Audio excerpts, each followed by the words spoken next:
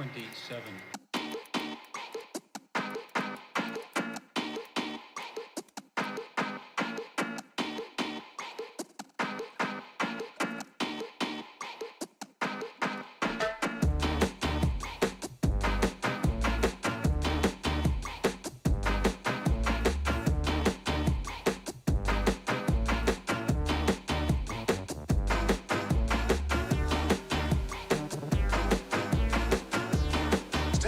Sound for dance music.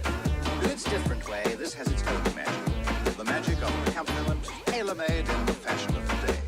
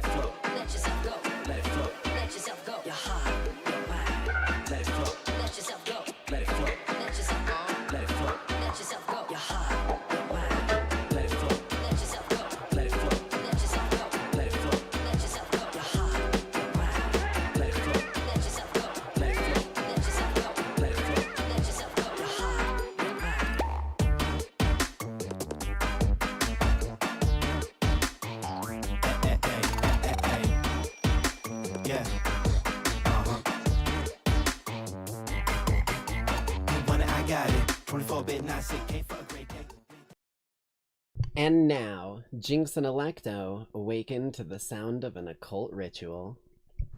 Hey, listen!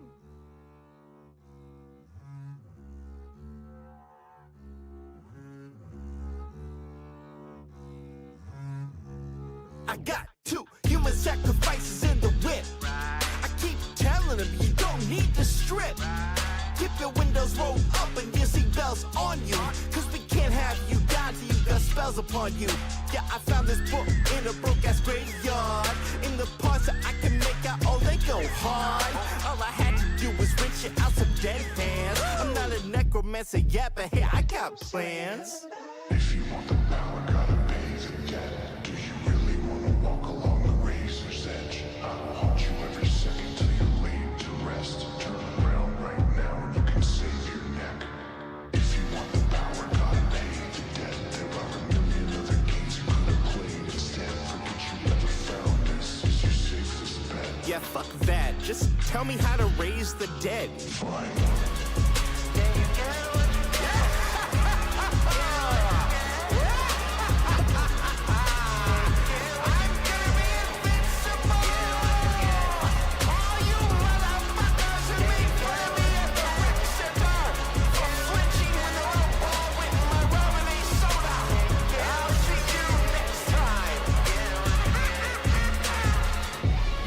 Gonna be the best fucking magic person that you ever heard of. Key to this shit. Just gotta read the book. 1 month later. No audiobook, no podcast, no explainer video. There's nothing for this thing. I'm not a big reader, you know, I get lost. It's like they don't want people to learn black magic. Haven't y'all ever heard of accessibility? There's different types of learners. I don't want to be broke anymore. I don't want to eat ramen. I want to get an army of zombies, tell them all to rob and they will keep robbing. I want to be the most irresponsible necromancer in the Midwest. All I need to do is just figure out where to put the runes on my chest. I'll admit this ain't my best moment doing a spell and I just guessed on it. I break the summoning circle cause I get my nervous sweat on it. Got mad demons I prank call. They satanically saw 69 me. Going to church so they can't find me. Leaving no dollars for y'all behind me. I'm in over my head but it's still attached. Gotta find a helper with the wits and the will to cast. Got one Craigslist search result for which and yo, we called him up. Just wanna talk, I'm smooth as fuck. Can't be the one who brought it up. Like sprinkle it naturally to the conversation. You notice anything different around town related to your vocation? Hello? You rang? Oh, this one is a mess. Sees the game in his head, not coming from his chest. He'll lack a strong will, weak intention, heart. Make the heartbeat start. Unwelcome, not up to par, the mortal, immortal. Damned in the chosen.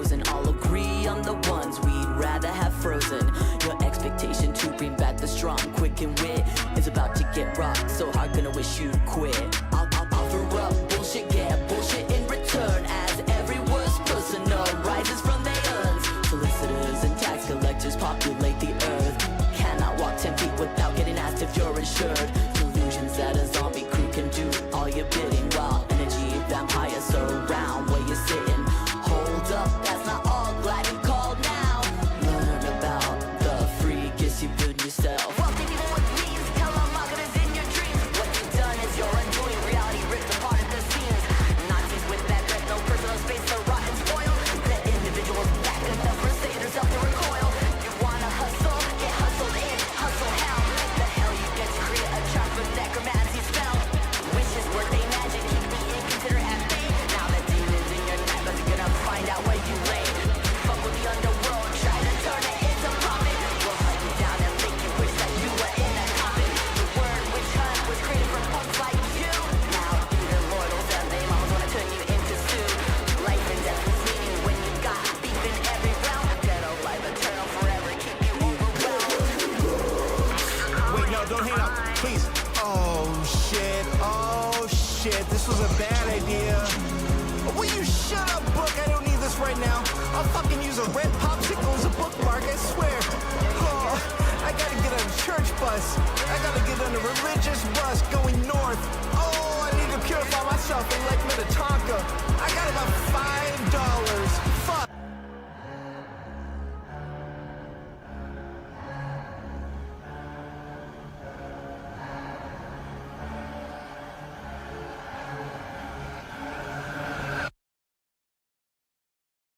Hello. Oh, hey, you ain't supposed to be doing that, you son of a bitch. You son of a bitch. Hold on. What? There we go. Jesus. Why the hell? Why are you on loop? That's a whole ass song. Why would you be looping? There we go. Blammo. Alrighty.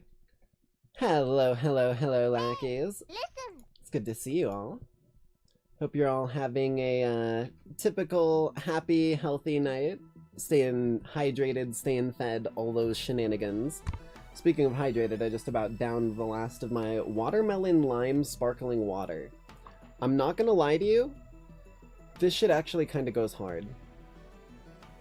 I don't know where the fuck you can find it, because Cherry just kind of like brought it in one day, but this shit is tasty. So this is my forewarning to you, Cherry. If you get any more of these, expect at least a few of them to go missing.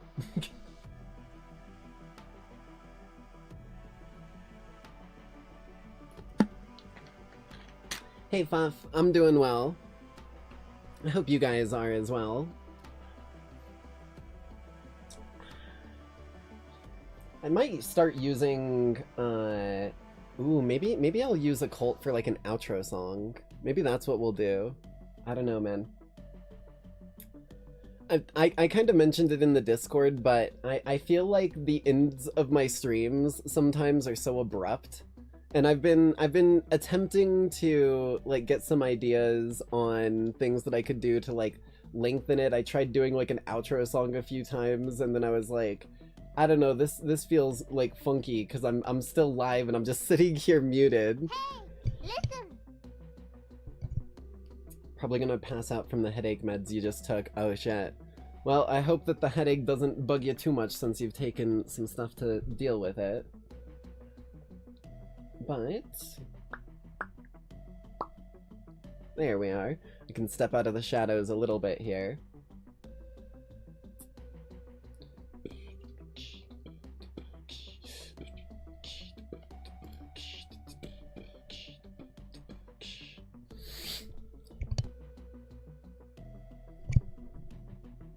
There we are, there we are.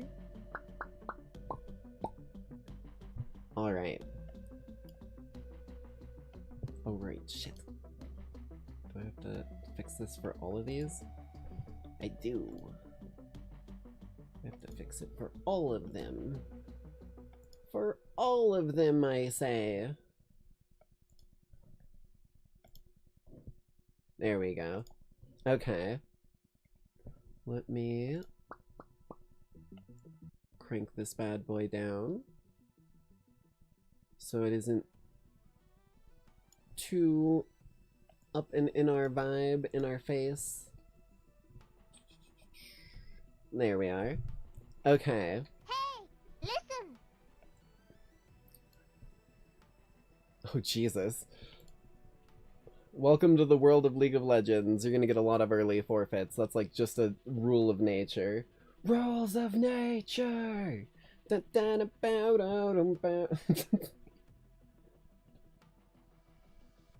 Blam. Let me swing us on over here. Those of you with a keen eye, though, also, I guess I should mention, may notice we've changed our tradition text down here.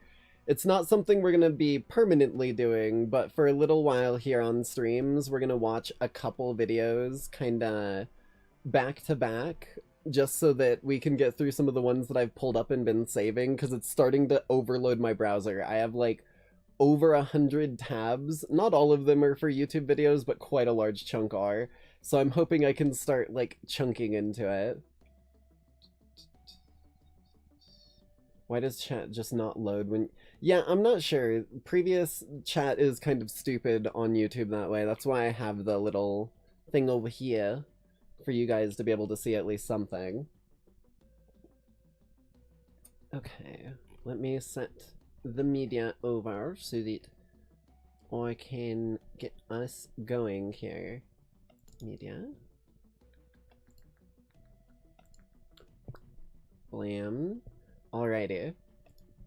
So tonight we are starting off with a video that caught my eye as someone who used to be very into parkour when I was younger and before I fucked up my goddamn leg. How parkour broke the laws of physics. I'm not entirely sure, where we're going with this, but it caught my eye one day and I clicked onto it, and the intro is so smooth and so well polished and well done that I was like, okay, I'm saving this for stream.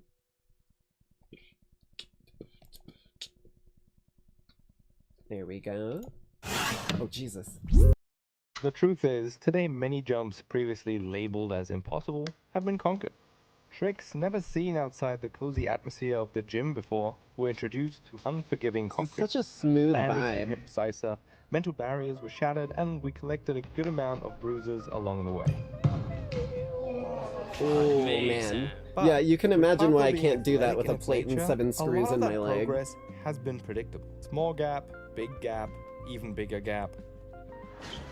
One Like, flip, if you do two it flips, right, I and would then probably three be able flips. to do You it, get because the my idea. leg is functional, but but any, not like, hard necessarily impact on my leg surprising. from a fuck The up is parkour just is game also over an for art me. form, a way to see the world not just for what it is, Hell yeah. but for what it could be. And because of that, every now and then, somebody comes along and does something completely unexpected.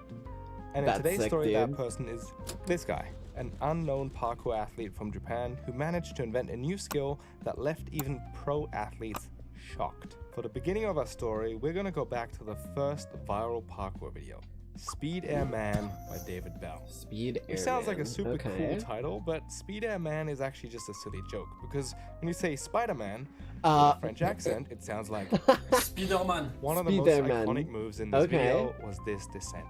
David's 180 turn from staircase to staircase was sick. originally called I always Retour, wanted but to try and do internationally one it of became those. known simply as the 180. Yeah, the When the 180 initial jumps. parkour wave hit Europe, the 180 was one of the most popular moves for beginners to do. I remember when I learned it myself. There how was never cool any it good made me feel. areas nearby Jumping from one where I wall to was another at like when this I gives you a was learning the sensation stuff as if that you I were could a video actually game practice it character. off of. Of course, literally bouncing off walls upwards like Super Mario is impossible. But at least the 180 gives you a taste of what I would say don't call this too impossible here, because there's literally a move in parkour called a tic-tac where you fucking jump to a wall, do a few steps, and then if you can get enough of a push-off, you can jump to another wall, get a few steps, do a push-off. It's very, very, very difficult to do, and you can only do it like a couple times if you're not really pushing to get some jump off of whatever you're jumping from. It's actually possible. It's all just conservation of momentum. Don't ever let your momentum start going downwards. And be ready to fucking plummet if you fail after like the second one. falls upwards like Super Mario is impossible. But at least the 180 gives you a taste of what that could feel like. I need you to remember this moment as an anchoring point for the 180 progression you are about to witness. Pretend you're starting parkour in 2006. You are 14 years old. You don't know anything about the parkour world we live in today. Actually, And for you, did any of you Lackeys watch those old like parkour escape from security videos? Because that's what I was like hooked on for a solid chunk of time, until all of the videos I started seeing were clearly like scripted and not actual, which I get the idea of, like, if it's scripted then they're not actually breaking any laws or whatever, but if they don't state that it's scripted or anything like that, that's just like fucking false advertisement, and I was a punk like rebel kid, so you right now going downwards between only a two handful. walls is I already the watched a coolest couple of thing them. ever imaginable. Only a With a great spoonful. setup, you can go from one wall to another on the same level and maybe even up. In your first year of Hey, training, Goku, the I'm 180 doing is well. one of the moves Hope that you're makes you doing well fall in as love well. with parkour because As well? of how awesome it makes you feel. Pretty soon you feel In like the well? there's a Jimmy's limit in that the has well? been reached with this move. Little Even if Timmy you're fell getting in the stronger well. overall, it's really hard to use that strength with this move, which feels like you're kind of stuck progressing it. So without noticing, you focus on moves that are a lot more fun, like the Kong Precision. These were truly everybody's favorite and probably deserve a video Better of when it their own. seems illegal. I will say that's fair. It is literally like clickbait in that regard. But one of the things that I'm getting at is the whole point of parkour was that it was kind of like skateboarding back in the days, where sometimes you would just get chased out of places for not really any good reason by security. And that is the kind of stuff that I grew up watching. That is the kind of shit that I liked watching, because when people are dickheads and abuse their power and then get put in their place, that shit is fucking cinema gold. Like actual fucking platinum even. So like that was the shit I liked, when I could tell that it was faked and they weren't even if they just put it in the fucking description, right? Anywhere in the description, this was a like scripted run that me and my friends put together for cinematography. I would have applauded them. I would have enjoyed it. They were trying to pass it off as real, and that's what pissed me off. And then out of nowhere, a software update for the 180 was released. You're 16 years old now and show up at the spot for another Software session with your update, buddies. bruh. And seemingly out of nowhere, everybody's messing around with this new 180 technique. Your friend excitedly explains to you that this new technique is so much better than the traditional 2-foot takeoff we've been doing. The assumption was that 2 legs are stronger than 1, but it turns out it's not that not- simple. yeah. Let me explain why. By leaving 1 foot anchored to the bottom of the wall, this now allows us to use our arms more. And You now need we the can lift spring. ourselves up, plant our right foot ideally right below the ledge of the wall, and then push off into the distance. So now Yeah. instead of using 2 legs, in actuality, we're able to access our whole body as one unit. And It's the whole like spring effect. Anytime that you're doing something for efficiency, you want to use 100% capability.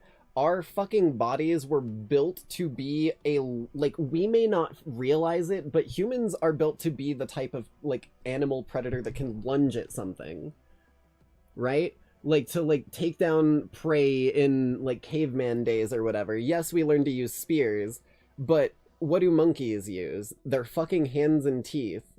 What are we? So when it comes to stuff like that, like you gotta realize what you're evolutionarily adapted to and try and take advantage of it if you can, because it gives you an advantage, pure and simple.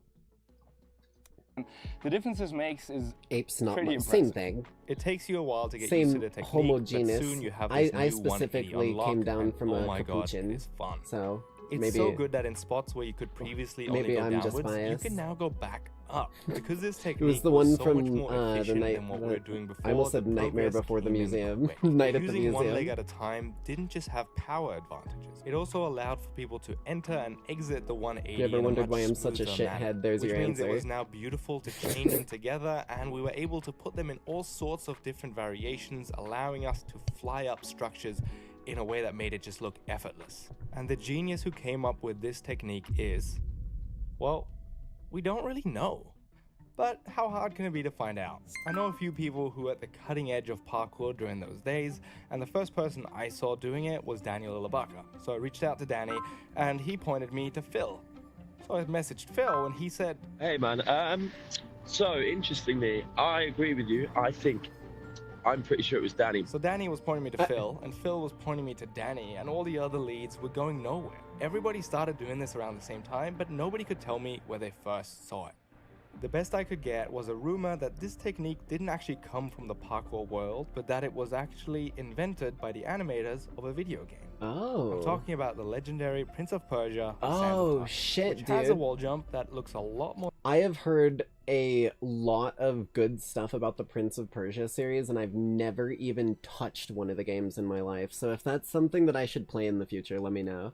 Similar to a one-leg takeoff than the two-leg takeoff. And this game was released in 2003, which was about 4 years before the parkour world started switching. Oh, I need to play Mirror's Edge too. The technique too. is definitely not exactly the same as the parkour one, but it's all my similar enough parkour that games this are rumor coming could be back true. to me, and I'm getting the itch. But how did some video game designer at his desk figure out what took the parkour community 20 years of trial and error? Biology. So I do some good Or old internet probably stalking, looking find at out other that animals. the animation designer behind Prince of Persia: The Sands of Time and Assassin's Creed is Alex Gore. Assassin's Creed. And I even find his email. This is the man behind one of the biggest video game series in the world. So I reach out, and of course, there's no...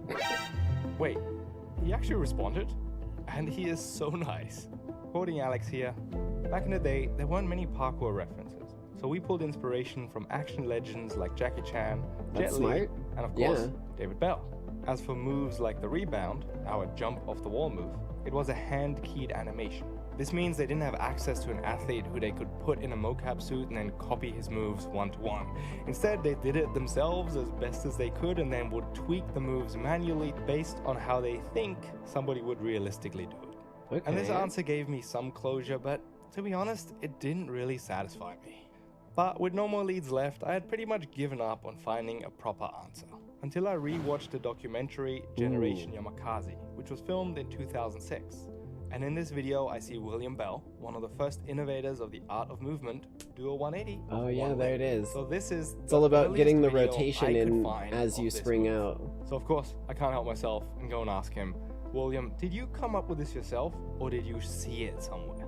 And William shares the absolutely adorable story of how he was training with his older brother Chow. With 4 years between them, Chow had a size advantage. But still, William wanted to keep up with his older brother, which was especially hard with the tic-tac, a step that launches you off of a wall. William could not reach the top ledge. There it He is, kept baby. trying and trying, and naturally he developed a two-step I called that technique, shit way which allowed him earlier. to keep up with Chow. And these two steps became a natural part of how he would sometimes do his 180s.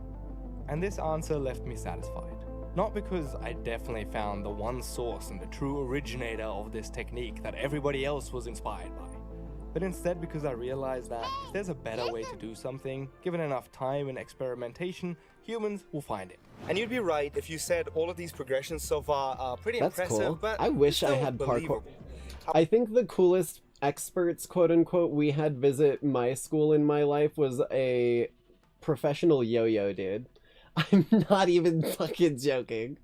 Like, he did a bunch of like really sick yo-yo tricks, and then at the end of the assembly, he like asked I don't remember if he shit, dude. I think he like asked for a volunteer, and I was like too scared to put my hand up because I was younger and really like anxious and nervous and all, like not very confident in myself. And he picked someone that did have their hand up and asked them one question: what is the golden rule? I have lived and breathed by this rule for my entire life, even before this assembly, because it was one of the most important things that my Nightside Pops ground into my brain. Treat others how you want to be treated. Sure enough, the girl who he called on answered that, and he gave her like a fucking $150 yo-yo for it, and I was like, bro, I'm never going to fucking forget this memory. And that was in like 2nd grade. but I was like hyper into yo-yos when I was younger. So I was like, this is like the ultimate. This is my villain moment. This is where I became the monster. However, now things are going to change because this next level up is going to take us truly into the world of video game physics. Oh, hell yeah. By the way, if you're watching this video and you've always wanted to give parkour a go but just didn't know how to start, then I'm here to help. I have an in-depth beginner course which will take you from zero, and I mean really zero. I was a complete nerd and not athletic at all when I started. And then I will teach you all the basics step by step until you can move creatively and beautifully through your environment with flow. If this sounds interesting, click the link in the description to go to my full beginner course. If you're not quite ready yet, then I would recommend checking out the free version here on YouTube, which is a little bit shorter but gives you a good idea of what starting parkour would actually look like. If you already do parkour, you would probably enjoy my creative vault hack, which has 50 moves that are borrowed from all sorts of different creative movement disciplines and then adapted to parkour. So you have a whole new toolkit that you can use to spice up your parkour training. If you check out any of those, thank you very much. Any of your purchases help support the channel and helps me make more videos. You get your self-promo, my guy. In your imaginary parkour... I skipped sponsorships. That shit was self-promo. Self-promo is a plus in my eyes, dude. If you're not gonna promote yourself, who the fuck else will? That's what I say. Journey. You're now 19 years old, probably going on some parkour trips around the world, and you still regularly bust. Speaking of, like and subscribe. Out a 180, even though it doesn't feel like anything innovative anymore. The truth is, the big 180 hype is definitely over, and we're focused on a lot more of the acrobatic moves. But the parkour community has become a lot more international, and you're watching videos from all around the globe. You come across this... I actually used to watch quite a few parkour competition videos on YouTube, because you can find some really sick environments, like, where they hold competitions. It like, actually feels so much like... well, I mean, freedom, which is the whole point of parkour, is just being free from what, like, people think you can do and doing what you want to do with the cool shit that's around you. Like, it's half dance, half freedom of movement, if that makes sense. Because there's like functional parkour, and then there's this kind of parkour that's more artistic. This guy...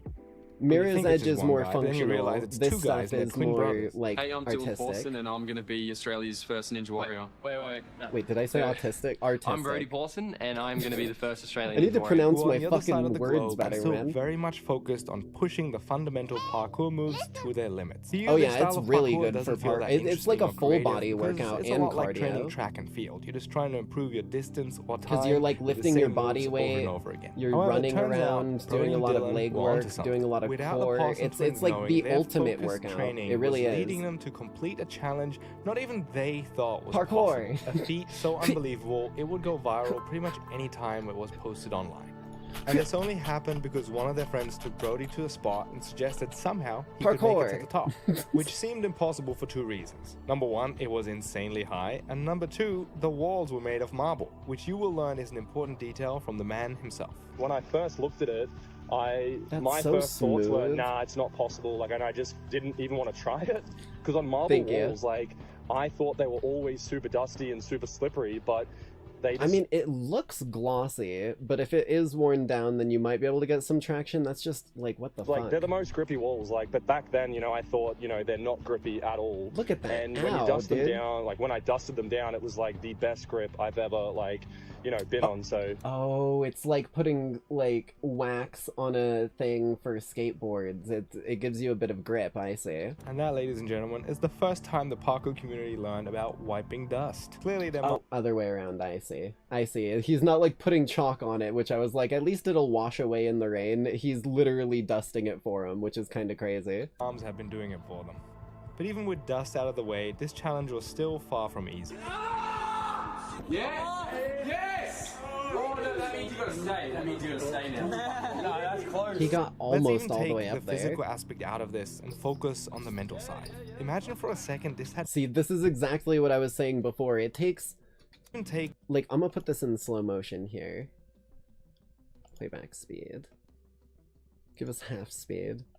it takes so much, like, if you can get the traction, because one of the best ways to think about this would be if it was like trees with like bark or something rough that you would always get traction with, then it's literally how like animals with claws do it when they're climbing trees and like jumping from tree to tree. So when it comes to this, you just have to have enough grip and enough strength to push with your legs like you've never fucking pushed before. Because look at this shit. Out of this. Bam, he gets there, but then stall. He got the turnarounds, but he didn't have enough power with the turnaround to push up to get further. That was the like downfall there. Second, this had never been done before. And your buddy takes he you got to a the little? spot and says, hey, if you can do 180s off each wall, like a video game character, and make it all the way to the top, I'll give you $100. I mean, for $100, you at least try once, maybe twice. Oof. But how long do you think before you give up and you say, this is silly, dude, it's not even possible? For me, maybe 5 attempts? 10? 20 minutes? I'd give it a not good much while. longer, and I would just be like, this is not a thing. Now, how I'd either give it a good while or I'd make it my fucking like arch enemy that I'm training to defeat. much time do you think Brody spent on this? Dusted it all down, gave it a really good attempt, and it took like 6 hours of trying. So Holy like, shit. I tried it for 3 hours, it wasn't really going, and then had a little break, came back, and then yeah, it took like another 3-hour session on the same day. He to touched get the it done. top. He got his Here, hand ladies on and it. gentlemen, is the video of the first ever upwards 180s. Oh, fuck, he off made that the wall. full pull up. I know, this is a terrible clip filmed off of a camera with a phone, then uploaded to Instagram, then downloaded by me. And it Welcome to doesn't the internet. give the emotional Have a look payoff I around. wanted in this video for this huge achievement for our discipline. This is as good as we can do, but this is actually the real first time this was done. Now for the emotional payoff of this video, I'm going to show you a different clip of a different athlete, but he has much better footage and a appropriate emotional Yeah, response. if to we this had claws, we achievement. literally could. We're just going to pretend that it's Like, unironically, if we had claws, I mean, they literally make them. They were old, equipment for, like, ninjas, if I remember correctly. Climbing claws. It's like a fucking tiger-sized claw, basically, built into a hand grip that you could dig into, like, trees or wood or brick, even if you had enough force to, like, get it to catch in there and chip away some of the stone. Like, humans have been taking animal adaptations and turning them into tools for fucking eons at this point. It's one of those things where, like, we really can just do almost fucking anything with really basic shit. It's Brody instead. Yeah, literally the mantis claw. Hey! Because every single one of these turnarounds, a lot of his downwards force is lost still through some slip, and from the fact that he can't just go straight up. In order to get, like, spring off with good force, he needs to turn around. You can't just go hip, hip, hip, hip, and just, like, climb it. But if you had claws, you could dig them in, which would give you enough traction to go straight upwards again. Either way, dude, this is, like, unbelievable that you can do this without anything like that.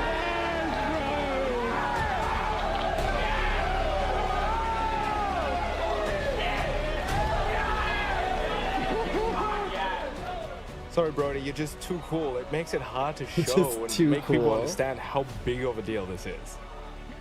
Now that the parkour world had learned that smooth walls were not their enemy, but instead dust was, their rooms did not get any cleaner, but the city of Brisbane did get a brush up. That's funny. And I dusted down the walls, dusted like my shoes, like way more than like I've ever done like in my life. And because twins gotta be twins, Dylan soon after followed in his brother's footsteps. yeah. And as a Those result, we incline finally wall have runs a are so- real-life Mario and Luigi. But in a That's way, so this was sick. also just a new beginning. With this new learning, the Parson twins unlocked a plethora of Ooh. variations using the famous 180 walls.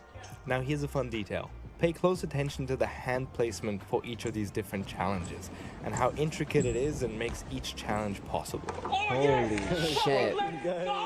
To get that right while you're constantly rotating is insanely difficult. Yeah. Every failed attempt I feel like this is just how speedrunners like find tricks in video games. I almost guarantee you if you like take a speedrunner who is pretty athletic and take them out in an urban environment and tell them to find some cool like jumps and shit, you could probably get them to find skips for you in real life. That's wild. Means a huge height drop to concrete.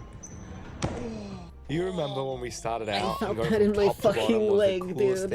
Oh my god, that's exactly what I've been talking about when I said that it was a little nutty for me to be doing parkour. The 180s progression. Oh, fuck me, not so dude. fast. Because among the millions of people who watched the Parsons Brothers videos was one person who was going to surprise everybody.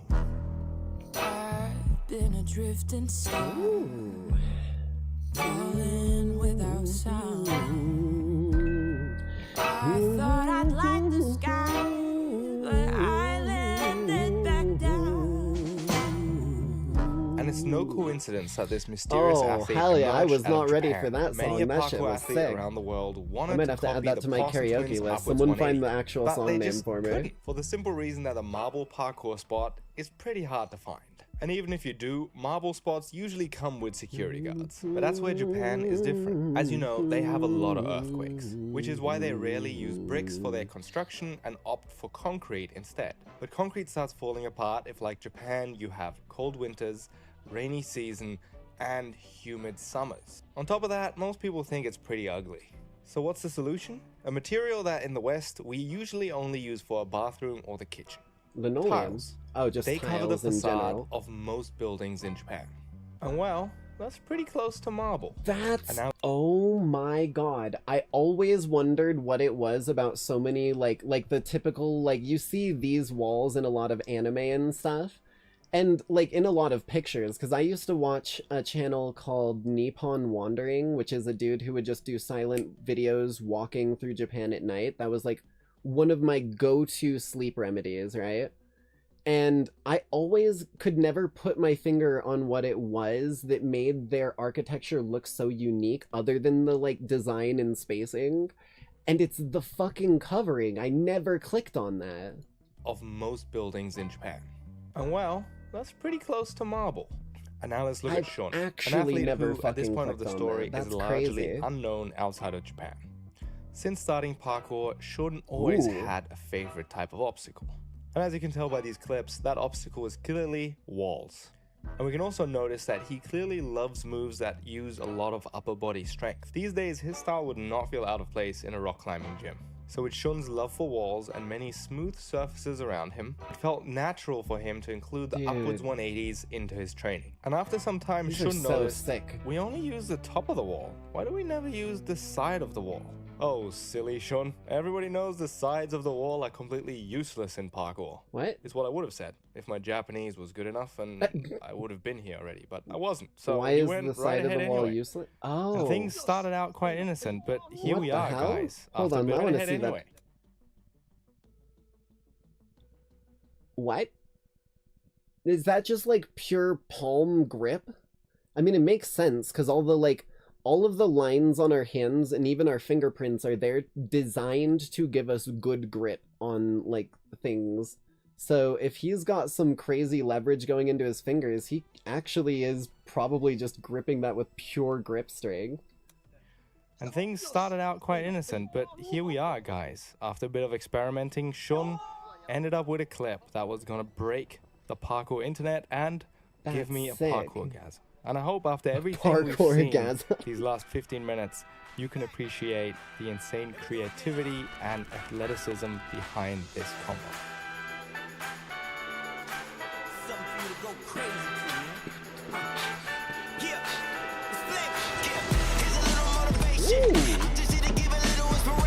Oh shit. Okay.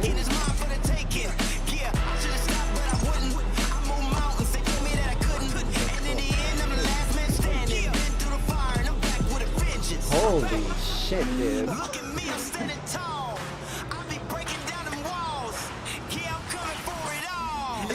Holy hell, dude. This move is now being referred to as the Shun Cat Leap, and we've seen him expand on this by putting in all sorts of interesting combination. It's almost becoming its own style. What should we call it? Like sticky style? Wait, was it? It was this video that they said Spider-Man at the beginning, didn't they? Because that's what I was getting Spider-Man vibes from this. Gecko style? I don't know. For me, a beautiful moment was when we saw Shun travel all the way to Brisbane and tick off the upwards 180s, but finishing them with his signature Shun Cat Leap. Okay, yes, okay. And there you have it. This is how we got from the humble two-leg 180 to this up, down, sideways, left, right, gecko, sticky madness that if you put these moves in a video game, I would probably still say that's unrealistic. How is it possible? Nobody, including myself, saw this coming, except maybe one guy from Russia. Inorez is another parkour athlete who has been quietly cooking in Russia, playing around with the 180 since the very early days of the international parkour community, largely going unnoticed. And watching him just reminds me of how endless the game of parkour truly is. He's in this tiny niche of the sport and being beautifully creative by combining all the variations I featured in this story, some of his very own ideas, and pulls off maybe the hardest variation of the 180, which I haven't even talked about. It was first done by Keelan Ryan in the UK and features an extra 360, which I guess makes it a 540. Come to think of it, nobody's ever given it a name because Keelan was the only one who's done it. I think we just call it a 540 retour, going back to the OG French name. Full circle. And now I would love to hear what you think. If you have any idea how this move could be leveled up, please leave me a comment below. I would love to hear about it. And please remember to never forget about my parkour online courses. That was sick. I won't lie to you. That was a really sick video. That was... It had so many layers to it. I thought at first it was just going to be like, oh yeah, we're doing these cool little things, and then I ended up learning all that different shit about like the tiles. That was sick. Alright, let me get us on our next video here.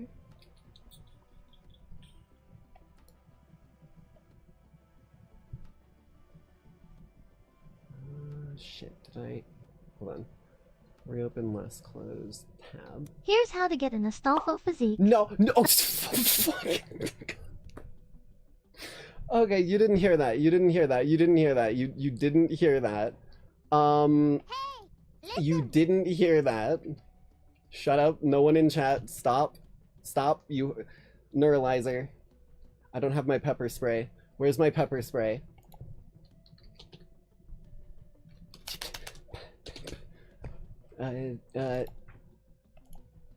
Here, look really close, chat. You saw nothing, okay? Just real close. Real close. Okay, okay, that should be enough. You good? I think we're good now. Anyways. Obscure Greek gods you've never heard of. Mainstream mythology is obsessed with... God fucking damn it, dude. With telling us the same old stories. Zeus is horny, Hades is evil, Medusa needs to get her head chopped off, and Oedipus wants to bang his mom. But there are a ton of other figures in this the video is Greco-Roman starting off mythos fucking with stories crazy. that are almost never, if ever, referenced in pop culture. Zeus and his nigh countless side pieces are always hogging the spotlight. So today, I want to give praise to some of the more obscure gods. The ones who keep our reality from coming apart at the seams while our king is off shooting his godly goo in as many directions as possible. I think what I'm the most excited about with today's obscure gods, though, is that despite their obscurity, they are tremendous. I was not ready for that, bro. I was taking a fucking drink of Beepus. Are we fucking joking? I was not ready to hear godly goo all over the place. Holy shit, this video has started off crazy, dude. What are we doing here? What are we doing? Oh my god. Okay. Oh, I didn't blow my nose.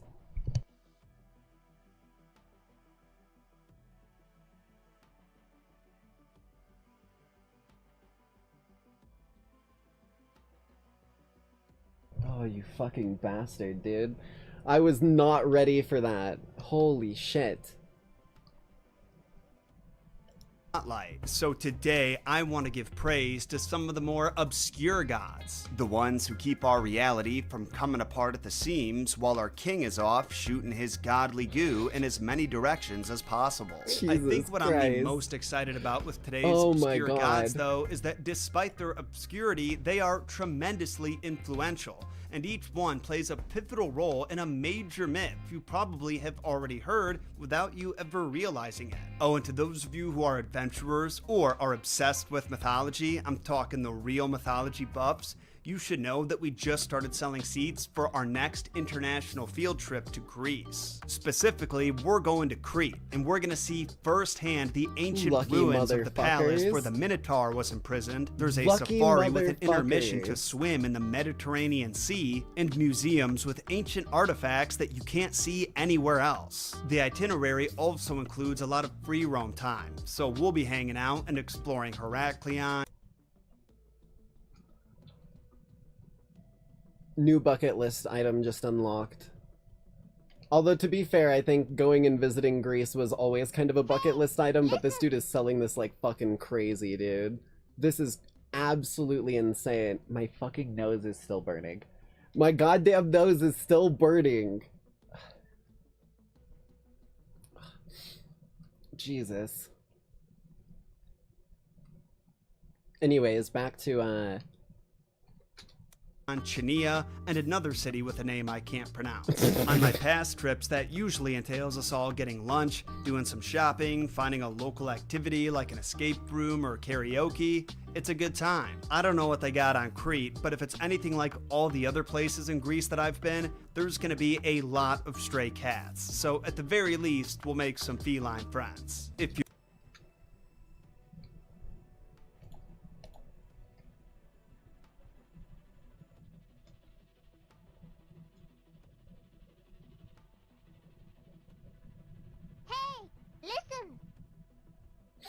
So, who wants to go to Greece? I'll open up an underworld portal, dude. This shit sounds like a fucking paradise. Are you joking? Stray cats everywhere? Holy shit, dude. You think folks in ancient Greece liked people with an Astolfo physique? I don't know what you're talking about. If you want to join us, hit the trip link in the description or pinned comment. And remember that payment plans are available, so you can pay at your own pace. Now, if I told you there was a goddess of childbirth, you would probably think she's a total sweetheart, right? To actually genuinely answer your question, memes aside though, I think if I'm not mistaken, like, multiple Greek gods are depicted in like a strong, like, younger version, not quite like the big, like, bearded Dionysus, because Dionysus is usually depicted in like two ways. Either like older bearded Dionysus, or like, I forget what the phrase for it is, but like the younger, more like toned and lean rather than muscular, if that makes sense. I always forget, hold on, I'm gonna look it up, because I always forget what the name of it is. What were the two forms of Dionysus? He's gonna fucking smite me the moment I ever take a sip of wine, the fact that I can't even fucking spell his name right. The older bearded robed god representing civilization, order, and the mature fruit of the vine, and the youthful, effeminate, long-haired figure embodying wild frenzy, ecstatic madness, and primal nature, often shown with satyrs and maenads reflecting the duality of wine's gentle cheer and brutal intoxication. These forms represented his role as god of paradox, bringing the gap between culture and wilderness, reason and instinct, life and death. Dude's a actual powerhouse, but he has two sides. The sort of like two-sided thing of deities in Greek myth was pretty common, honestly. Ah, that's cool, yeah. At least that's what I'd assume. I don't know if you guys heard about this, but childbirth can be a brutal and bloody I always wanted to affair. learn how to But if speak successful, like the ancient end Greek. result is the ultimate payoff. The most Speak and read it special if I and could. sacred reward I that know a it's person like the can most have. useless shit, The but Game Boy Advance SP. With that in mind, I always had it in my mind that a goddess of childbirth's main job would be to help women through this painful and dangerous process. That would be in my fact, thought, I kind of too. had that confirmed when I talked about the Egyptian goddess Yeah. of childbirth and motherhood, Taweret. I haven't seen this video, but I did know that the Egyptian goddess of motherhood and childbirth was like a protector. She was like, that was her whole hippo thing, was she was hippo-headed because the like Egyptians knew how dangerous and ferocious and deadly hippos were. And it was supposed to like represent her being like a ferocious maternal figure there to like, you know, like it's kind of the same sort of vibe I give off sometimes, I think. She watched over Egyptian women, guiding them through labor, and her hippopotamus form represented the ferocious protection that she offered the mothers and children who worshipped her. But then there's Eileithyia, the Greek goddess of childbirth and labor pains, and I want to put emphasis on that second part because she caused a lot of pain. Actually, that kinda depends on your source. If you go really far back, the poets talk about two Eileithyia, plural. One who sped labor along, and another who stretched it out. I know that talking about stretching and labor conjures up some weird mental imagery, you know, because of all the stretching that happens. So my apologies. Anyway, as time went on, the conjure up two the mental imagery until Eileithyia you were fucking forced it syncretized upon into us. one Eileithyia, a name that means she who comes to aid or relieve. Not many depictions of her survived the sands of time, but she can be seen holding up a torch as a guiding light on a few vases with Intense yoga. Athena's birth painted on them, which is kind of hilarious when you think about it. The fact that she was there mitigating Zeus's labor pains, gently coaxing Athena out of his skull until another god just walked up and blasted him in the forehead with an axe. The most Dude straight up said, alright, you're taking way too long, C-section time. ancient of writers also describe Eileithyia as a companion to the three fates, the Oh. weavers of destiny. I didn't know Pausanias that. mentions a poet who referred to her as the clever spinner, clearly identifying her with fate, and made her older than Kronos himself, but who gave birth to the goddess of childbirth. According to Homer, the two Eileithyia were the daughters of Hera, Zeus's queen and the goddess of motherhood, who gave birth to them in a cave on Crete. Others, like Hesiod and Apollodorus, say that Zeus and Hera were her parents, so Hera seems to always be Okay. credited as her mom. I mean, that she makes also sense. had She's the her god own of, kid. like, There's an ancient hymn that was sung in marriage. Delos that called her the mother of Eros, the Grecian Cupid. I would say Oh. that makes perfect sense if you needed love to create a child, but unfortunately that is not the case. Though you'll probably want to know, there is a god of procreation named Genitals. Wait, that's Genitilis. And some regions syncretized Genitilis with Eileithyia, made them the Jesus, same dude. god. Eileithyia had worshippers wherever humans had babies, so basically everywhere, with sanctuaries existing in Athens, Sparta, Messene, Tegea, Megara, Hermione, and plenty of Damn. other city-states. But I couldn't find any details regarding know specific Hermione was, prayers and like, rituals. a So fucking unfortunately, person in I charge of a can't place tell in you what ancient shade Greece. of rooster was sacrificed to her, but I'm gonna guess maroon.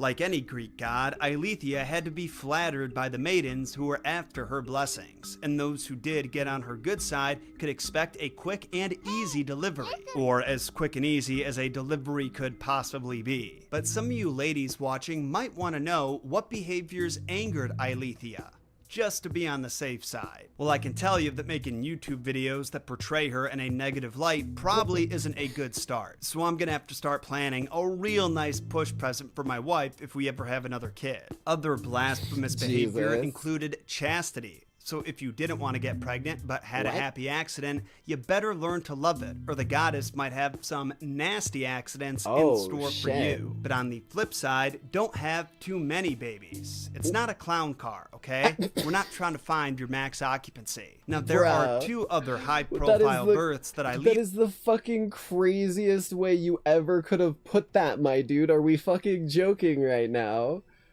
The clown car made me laugh, but then when you said max occupancy, that fucking took it even further. Jesus.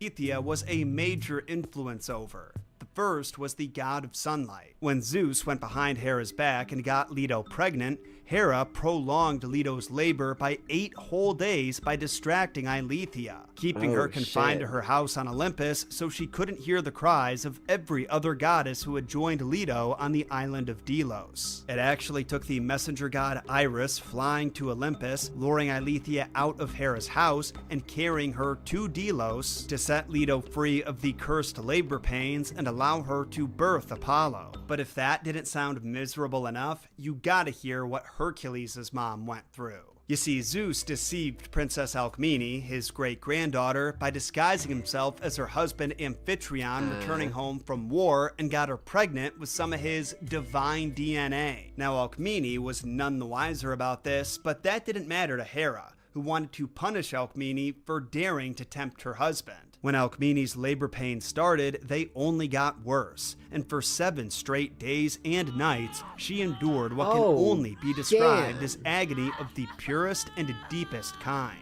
Once again, Eileithyia was to blame for this. Granted, she was just following Mother's orders, but she was sitting outside of Alcmene's room through the entire ordeal, crossing her arms and legs to ensure that Zeus's new favorited child was paralyzed in purgatory. If all went to plan, Alcmene would make no progress in pushing him out, and before long, the sustained effort would kill her and the child alike. Yeah, this is the goddess of childbirth I'm talking about. Fortunately, Alcmene's assistant had a trick up her sleeve. Okay, the lowborn thank girl God, named dude. Galinthius I was like, told what the Alcmene to fuck? hold her beer, sprinted out of the room, and loudly announced that the child was born and was perfectly healthy. But here's the thing. That's the trick. It's to get her to come in to see. She's gonna be like, what? That can't be. And she's gonna run into the room. And the moment she enters the room, that'll allow the child to be born. Isn't that the whole like idea, right? Is she needs to enter the area? She was lying. Naturally, this news was a shock to Eileithyia, who stood up from her seat in sudden disbelief. And this one lapse in focus was all Alcmene needed to be released from her hold and push out her son Hercules safe and sound. Of course, no goddess would tolerate being made such a fool of, especially not by a mortal. So as punishment, Eileithyia took Galinthius by the hair, slammed her into the earth, and transformed her into a polecat, an animal that, at the time, many thought was cursed to be impregnated through their ears and give birth out of their mouths. Yeah, just when you thought mythology couldn't get weirder. Not Tell me you've never seen like a fucking like biology of a creature without telling me you've never seen the biology of a creature. What the fuck are you talking about? all goddesses are so brazen about doling out misery to their worshippers, though. Like Asteria, the Titan goddess of falling stars and nighttime divinations like prophetic dreams and astrology. First, though, I want to tell you about the god of web design, our sponsor, Squarespace. There's no other service out there that makes check out to get 10% off. By the way, if you get to the end of this episode and want to learn more about rarely discussed Greek gods, you should know I have a whole other episode on the same topic. And there's some YouTube unique characters in that one that you'll appreciate. Isn't that Hermaphroditus? I'm pretty sure that's I want to Hermaphroditus. give a special thank you to commenter Quiltican Cat, if that is your real name, for the suggestion, because I'll admit I'd never heard of Asteria before this, but now she's one of my favorite minor gods. So Asteria is actually a goddess from the Titan generation. I've seen some confusion in my comments regarding whether or not the Titans were considered gods. They were. They were just called Titans in the same way that Zeus and his crew are called the Olympians. And Asteria's domain was a unique one. She had a special affinity for stars and the supernatural qualities of celestial beings. Planets, constellations, moons, all the typical red flags that should trigger a flight response if your date brings them up. In all seriousness, though, I think that should trigger planets, constellations, moons, all the typical red flags that should trigger a flight response if your date brings them up. In all seriousness, though, I think that is such a cool domain. I didn't know about that came one. I'm with gonna some have to real work around the power. lore somehow. Pausanias describes a sanctuary to Asteria in Lake Daemonia. Listen, I want to pronounce these names right, but look at that. What chance do I have? Anyway, the way he describes her, she's kind of like an all-powerful search engine. He says that people consulted with an oracle in that place with questions of all kinds regarding love, wealth, weapons cheats for Grand Theft Auto, and the answers would come to them in a dream that night. We've talked about dream gods before, and how prophetic dreams flew through the gate of horn, while meaningless dreams went through the ivory gates. So I suppose Asteria had some influence over which gates those demons went through. If she didn't want you to know the truth, she'd send some nonsense through the ivory gates to distract you. Her domain also has a little bit of overlap with Hecate, the goddess of witchcraft and communions with the ghosts of the dead.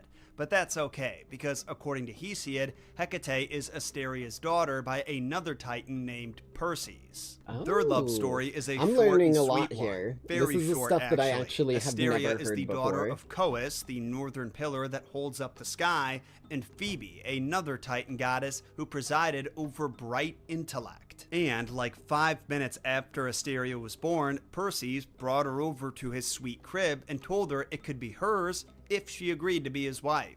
And Asteria, being about 6 minutes old now and never having seen a house before, was thoroughly impressed, so she agreed, and the two proceeded to make waves in the Aegean Sea. But as you know, the Titans weren't allowed to roam free for very long. After King Cronus' son Zeus tricked him into puking up his kids, a war had broken out, and after the old guard was imprisoned in Tartarus, the remaining Titans had to swear their allegiance fast. Some Titans, like the River Styx, didn't hesitate and swore allegiance to Zeus as soon as he had the upper hand, and this paid off big time. Zeus made it divine law that any oaths taken in Styx's name were sacred and sinful to break, and he gave all her kids jobs, including Kratos, the god of strength. Now, there's nothing about Asteria swearing herself. Yeah, that right there is why the River Styx is known as the River of Oaths. It's also why in my Arachne lore, that we put out, when I swear on the River Styx, Arachne herself even makes a bit of a statement about it. To Zeus specifically, but the old poets do say that he loved her and went so far as to make a pass at her. No, Zeus made a pass at another woman? It's hard to believe, but he really did, and in response, the other woman said no. Of course, Zeus, being the king of the cosmos, meant that he was going to take what he wanted, so he made another pass at Asteria, and in response, she turned into a quail and flew away. It's hard to make a rejection much clearer than that, but it's not like Zeus cared anyway. He proceeded to take off after her in his iconic eagle form, and before long, he was closing his talons around her. But Asteria, refusing to betray the man that she loved for a man that she wanted nothing to do with, found an escape route and plunged into the sea, where she proceeded to be pursued by Poseidon. Listen, I wish I was making that up, but poor Asteria was dodging deity dick like she was the mole in Whack-A-Mole and the hammer was... That is the craziest fucking comparison, dude. Anyway, at that this guy point, is she had god nowhere tier. left to run. So, like many of the women that would appear in myths after her, Asteria gave up her feminine form and took on an entirely new shape, that of an island.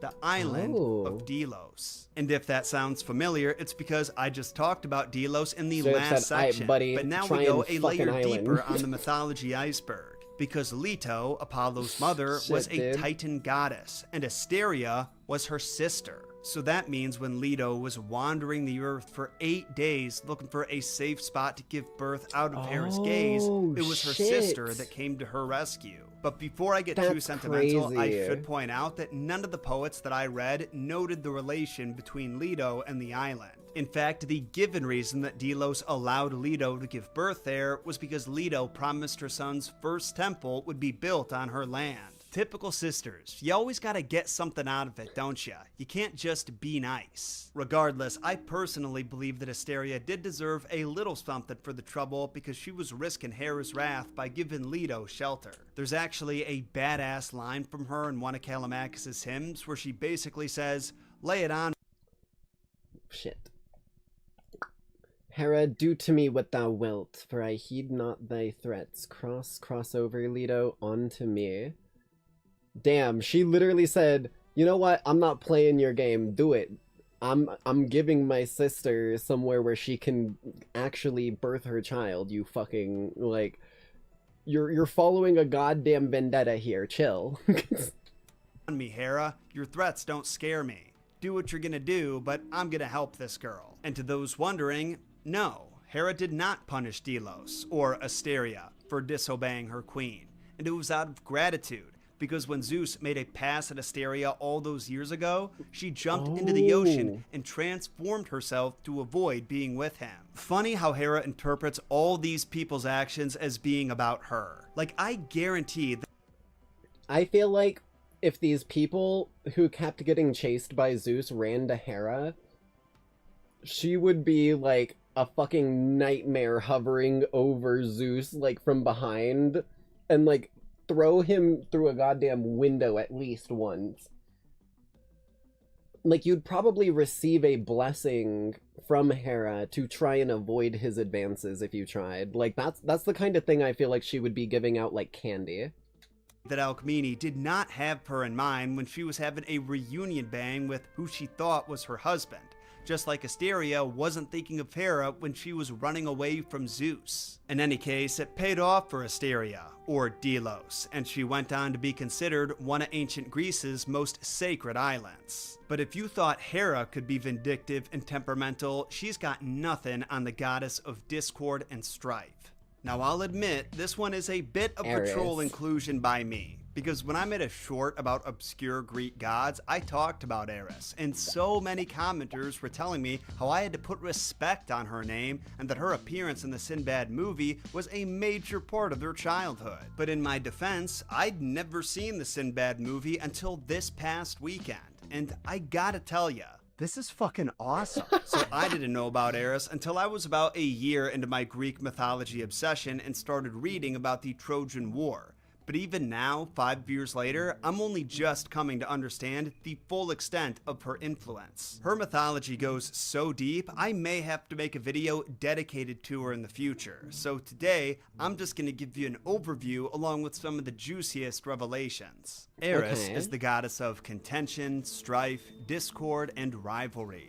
And Aeschylus describes her as the last of the gods to close an argument. Hades I assume because she never wants it to end. She was like the last said to have boss arms going made up of towards adamantine Olympus metal that when were we always played soaked before. in blood, and snakes in place of hair, just like Medusa. Her weapon of choice Speaking was of, we the need to deadly start our lance, playthrough of and that she again. could breathe fire out of her mouth and nose. But she rarely actually had to. Most of her enemies would fall victim to the chaos that she created around her before they could even get close to her. Eris is known to walk about the earth, at first looking small and unimportant, but as she makes her way through towns and cities, the people around her become agitated, restless. They start to fight amongst one another over every little thing. A merchant and vendor bicker about pricing. A man accuses his wife of waiting until the last minute to tell him they had plans for the weekend while she swears that she brought it up at least twice before this. And a king declares war against a neighboring city-state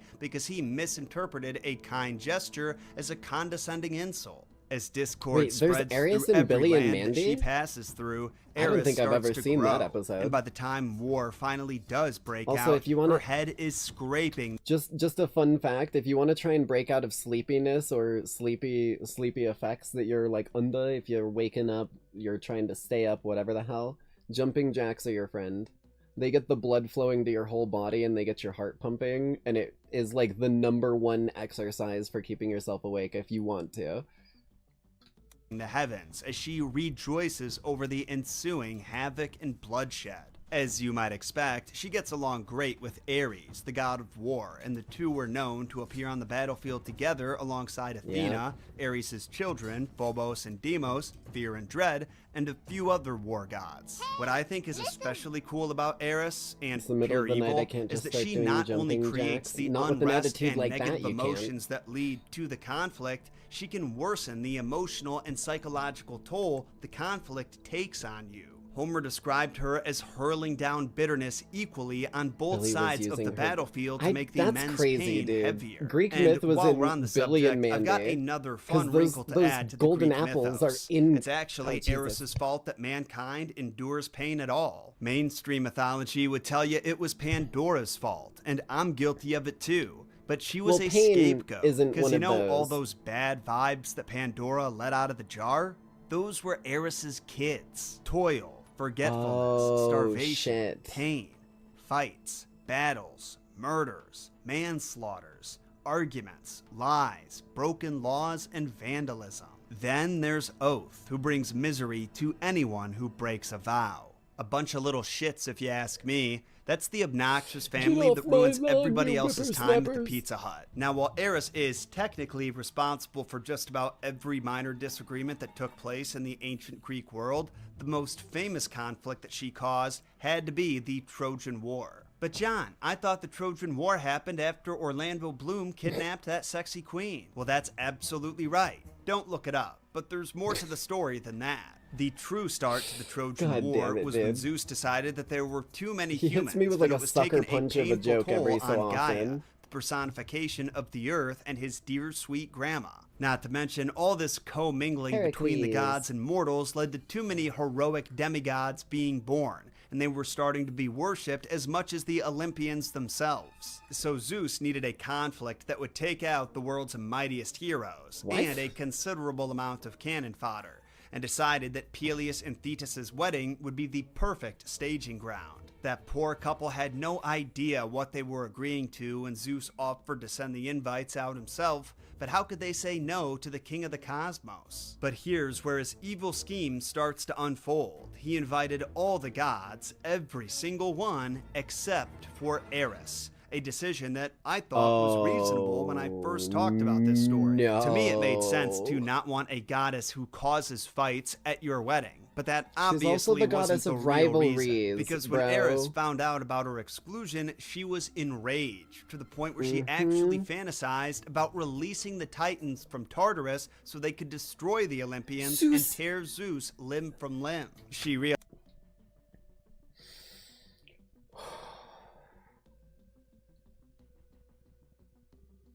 Shit like this is why I always say the Greek gods make mistakes. I think we can all agree on that. There are definitely bad things that they have done, and that is what makes the like mythos so interesting to me, because they like it's very morally gray. It's sometimes there's ones that are always doing good things, but they might also do some like fuck shit out of nowhere sometimes. Holy hell, you've never made a mistake though, Jinx? I mean, I schedule streams and then I don't do them sometimes. And like, I stole a balloon one time. It was not on Free Balloon Day. Well, I also didn't really steal it. The motherfucker tried to claim I stole it, but I worked well and fucking hard for that damn balloon. Wait, why this ain't no confessional. that was a little too aggressive though and settled on something less obvious. On the day of the wedding, she took one of the prized golden apples of the Hesperides and tossed it into the banquet hall, proclaiming that it was a gift for the fairest goddess. Then she flew away and left the party with 3 temperamental goddesses who needed validation fast: Aphrodite, Athena, and of course, Hera. Now, while Zeus expected Eris to do something... She literally pulled the walks up to a group of people... Whoa. Stroke. Anyways. She literally pulled the walks up to a group of, like, 4 people. Yo, you're definitely, like, doesn't point or make eye contact with any of them in specific. You're definitely the hottest of the group here. Walks away. That's literally what she did. She pulled the, I'm just gonna let them fight amongst themselves while I drop just a tiny bit of rage bait on a hook. Disruptive, he didn't anticipate this specific move and knew he had to play it smart, so all the goddesses didn't pin this on him. So, like a true Aikido master, he redirected their energy and said, why don't you let that pretty boy Prince decide? Lucky for Prince Paris, though, the contest soon evolved from who's the hottest to what kind of bribe do you want? Athena offered him a glorious military career where he conquered every land he set his sights on. Hera said she'd make him a great king with access to the world's finest foods, wines, and women at any moment, but it was Aphrodite who won him out in the end. She told Paris that she would arrange a marriage between him and the most sought-after skirt in all of Greece, a really hot lady named Helen. But what Aphrodite failed to mention was that Helen was already married to a Spartan king. And if Paris pursued her love, then that king would fuck his day up royally. And in the end, based on what head we know Paris uses to think, that may not have made a difference anyway. Wow. That was sick. Shout out to John Solo. This dude has some really good videos on the, like, Greek gods. And I'm pretty sure, if I'm not mistaken, this is Hermaphroditus. That's, like, one of the most interesting Greek gods that I think I've ever come across, being a transgender person. Like, just casually, this shit, like, being portrayed in ancient Greek myth. Not quite the same, but on the same sort of line here. Okay, let's get our next video going here. Oh boy. Oh boy. This one's gonna be a treat. I don't know what the hell we're in for here, but the thumbnail was Uma Musume and the PETA logo. This is how PETA turned an entire country against it overnight. Again, I decided I was going to watch this off stream. Got about, you know, a solid frame into this damn video here. And went, oh dear lord, this is going to be gold. So let's see what the hell is going on here. Typically, when you see someone abuse a pet or animal on the internet, then chances are you'll probably see someone in the comments somewhere saying, call PETA. In fact, one could even argue that this has been a thing on the internet for as long as we can remember. But what is PETA anyway? Well, it stands for People for the Ethical Treatment of Animals. Sorry, it stands for People Eating Tons of Animals. People People eliminating tons of animals. There we go. A wonderful name for an organization. Okay, Don't well, be what do they fooled. fight for? Animal rights? Don't That's be awesome. fucking fooled. Well, not quite. Here's how they describe their own mission on their website. Animals are not ours to experiment on, eat, wear, use for entertainment, or abuse in any other way. Big words. Okay, kind of extremist, Big right? words. The idea that no one's allowed to eat animals, that's definitely interesting, but most people can definitely agree with the other parts. But how is it that an organization like this managed to make so many generations of people be aware of its existence? How does it have such a monopoly over the topic of... Oh, I don't know. Have you ever seen the Cooking Mama game made by PETA? Have you ever seen the... what was it? There was a couple other ones.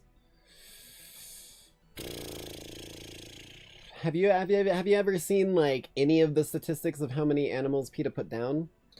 Animal rights. Pure well, and simple. it's actually all thanks to their marketing strategy. You see, ever since PETA was created I have in a the grudge against 1980s, PETA. they knew that people had bigger Oh, the worries Pokemon than wondering Black and where Blue, animals that's what came I was from trying and how to they think were of. processed in factories. So to truly get their Holy message shit, across, their strategy has always been to grab headlines by any means necessary. For decades, PETA would be synonymous with ridiculous marketing campaigns. This the right here is one of hell? the most famous I wouldn't be examples. caught A group dead of in naked fur. women laying in coffins in public saying they'd rather be caught dead than wear animal fur. Things like this became an important part of... Okay, I'm gonna be real honest with you, right? Did they just not accept wool either? Because as far as I'm aware, maybe not in like mass industrial scale shit, isn't it like really good to shear a sheep so that they don't get overgrown and they don't like overheat during the summertime? What, do you want us to just throw that shit in a fucking fire and create carbon dioxide out the ass? Because burning wool doesn't do very good things for your fucking lungs, I'll tell you that much right now. So, like my sweater is made of wool. This shit stays warm even if it gets fucking wet. That's how good this shit is. It is like the classic material. It's not fur, you dipshit. PETA's DNA, you have options. And it would help them spread awareness about their cause and their organization to multiple generations. But that's, of course, until Gen Z came along. A generation that kind of grew up understanding what they were, but by the time they became adults, became so desensitized by the internet that nothing really shocked them anymore. PETA had used the same strategy for decades now, shock and boldness. The problem with the strategy, though, is that over time, for it to remain effective, every campaign you make has to be more shocking than the previous one. And more importantly, the line between bull chalk and rage bait is extremely thin.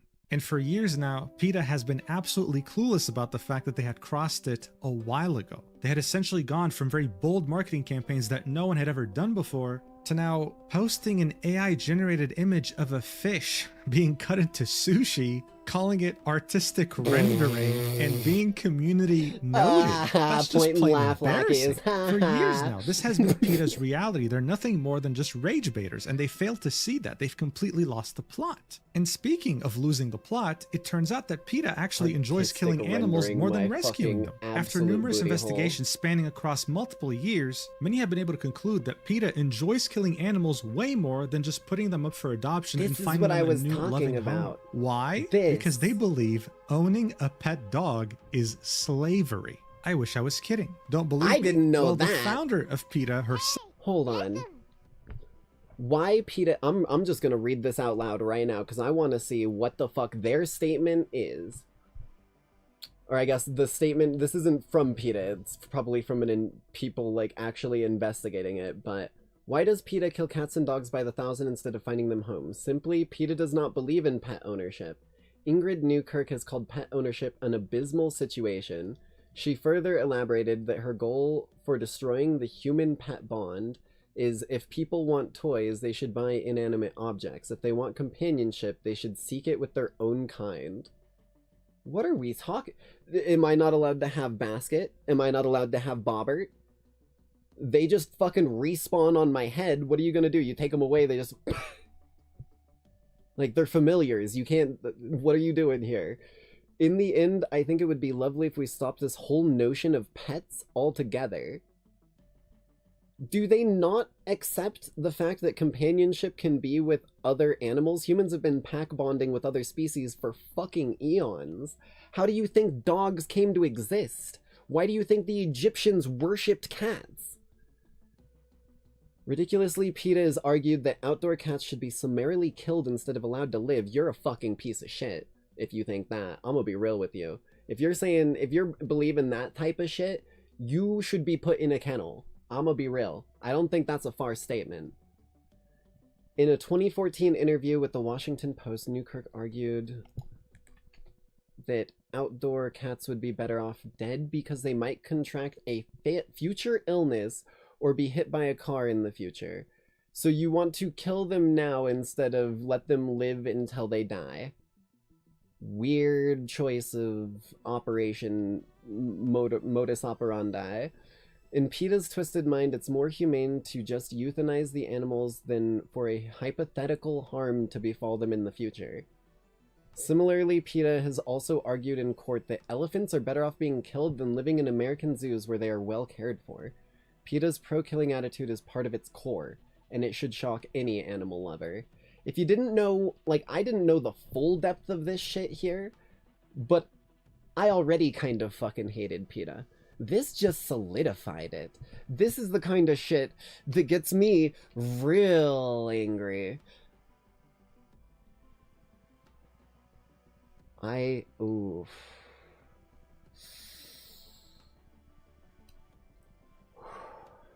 Okay, let's continue.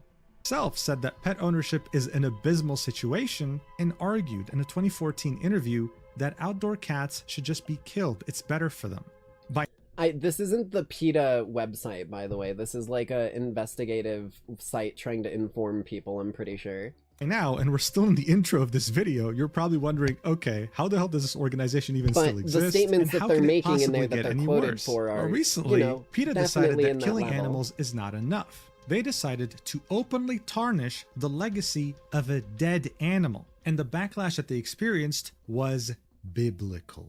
You see, Silent Suzuka was a Japanese racehorse with an unrivaled legacy. He was extremely fast and well known globally to anyone who followed horse racing. However, in 1998, his life ended after a tragic injury on the track. What really made Silent Suzuka stand out during that incident, though, is that even though he was in horrendous pain, he didn't flip out, he didn't try to injure his jockey, no. He silently went to the side of the track, dropped off his jockey, and when he was sure that his human rider was safe, proceeded to collapse. Yeah, he was one hell of a horse. Now in 2021, the mobile game Uma Musume Pretty Derby would come out in Japan. That's literally like a knight's trusty steed getting injured in fucking battle and walking the knight to the side of the field so that they don't harm them when they collapse. That is... There's a reason humans have formed such a strong, like, emotional friendship with horses. They have a crazy level of emotional intelligence once you, like, get to know them. That is fucking... If they... Oh... It would be an anime horse girl racing game, with every one of these anime girls representing a famous Japanese racehorse. This game would prove to be extremely successful in Japan, would release globally in 2025, and would make billions of dollars. And one of the horses that was immortalized as an anime horse girl was none other than Silent Suzuka. Yeah, in fact, Uma Musume would even have an anime, and Silent Suzuka would make an appearance there too. So as you can see, this was a very well beloved and very well respected horse to this day. So what the hell could have PETA possibly done to create a worldwide backlash? Did they pay their respects to this wonderful animal that showed incredible compassion to humans in its final moments? Of course not. They instead would post a disgusting image of the anime horse girl version of Silent Suzuka with a grotesque leg injury where you can see the bone protrude outside of the skin, arguing that if the...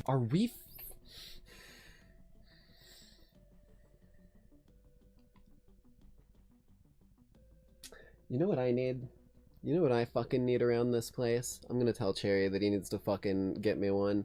I need one of those like karate dummies. I need one of those karate dummies so I don't start breaking shit when people do shit like this, dude. I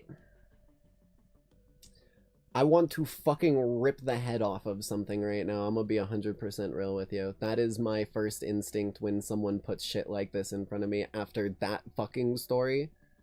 I want to rage like the fucking Doom guy. I'm not even joking. I don't think I need to take my anger out on any of the Lackeys. That shit is... Oh my god. The game was honest, your favorite horse girl wouldn't get any comeback arcs. One failed event and the race is over. Just like what happened to the real Silent What about Urara? Suzuka.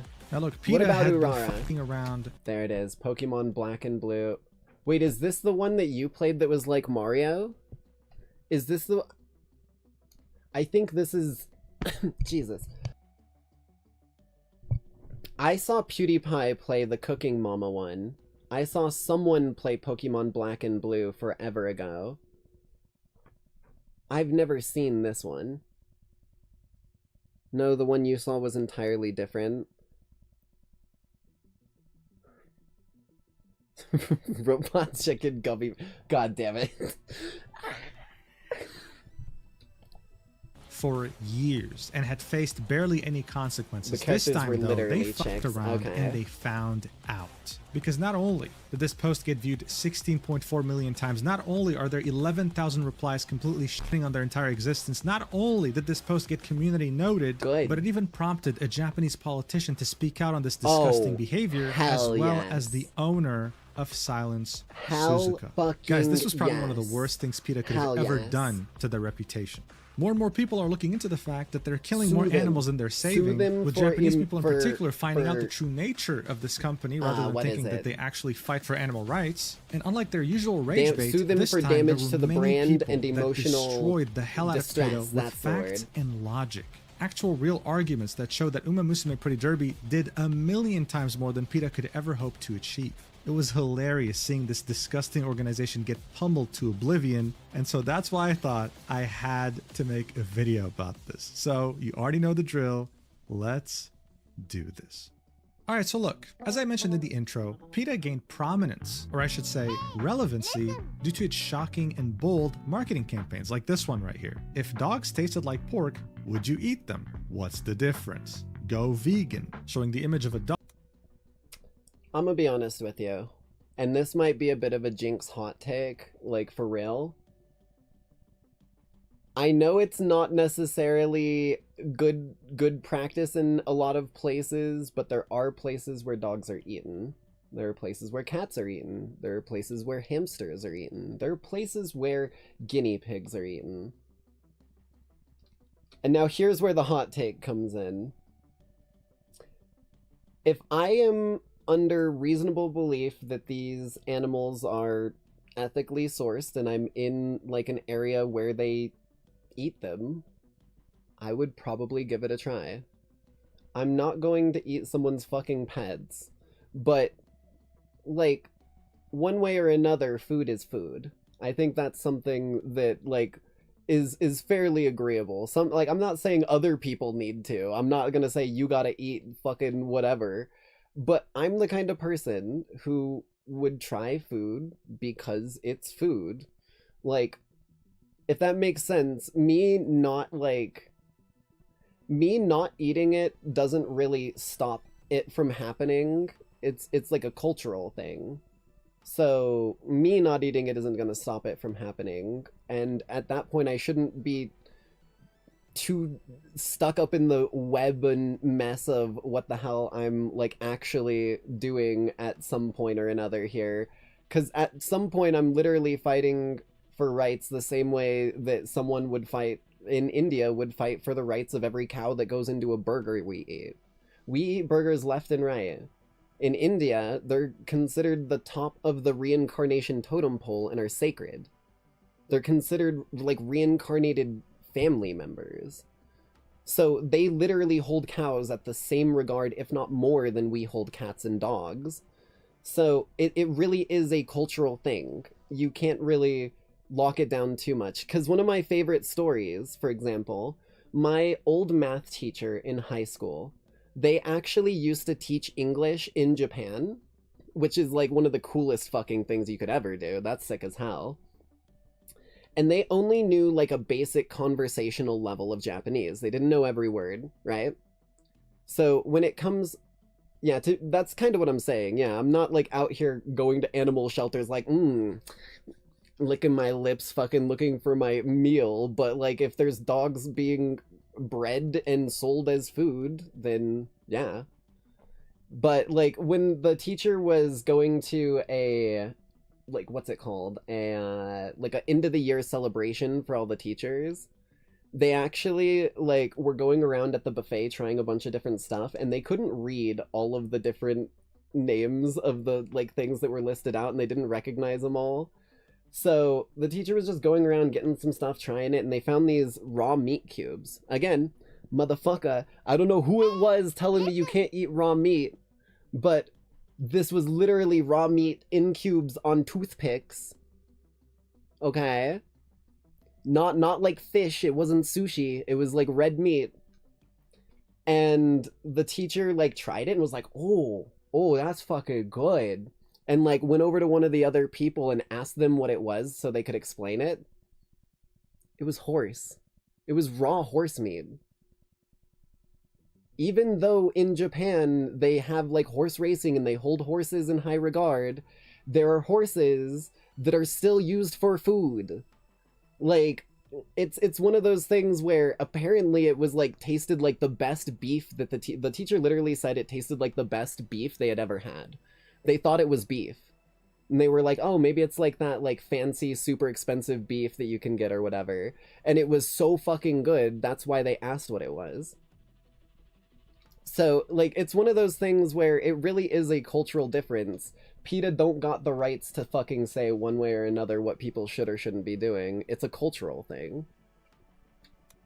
Dog long yap out of the way, but you know. By PETA's own standards, though, this was definitely soft. You see, one of the first instances of extremely shocking yet somewhat bold marketing campaigns was as far back as 1991. Back then, one of America's most infamous serial killers, Jeffrey Dahmer, was captured. Jeffrey was someone who had captured 17 males and, well, got rid of their limbs. He would then place them in the fridge and eat them later, because guess what? The guy was a cannibal. You can either get some Slim Jim or some horse, a newspaper advertisement pretty much likening meat packers to being exactly like Jeffrey Dahmer, someone who killed 17 human beings. Now today, if this happened, no one would really care, but back then, people cared a lot. This caused unprecedented commotion, and it was exactly what PETA wanted. From their point of view, their mission is to get animal rights messages out to as many people as possible, which is why they try to make their actions colorful and controversial. Colorful is a very interesting word.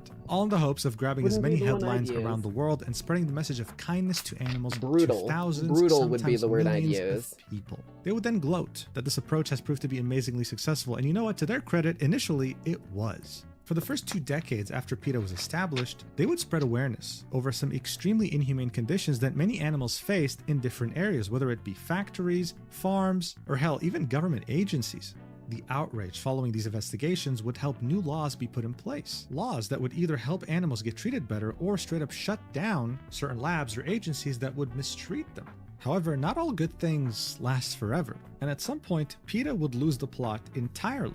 In fact, after my research, I can personally conclude that they had officially lost the plot by 2003, when they would release their newest marketing campaign, an exhibition titled Holocaust on a Plate. And yes, it is as horrible as it sounds. In fact, here's a sign that you would find at this exhibition. Right on the now? left, you would see a Holocaust victim that went through famine, and on the right, you would see a cow that went through famine. I don't think it would take a genius to understand that Jews back then were extremely angered by such a marketing campaign, likening the suffering of so many people in World War II to the idea of eating meat. I mean, come on. And at a certain point, this would just get old. People wouldn't take... At this point, I'm not even mad. I'm just disappointed. They could have been an actually good company. And they decided to take the path most traveled and the lowest hanging fruit. Like, Jesus, dude. Take them as seriously anymore. Around almost a decade later, in 2014, PETA would release a marketing campaign in which they say that dog breeders are literally the Austrian painter, releasing a poster of a dog with the infamous, well, mustache. I thought that was a comb. That wasn't bad enough. I thought that was a same year, if you went to PETA's website, you'd be greeted with "God." What the fuck are we talking about here? What are we? What?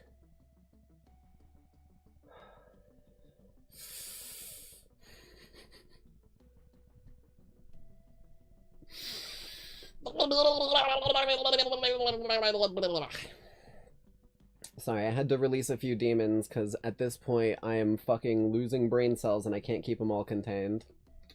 Autism? Studies have shown a link between cow's milk and autism. This is the stupidest shit, dude. Now, this confused the hell out of people, and it could mean one of two things. The first possibility is them saying that cow's milk causes autism, which is extremely incorrect. There's nothing in any way, shape, or form proving that.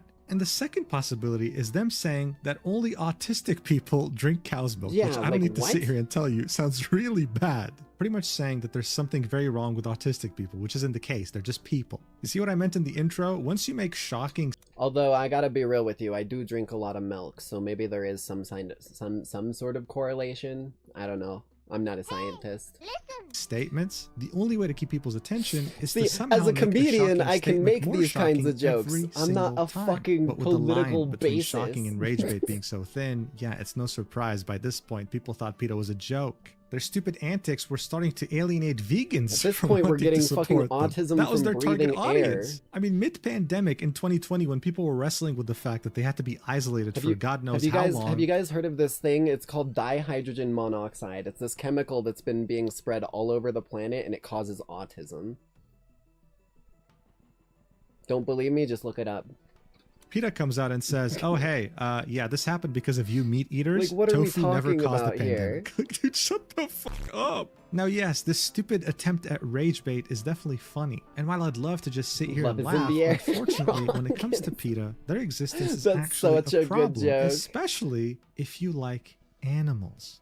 You see, this organization is nothing more than just a group of extremists. In 2017, 2 PETA employees would kidnap a 9-year-old's chihuahua. They assumed that it was a stray that needed to be euthanized because, of course, they hate the idea of putting up a dog for adoption. However, state laws say that they have to hold the pet for 5 days to make sure there's no owner that, well, will come and claim it. I remember They chose to this. ignore that rule and euthanize this poor I chihuahua remember within the this. same day. I remember hearing about this shit, dude. Does it have a date listed here? 2017, yeah.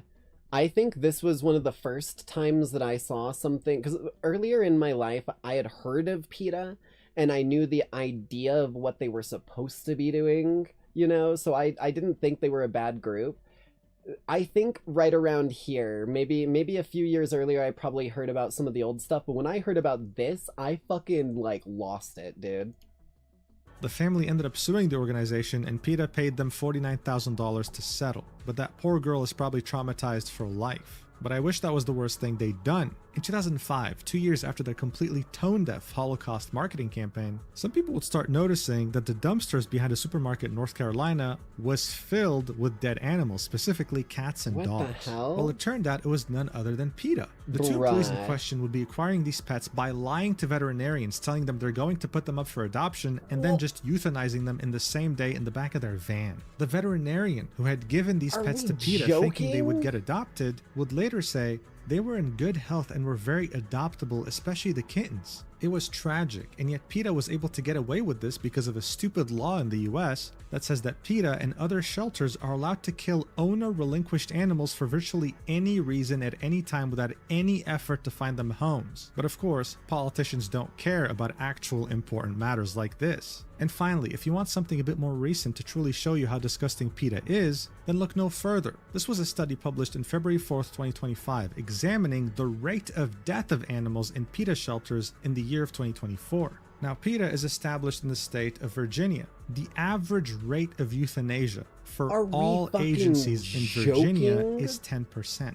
That means that 90% of their animals find a new home. They successfully get adopted, with 10% being euthanized, which is reasonable. Some cats or dogs they might find on the street might have a very bad disease, they could be on their last legs, and giving them euthanasia is the most humane thing to do. That way they don't squirm in pain for the rest of their lives. PETA, on the other hand, euthanizes 64% of their dogs, 69% of their cats, and 67% of all animals in general that are held in their shelters. Think about this for a second. Only 30% somehow find a new home. The majority find themselves dead. Does that seem like an organization that likes animals to you? No. I mean, look at this. In 2014, they No, it euthanized fucking doesn't. 96% of their cats. Very interesting, right? Especially seeing that the founder of PETA has already expressed the fact that stray cats shouldn't exist. In other words, they should all be killed. I mean, I just find this so disgusting, but also so fascinating. PETA always likes to ignore the fact that humans and animals are fundamentally different, which is why we shouldn't eat them. Does that mean we should euthanize 69% of children that are currently in shelters waiting to be adopted by a family?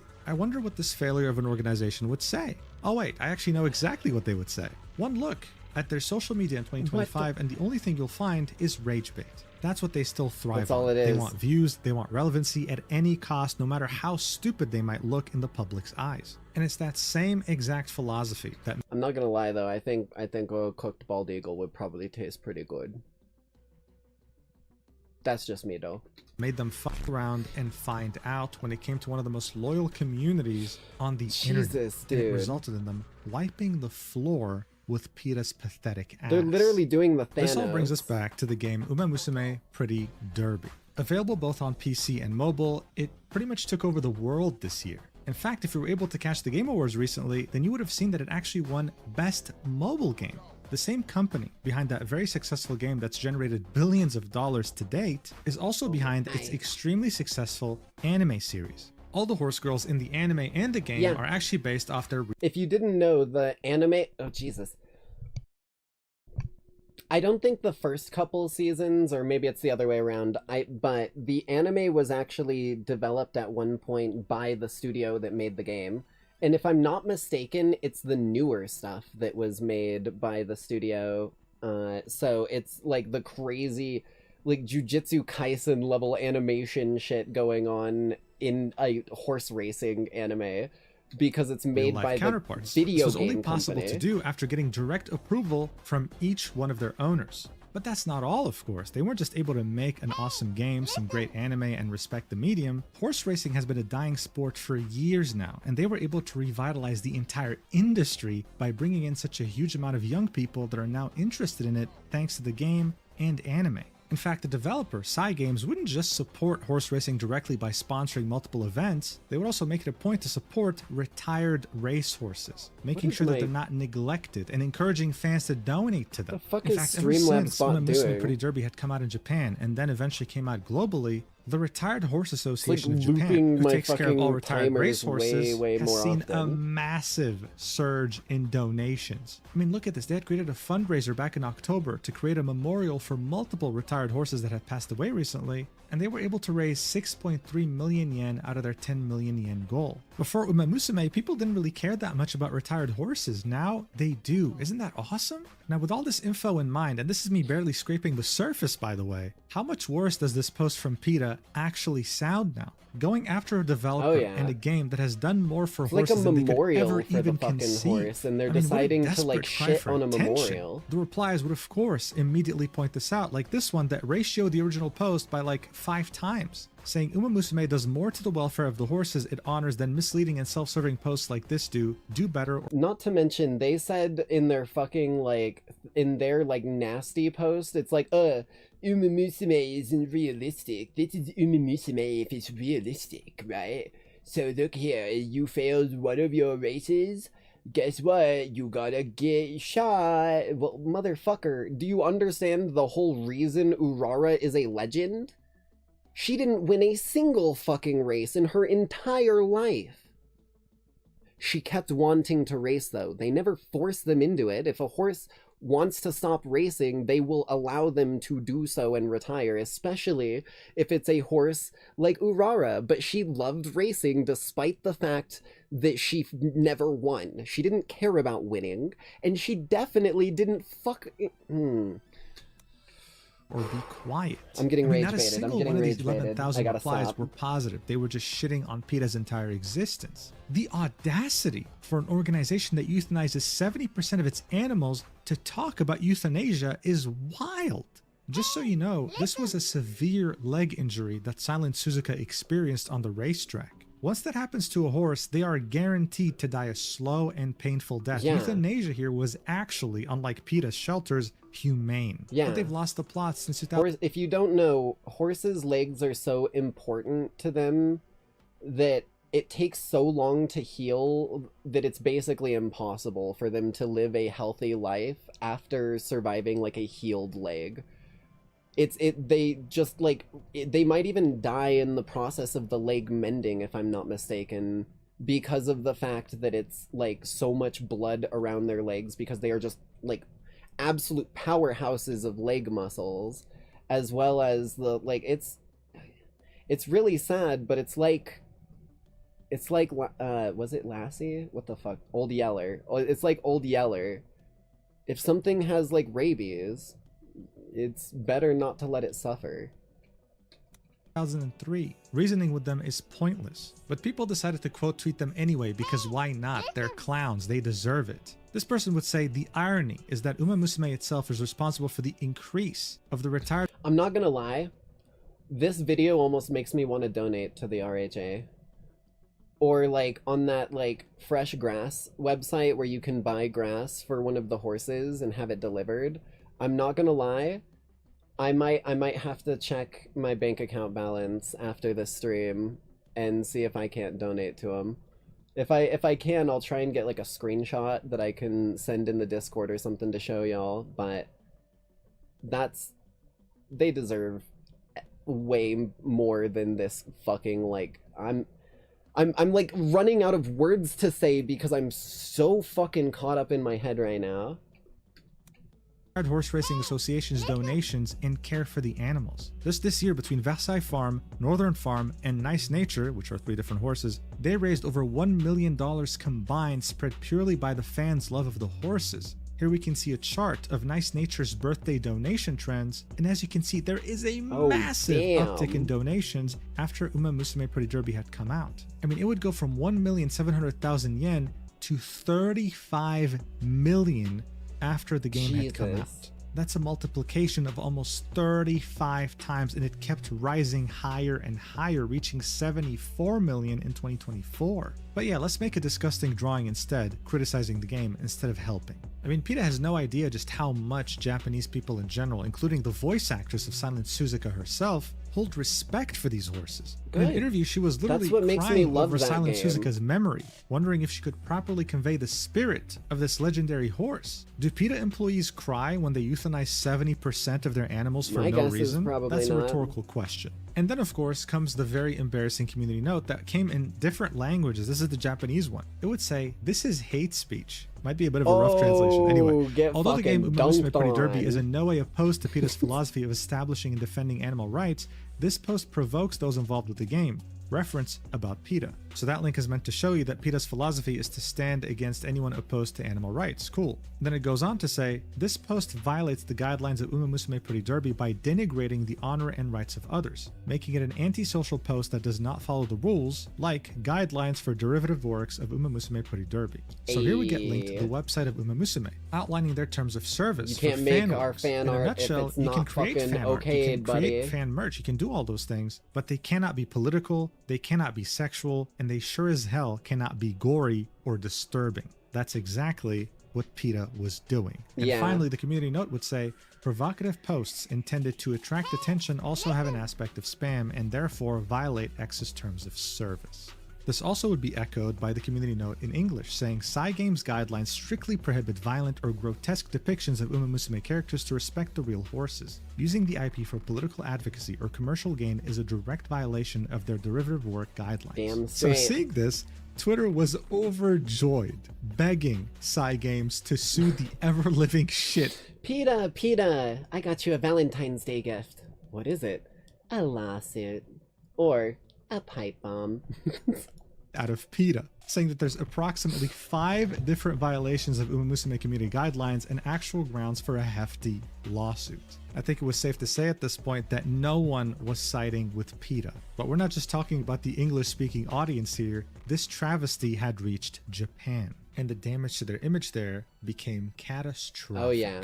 A Japanese politician by the name of Kurishita Zenko, who used to be a part of the Japanese Metropolitan Assembly, would catch wind of this, and he would have something to say. It would be in Japanese, so here's the translation. He'd say, PETA, the world's largest animal rights organization, has suddenly made the following post using illustrations from Uma Musume, sparking controversy. It already has a community note attached, stating it violates content guidelines, but we must recognize that just because it's a massive international organization doesn't necessarily mean it's fair, in reference to following the rules. He'd then reply to his own post, continuing, saying, PETA's incoherent accusations against Nintendo are still fresh in our memory. It almost feels like they're targeting Japanese content. Surely there are other things they should be doing to protect animals. He would continue further, referencing the article about the pet chihuahua we just saw earlier, saying, thank you for the information. I couldn't believe my eyes. Not many people in Japan know what kind of organization PETA is, so we should take this opportunity to spread the word. See how much damage this did? Look, this philosophy of bad publicity is always good publicity? No. Japan was under the impression that PETA actually stood for animal rights. Now they're finding out what kind of organization. There's a difference between fame and infamy. And let's just say infamy doesn't paint you in a good light for anyone. Unless you're infamous to the bad guys, but if you're considering everyone who likes pets a fucking bad guy, you are going to get squashed so damn fast. They truly are. In other words, they fucked around and they found out. But the finding out part wasn't over just yet. That's because out of nowhere, the owner of the late silent Suzuka would say, in a quote tweet, straight up, go to hell, you shitty organization. Hell yeah.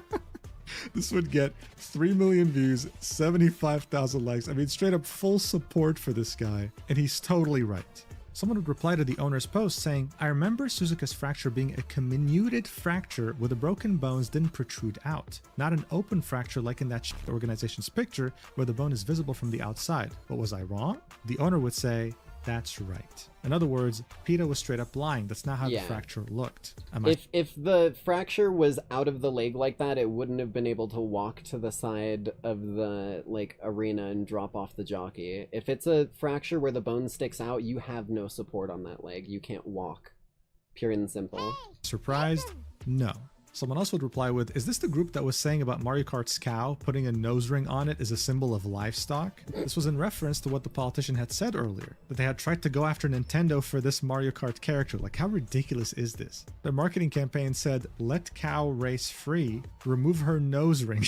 Motherfucker. Like, surely don't there you must be run more over those cows in some of the Mario a few days levels? Later, the owner of the late silent Suzuka would quote tweet the tweet we just saw where he called PETA a shitty organization and say, the resentful voices from all over the world against that shit organization group are intense. Seriously, what the hell did they do to get hated this much? Well, the Japanese people are slowly finding out, aren't they? In fact, my favorite tweet in all this, was this guy going back to that dog AI-generated image of a fish being turned into sushi, quote tweeting it and saying, it's honestly hilarious how the obese fast food nation that's all about burgers is nitpicking Japanese sushi. Called the fuck out. PETA wasn't just ruining their reputation worldwide, they were also ruining the American reputation worldwide. Not that it was very good to begin with, but still, it's not like they need more negative shit.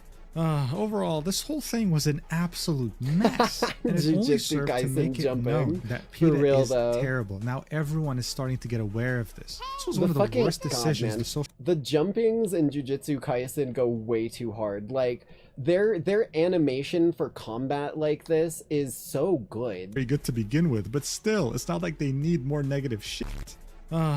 Also, I just want to point out their fucking fish here has a tear coming out. Fish don't have tear ducts, dipshit.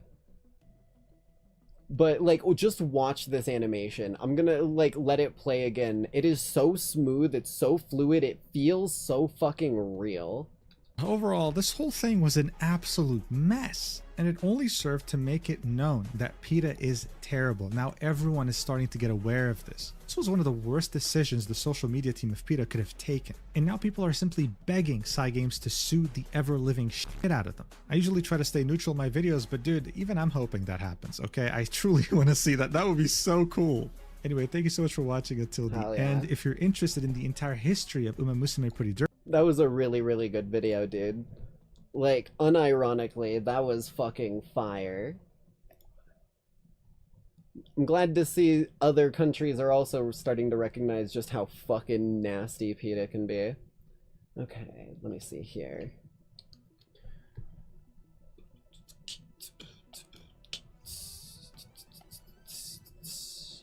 Got a couple more here, and then after we finish these videos, we'll do a bio break, and after that, we'll get into our gameplay for the night. Probably go for about like 6 hours of gameplay, if I can. And then we'll probably call it for the night. But we do have a couple more videos to get through, so... Blammo. Today, I'm going to be showing you guys how I made this big EMP rifle.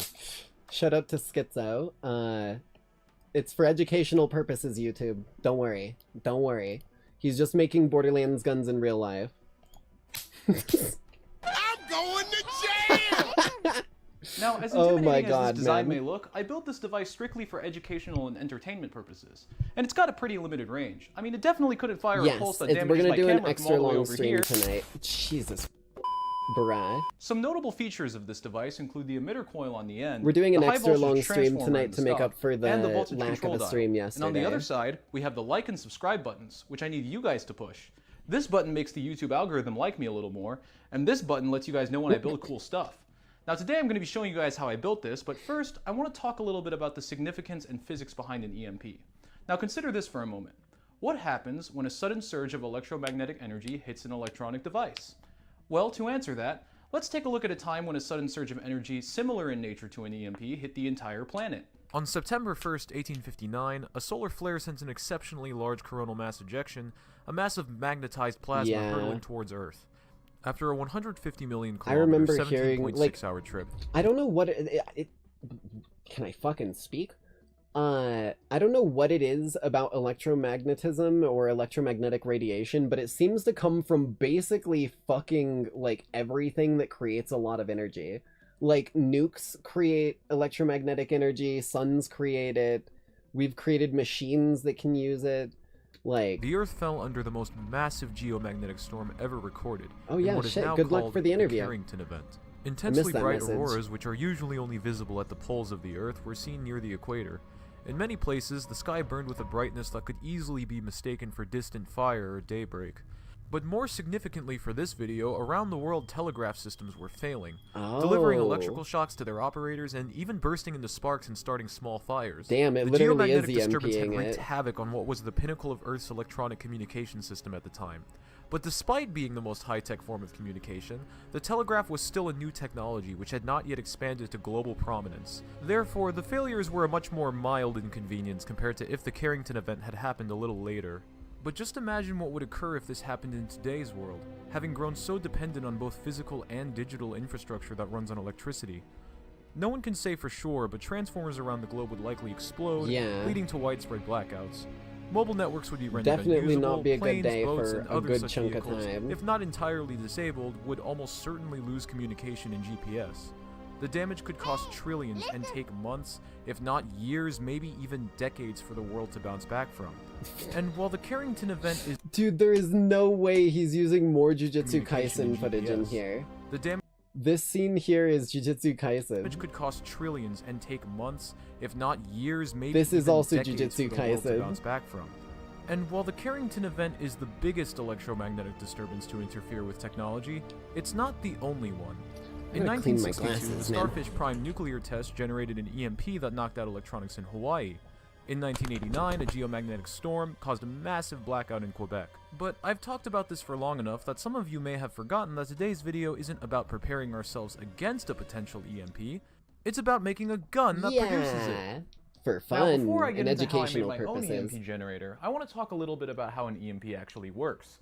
So, let's take to the internet and look it up. Alright, let's see here. How...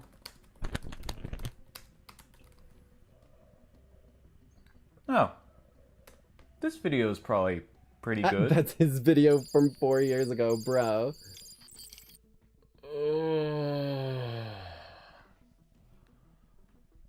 I owe an apology to all 40-something thousand people who have seen this Jesus, did he get something wrong? See, when I first started my channel, one of my first videos was a lead up to building an EMP, and in that video I tried to explain the physics behind how an electromagnetic pulse works. And when I just rewatched this, one thought consistently runs through my head repeatedly. What the hell am I saying? Okay, I'm currently pursuing a degree in mechanical engineering.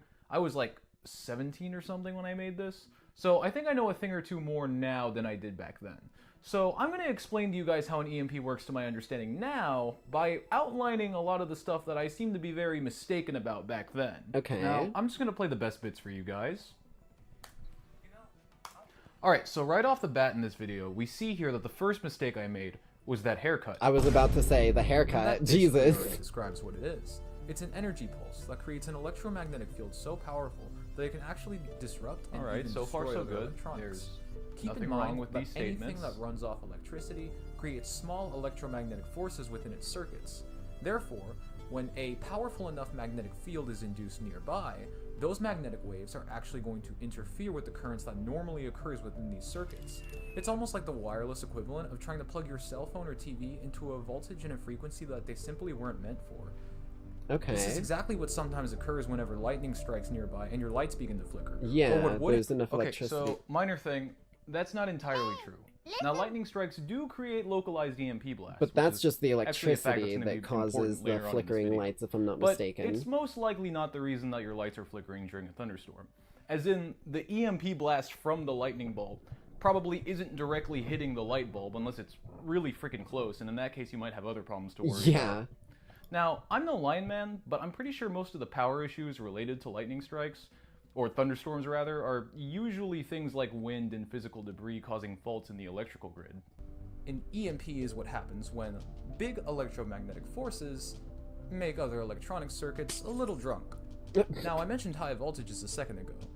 In order to create this effect, what we're going to do here is we're going to use high voltage and what's called induction in order to create that large electromagnetic force and destroy phones of annoying people. Serious note, don't do that. A quick intro or recap of induction.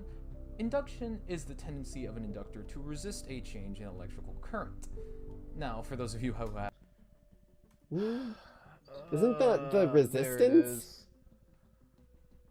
That's not what induction is, right? Induction is the tendency of an inductor to resist a change in electrical current. No, that's just the resistance of the inductor. That's not what the hold on, wait.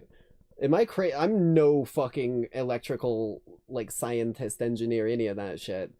But I try and pick up bits of info where I can. Now, for those... That's so painful to hear. Now, for those of you who have no idea what I'm talking about... You're right! I don't have any idea what you're talking about! Okay, if any of you know the basics of circuits, which I was probably, like, just getting into more at the time, you probably caught what's wrong with that statement. That's not induction.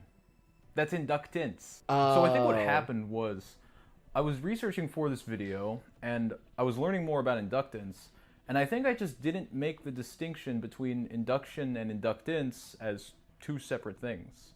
Alright, look, I'm getting a little ahead of myself. I think it's time to start elaborating more on how an EMP disrupts electronics. And induction is the fundamental principle behind that. Okay. To understand why that is, I'm going to have to talk a little bit about the basics of electromagnetism. So, a long time ago, people thought that magnetism and electricity were two separate, unrelated occurrences, until about the early 1800s. From there, scientists began to realize that the two were in fact related, and thus began to conduct their own research and devise their own theories about how that relationship worked. You know, excuse me one second.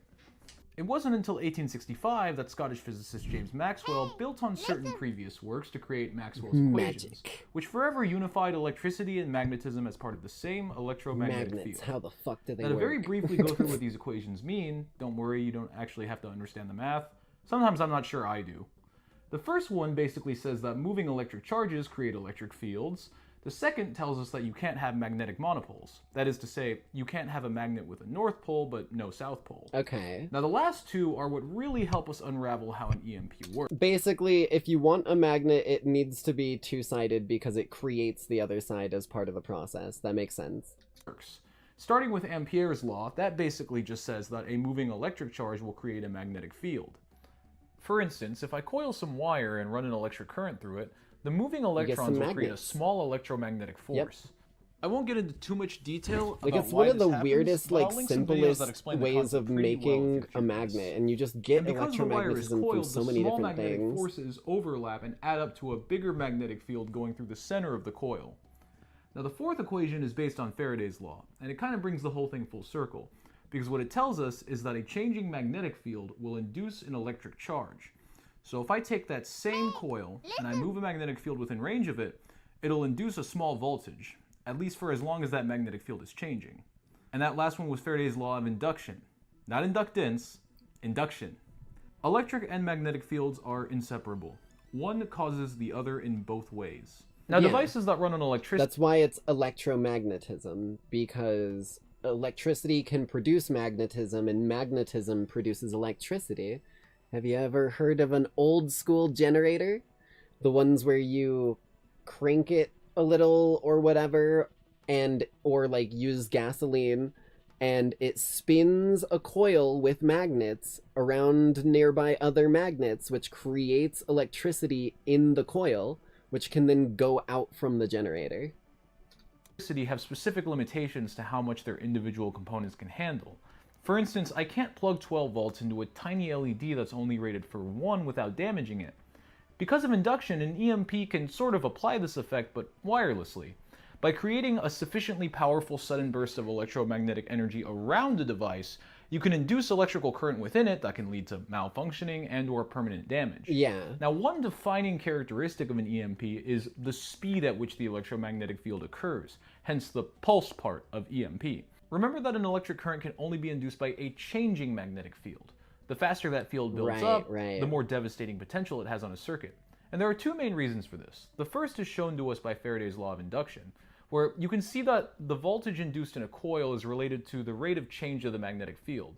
The faster that magnetic field changes, the higher the voltage induced. Right. And if you've ever had those like hand crank flashlights that don't take batteries, it just has the little like fishing rod hand crank, you know that if you crank it slowly, it lights it up a little bit, but if you crank it really fast, it lights it up a lot. Second reason is that different circuits are sensitive to different frequencies. So if we shape the signal of our electromagnetic disturbance into a sharp-edged pulse, you can hit a greater range of frequencies. Now that first aspect is what makes this guy so mistaken about what he's trying to explain. Okay, so I seem to have lost the original footage of me watching the rest of the video, so from here on out I'm just going to commentate on it like this. Okay, so we have our methods now. We're going to shove a high voltage current through an inductor. Now, aside from the fact that high current would very easily kill you and make this project more dangerous than it already is, why this is high voltage and not high current is going to make a little more sense later. Maybe I missed something, but for the rest of this video, I never heard any elaboration on this. I'm really not sure what I was getting at here. Bro forgot. Also, oh my god, I forgot I used to be able to draw Holy a lot better. shit, now, inductance here. Also, oh my... Instead of... This motherfucker has designed a magnetic repulsor. What are we talking about, bro? Induction coil... Fortification core, magnet wire. What the fuck, dude? He's gonna build a Pip-Boy eventually, I guarantee you. Oh my god, I forgot I used to be able to draw a lot better. Now, inductance is typically formulated a little something like this, though there are other variations, where N is the number of turns, mu is the magnetic permeability of the core, there's supposed to be a square in that formula, of the inductor, and L is the length of the inductor. As you can see, it's directly proportional to those first three, but inversely proportional to that last one, length. So therefore, we want a high number of turns, a high area, and a high magnetic permeability in a very short length. And this right here is the biggest problem with this video. Because I didn't have a full grasp of inductance and induction, I was led to the false conclusion that a higher inductance necessarily produces a more effective EMP, but that isn't so. You can kind of think of inductance as potential energy and induction as kinetic energy. And with that in mind, more inductance does result in more induction / a larger magnetic field, which sounds good for an EMP. However, if the inductance is too high, then that magnetic field builds up too slowly to be useful as an EMP. Overall, it seems like I was just misunderstanding the concepts as I was learning them. So you have to compact it, basically. Like, you need a ton of turns, you need a strong, like, core or whatever, right? Like he was saying. And you need to compact it. You need to make it small so that it's bursting out a lot in a small area. For this video, and that led me to the wrong conclusion about how an EMP works. Okay, so now that we know how an EMP works, how do we even make one? Well, obviously creating a mini sun and using solar flares is kind of out of the question. But maybe we could go the Starfish Prime route and use a nuclear explosion. No, don't. Well, you could, but like... Wait a minute. Now, lightning strikes do create localized EMP blasts. So after remembering that lightning is also a source of a naturally occurring electromagnetic disturbance, I have decided to build what's called a Marx generator. Now, a Marx generator is a kind of voltage multiplier which is comprised of several stages, each with a capacitor and a spark gap. Now, the way it works is that all of these capacitors are charged in parallel through these resistors. And once all the capacitors are charged, if the voltage is enough at the first stage to break down the air at the spark gap, they're all rapidly connected in series, which sequentially sums up their voltages to a much more massive spark of electricity at the end, not unlike a miniature bolt of lightning. I wanted to come back in detail to my plan here. Creating lightning at home now, Jesus. Generator and run it through a coil, which would emit the resulting electromagnetic field and induce a voltage in a nearby target device. And there's a couple reasons I chose to build a Marx generator to do this. The first is I thought it would look really cool. The second is speed. See, the high voltage signal from the flyback transformer by itself could probably be used to radiate a good electromagnetic field already. But by charging the capacitors in parallel first, you can release that stored up energy as a much faster, more powerful blast. And one more thing, I also want to mention that a Marks generator is a stupidly dangerous thing to build. If you have no background in it's electronics, literally or otherwise lightning, don't know like what I'm you're saying. doing, please do or not like attempt he's to make saying this. even. I plan to power my Marks generator with this flyback transformer driven by a ZVS Like driver one circuit, zap from and I've this would chosen to build probably it with kill 15 someone. kilovolt high voltage ceramic Stop their heart on the fucking I've had them for dot. years and they should still work alright. And they're also going to be charged through these 1 mega ohm resistors. The resistor length was pretty important because you don't want arcing across the resistor's body. At each stage there will be two 15 kilovolt capacitors combined in series to form an equivalent 30 kilovolt capacitor. Okay, after throwing the components together a little bit, we have our assembled Marks generator. Now, powering the whole thing, I have 2 LiPo batteries wired in series, we have our flyback transformer, and we have our actual Marks generator. I also put in a motor governor to act as a controller, and hopefully I don't electrocute myself. 3, 2, 1. Ooh. Ooh. And suddenly making a handheld version of this got a lot scarier. Like, he's actually creating miniature lightning. That's fucking crazy. It's just like a chain reaction. Basically, to put it into simple terms, right? It's a bunch of floodgates holding back their own little chunk of electricity, but it's just enough that it can't move forward. Like, the water level is right at the top of their, like, area. And the moment that he dumps a little bit more electricity in, it overflows into the next one, which causes a cascading chain reaction where they all are now flowing downwards into the end, which now has all of the pressure of the ones above it flowing added into it, if that makes sense. I don't know if that's a good way for me to explain it, but I think I'm following. Zone. It's basically like adding a bunch of mini Now, things before building together my and actual zapping it all EMP out at rifle, the I end. tested the idea by putting a copper wire coil in the circuit and then placing a calculator in front of it. Strap it onto me, I wanna be Thor. Oh, have a good one, Now, Fuff. you Thanks probably for coming noticed that out. my Marks generator repeats pretty Sleep fast. well. So what often happens to the target device, depending on the distance of the spark gaps, is you hit it with a rapid-fire succession of small EMP blasts. And I'd once again like to note that this device is relatively simple and for demonstrative purposes only. If I went into this project with the goal of making the most effective electromagnetic disruptor possible, there are a few things I could do Get differently, censored. some of which are outside the scope of my abilities.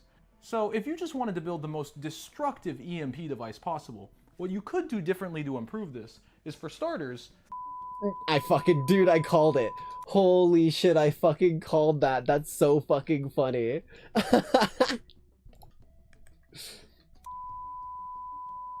Okay, so now that we figured out the Marks generator circuitry, it's time to actually get to building is that the a final fucking- handheld device. Is that a Now, Beyblade you in the guys probably background? know how much I utilize 3D printing in my videos. Ah, but the he's truth 3D is, printing until his earlier own this Beyblades, year, I bet. I That's actually cool. haven't had much of an option to print conveniently from home, since the only printers I had here Here you issue go, has since been sponsor solved. out of my Getting back face. to making the EMP rifle, the model was created in Fusion, and I used several futuristic sci-fi weaponry concepts as inspiration. It looks like During straight the out CAD of Arc modeling, Raiders, I carefully I won't lie. considered where each part of the circuit should go. Mostly the fact that I wanted to keep the flyback transformer, the capacitors, and the high voltage lines as far away from my hand as I could, for obvious reasons. I also decided to put the ground wire in a tube that runs on the outside of the device, to separate it better from the positive end. At the top of the device are these slots. Now, what are they for, you might ask? Attachments. Well, after the whole thing is powered off, the capacitors are still capable of holding a high voltage charge. So I placed these slots here so that I can stick an insulated screwdriver inside to short the capacitors, safely discharging them after use. That's funny. And especially if I ever need to disassemble the whole thing. They're literally little ports where he can open the, like, bottom of the floodgate and drain all of the little stages. After the parts are modeled, we simply save them as STLs and bring them into the Bamboo Studio software. It's got all sorts of different settings that you can play around with, but it doesn't feel intimidating. And there's also an online directory to a bunch of cool models that people design, which is also really nice. Anyways, in the slicer, I can change the colors in certain areas of the prints using the materials that are synced to the printer. For this project, I printed most of my parts on 0.12mm layer height to get really small layer lines that are barely noticeable. It took a little extra time, but the results were really clean. And even with the slower times of the higher resolution prints, the Bamboo Lab printers are probably still the fastest FDM printers I've ever used. And by using my These little support structures that it does to keep things from, like, falling over and, like, misshaping, they just look like veins to me. Every time I see them, they look like veins in the plastic machine, pumping their polyethylene? Polyurethane? Whatever the fuck. A1 to along the with my machine T1S, heart. I was able to get the parts for this project printed much faster than Like, they just look so These printers just kept biological, pumping out dude. It design doesn't after look design, like maintaining something from a consistently good goddamn print quality. machine. As my parts were printed, I began assembling the rifle. The two 3-cell lithium batteries sit inside the foregrip while wires run down to the handle, going to the safety switch and controller, and then to the trigger, which is the simple spring-loaded mechanism. Turns out Am was actually just a fucking AI in someone's, like, bad dragon 3D printer. That's why he's so vindictive. That sits in front of a limit switch.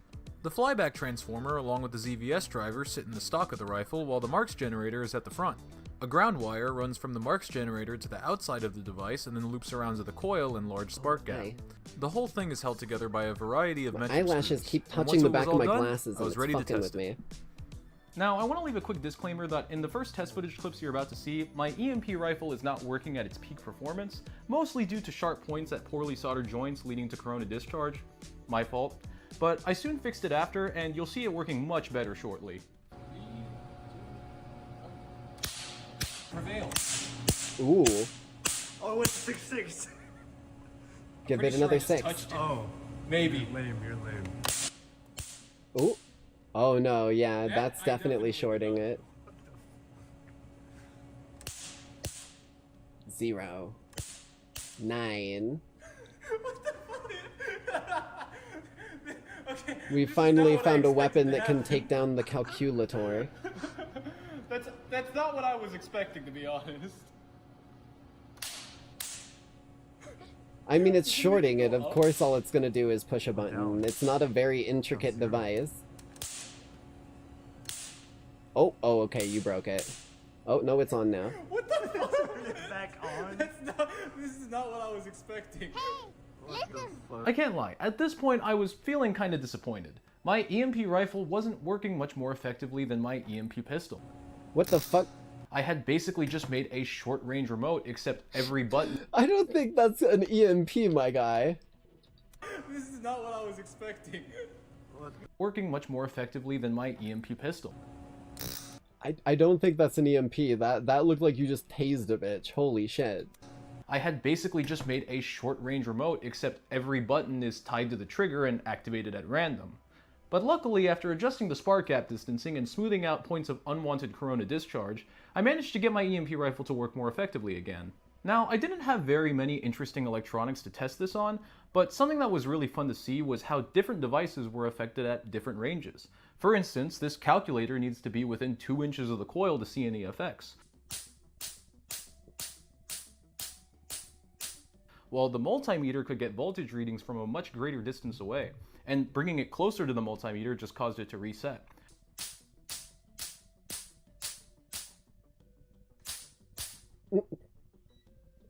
And something I discovered by accident was that my PC can actually be affected from more than 4 feet away. Oh, for fuck's sake. Bro's fucking with the goddamn electrons in his monitor. I think it's due to my computer having more low voltage sensitive components, and also the EMP just easily passing through the glass on the case. And yeah, I know I probably shouldn't have chanced it after I saw it once, but I just couldn't help the urge to make sure that my eyes weren't deceiving me. Another cool thing that happens with my EMP rifle is that when it's fired in total darkness, the arcs produced at the spark gaps shine through the infill of the rifle, making it momentarily glow and create this cool strobing effect. That is cool. So overall, I'm pretty happy with how this build came out, and I'm really eager to start improving on it. Now, this is actually kind of a special project for me, or rather I realized by sheer coincidence that I had unintentionally made it special. See, when I was 12 years old, my very first project was an attempt at building an EMP generator. Yeah, I know, not exactly that was the fucking thing in the drawing book. It failed miserably because I gravely misunderstood what I was doing, and I eventually got one to work using a disposable camera circuit, and anyways, that was in December 2015. It is now December 2025, and here I am making another EMP generator to mark 10 years of making things, with almost 5 of those having been on this platform. And I really just want to say thank you to all you guys who have supported me, and I hope that you'll stay around for the next 10 years of building stuff. That's all for today, and I'll see you next time. That was cool. That was really cool. Alrighty.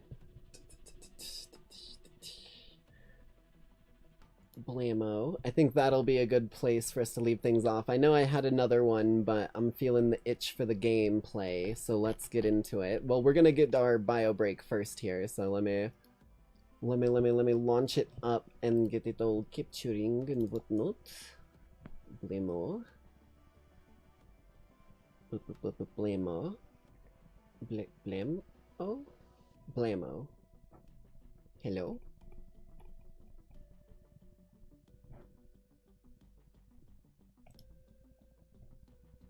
Hello? Doesn't... Oh, Jesus Christ. There we are. And then let's get that on. We'll get that on, and let me kick on some tunes for y'all.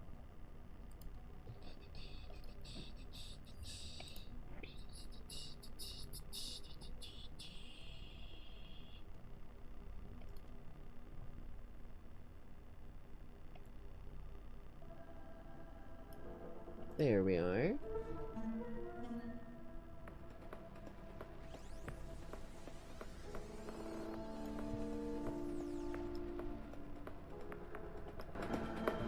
Perfect. Okay. Alrighty. Give me just a few minutes here, Lackeys. Any of you need to grab a drink, snack, anything like that, you got an opportunity to do so without missing anything. I will be right back. Enjoy the tunes.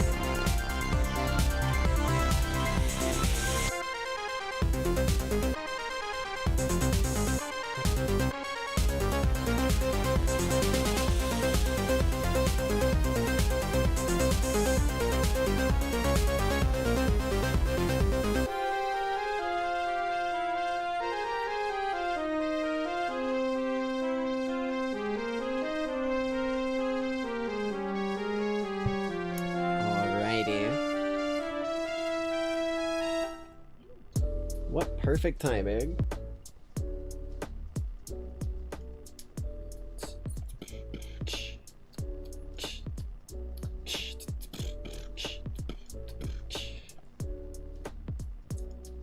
One moment.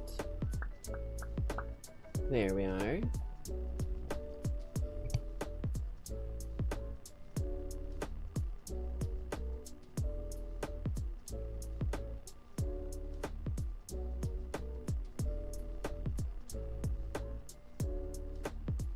Apologies. I'm like coughing and hacking up fucking soda mucus from when I damn near spit it through my fucking nose earlier. Okay.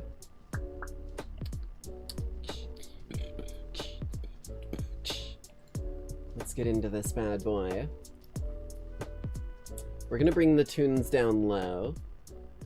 I want them to be there, but I want them to be almost not even there. Right there.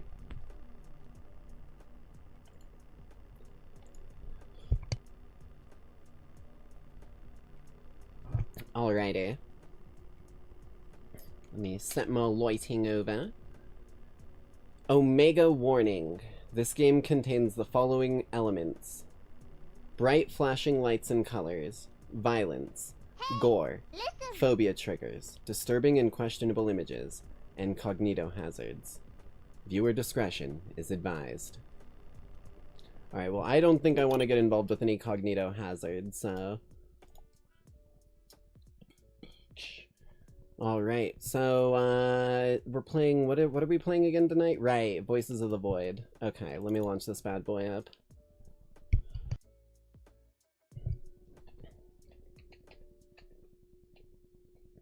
One moment. It's launching up, don't worry, Lackeys, we're getting it going.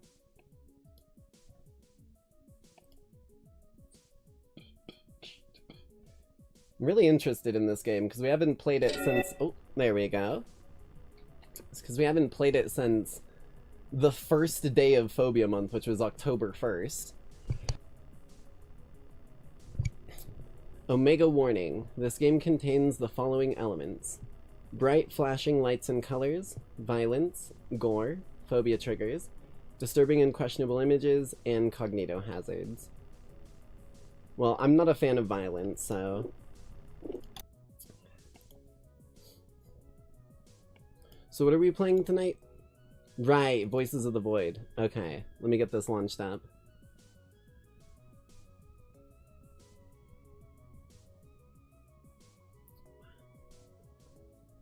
I'm really interested in this game, I won't lie.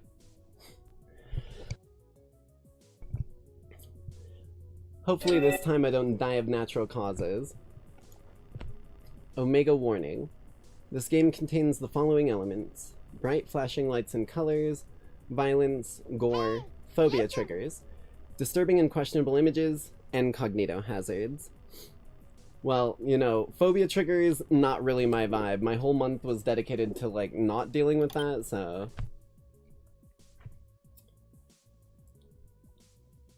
So, what are we playing tonight, Lackeys? Right, Voices of the Void. Okay. I'll stop, I promise. Holy shit. Can you go into the settings and turn the funny setting on? I will definitely give it a try. I don't know what the funny setting is. The bit never ends. It's the rule of threes, goddammit.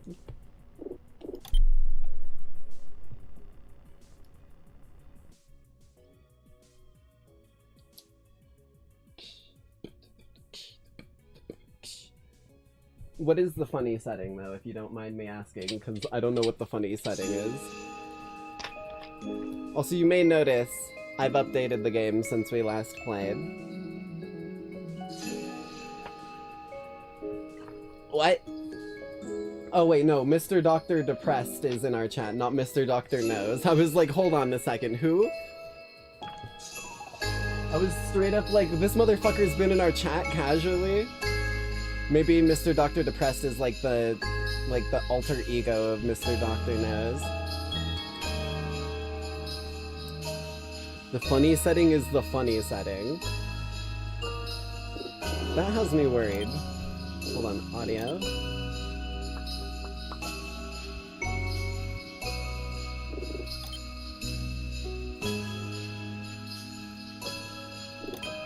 Hello?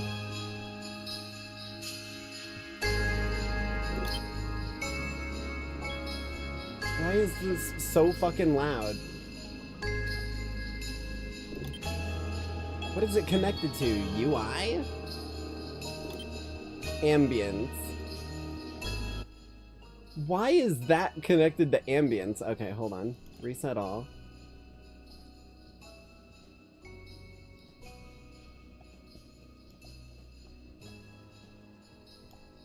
Down to there. There. And there. How is that still louder? Fuck you. There we go. Okay. Game?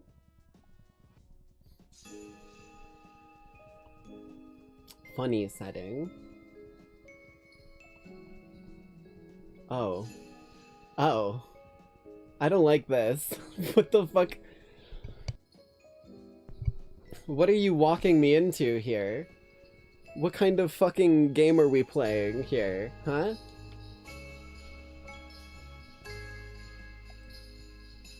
Okay. I don't know what that is, but it's on. Hey, listen! I swear to God, if that shit, like, enables jump scares or some shit, I'm gonna have words. Alrighty. Apologies for me clearing my throat as much as I am. Fucking... Beepus in the windpipe is not exactly the best combo. Hello, hello, hello, Lackeys. Welcome back to the Nightside broadcast. As always, I will be your hostess for the evening, the Nightside Jinx, your favorite punk underworldian space enthusiast.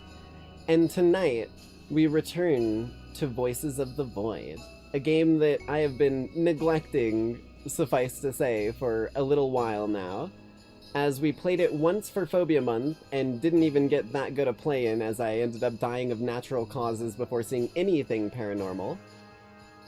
So tonight we're here to kind of rectify that if we can.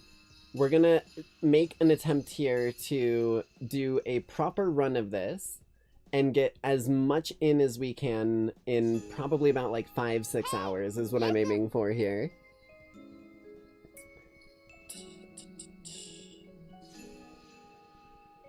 But let's go ahead and get into things.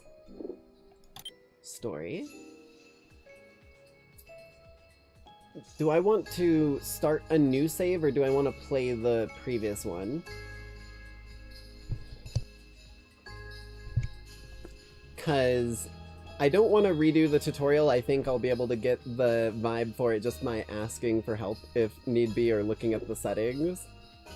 But I'm not sure if I should be running the old save or a new one. I'm kind of feeling new because we did get some updates. Do I listen to Judas Priest? The name sounds familiar. I can't say I've ever listened to one of their songs off the top of my head. I'm also bad with names, though. Previous save may not... Okay, yeah, that's what I figured. We'll just start at day 1. Go ahead and mark on... This will be...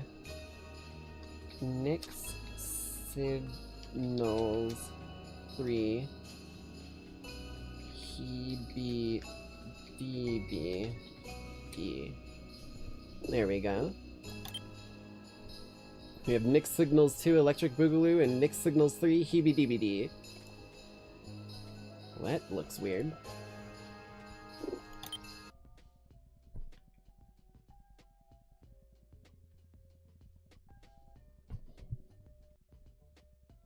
What is my game? Hello? Are we resizing? What are we doing here? Oh, Jesus.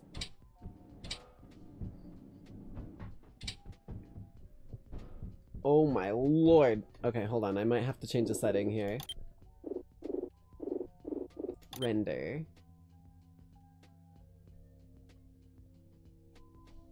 Motion blur's off. Where is the... I thought there was a lighting one that I could turn down.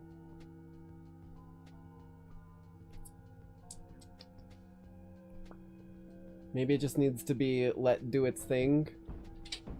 Seems like something over here is not having a very good day. Pause settings for binds, pause save to save, F5 for a quick save. Yeah, I just gotta let it load, that's all. Additional gameplay settings in settings. Enable custom content settings, game custom content. Oh, in effects. That might be a good one. 60 FPS, no VSync.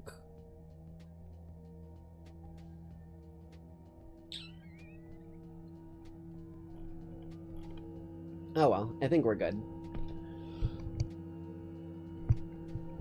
Okay, use to view contents. There's some stuff in here that I'm probably gonna need. Okay. Okay, well you're bad at that. Just hold it like this. I'm trying to remember where... Is there a map? I don't remember if there's a map. I don't think there is. I think if I remember correctly, the map is in your base. So I'm just gonna follow the white lights, question mark. I don't remember. Is that it? That looks like a building. That's not a building.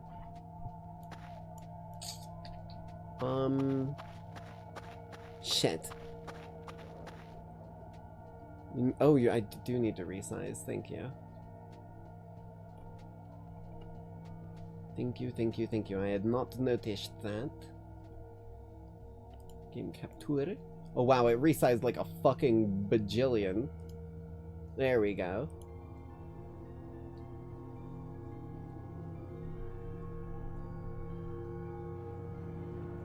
guys were only seeing like the upper left side of the screen. I don't remember exactly what direction I need to go, but I'm gonna follow the main trail here of white lights.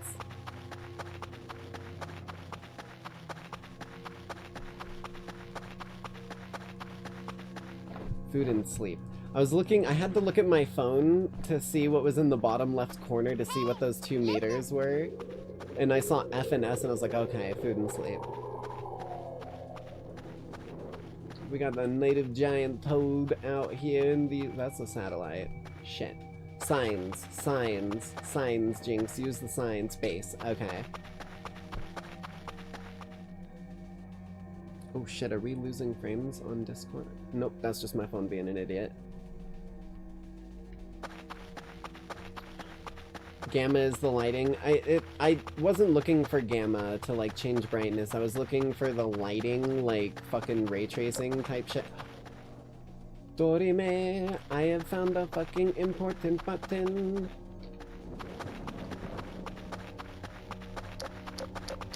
I fucking love that sound effect, man.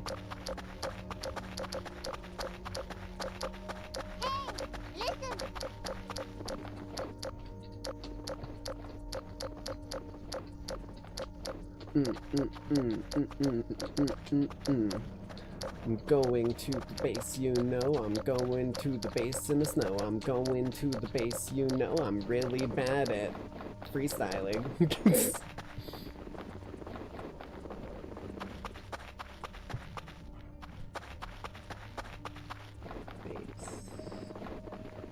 That looks like a base to me. I think. Let's not have another... Let's stay on the trail, Jinx. Let's not have another fucking natural causes incident. We don't need that on our record right now.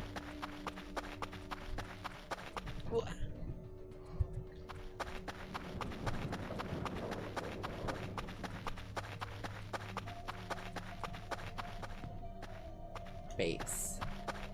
I gotta have some level of situational awareness to play this game. Bitch.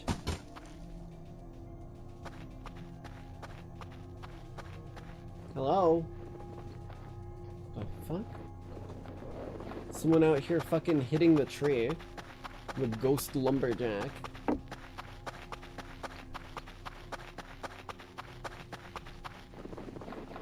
This is base, right? Yes. Okay. Holy. I think I took a really weird roundabout pathway to it, but I got here at least.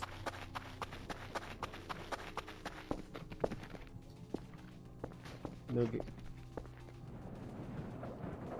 Someone is fucking spawning props and prop surfing. I'm gonna have to get the fucking admins on them, I swear to God. I don't know why I need paper, but I have it. Oh, right, all the garbage. I forgot about this shit. Hello? How do I drop this?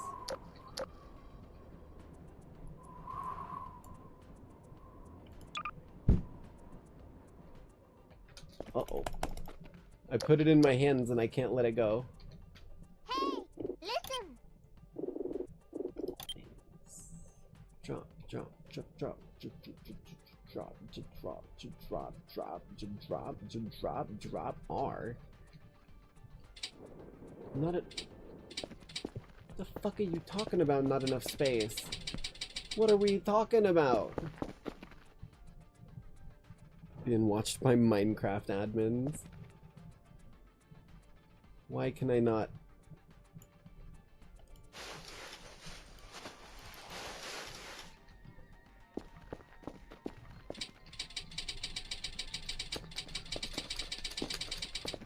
Okay, maybe there's a different button.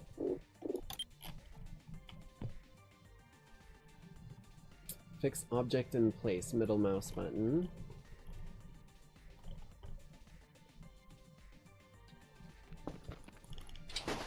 There we go. Jesus fucking Christ. Can I not open this?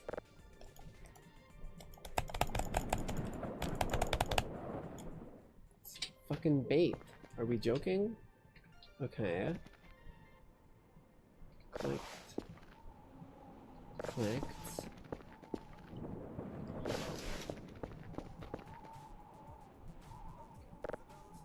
Of course it is. I was like, what is the password here? Dweet. I'm so fucking bad at this.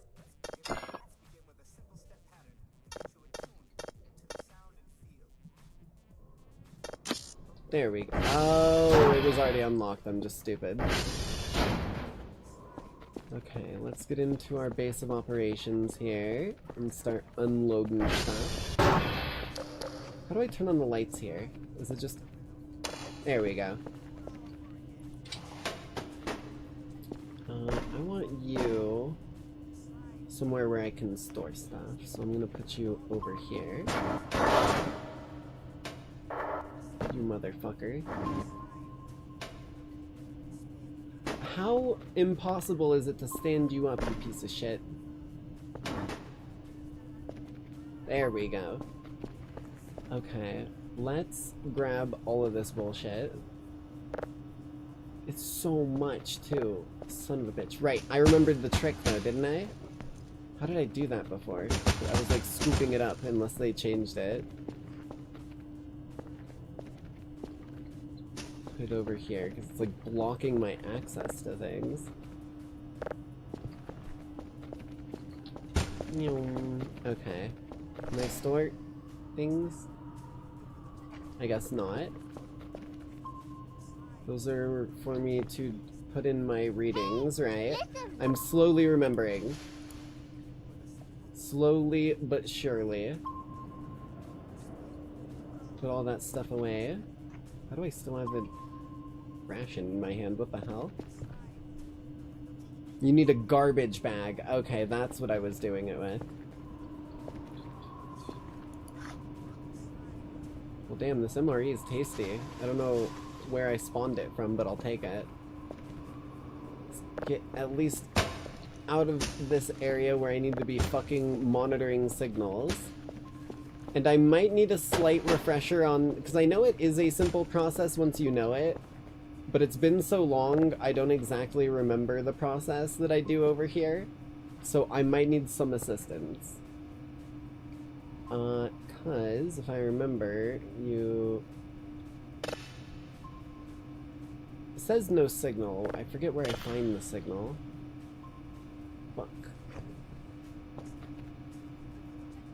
Or what do I need to do? Is there... I should check quests. Is there like a quest? Settings. Finds. Probably isn't like a quest thing, is there?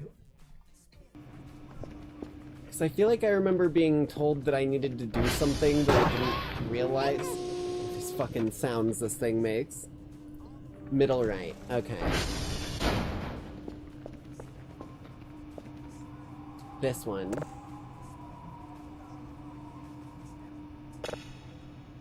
This one? This one. Okay.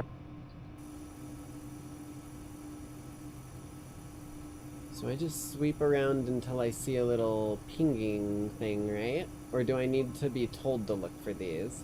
I always forget. Oh. Cannot save in midair.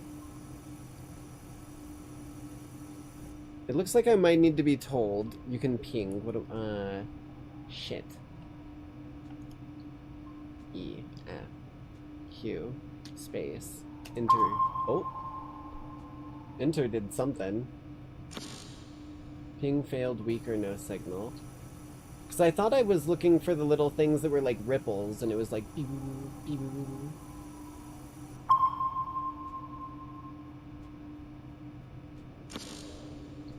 Wait. Am I incorrect, or is day one just like get in the place and then they tell you to start looking for signals? Like, do I need to do any repairs here? Does this tell me my quests? I always forget.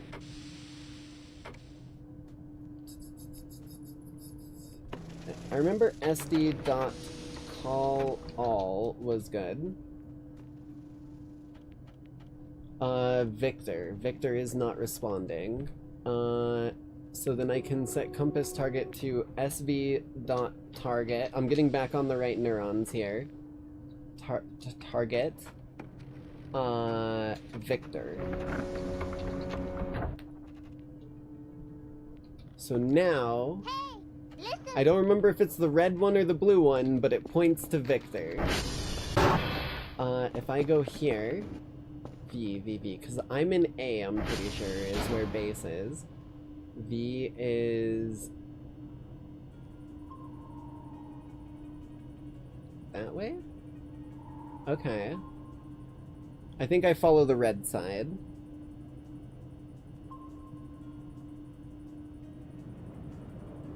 Oh, there's a different button to find them. Okay. But Victor is priority 1 if I'm not mistaken, right? We always need to have... I don't remember how the fuck to navigate this place. Priority 1 is welcome to my laboratory where safety is #1 priority. Servers are #1 priority. That's a big ass pile of garbage, bro. So, even though we're running fucking wild and free here, I just make my happy ass through the snow towards our good old friend Victor. Maybe I gotta go around. I don't think I can Skyrim in this game. That doesn't seem like the kind of game for it.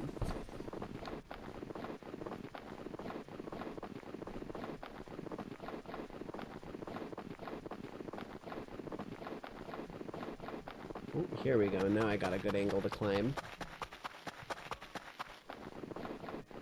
At least I don't have a stamina meter to worry about. That would be some real ass. Like, I'm not lying to you. That would really fucking annoy me.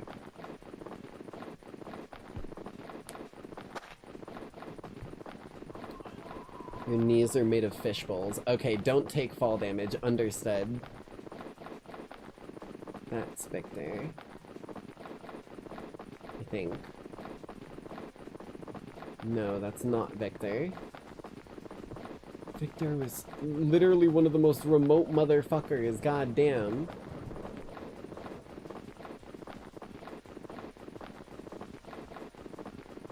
I like the crunchy footsteps on the snow. That's one of the things I do like about snow. I see it in the distance, the red light of him.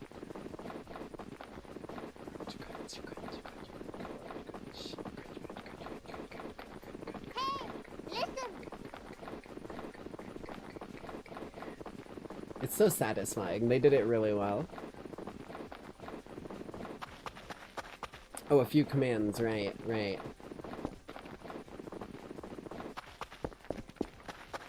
Is this way? It's up here. We don't have any multiplying hamburgers tonight. Oh, right. 9 plus 6, 15, so it should be a 5. 0 minus 7, 7. 9 minus 1, 8. 3 minus 7, negative 4. 8 plus 6, 14, so 4. 5 plus 0, 5. 1 minus 6 is 5, but in negatives. Wait, right? And then 2 plus 4 is 6. Hey, okay. I was doubting myself for nothing. Okay, what do we need to put in here, Heyya? Because apparently we've got some commands specifically just for collectibles. Listen.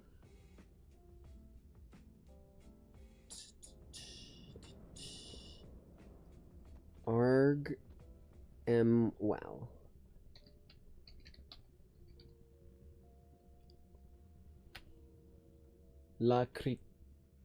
Lacritura activated.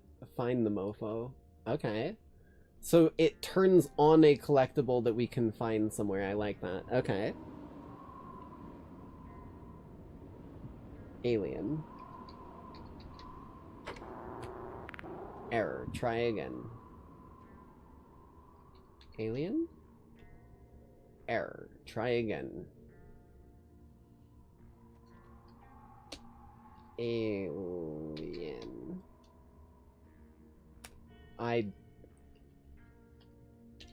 Alien.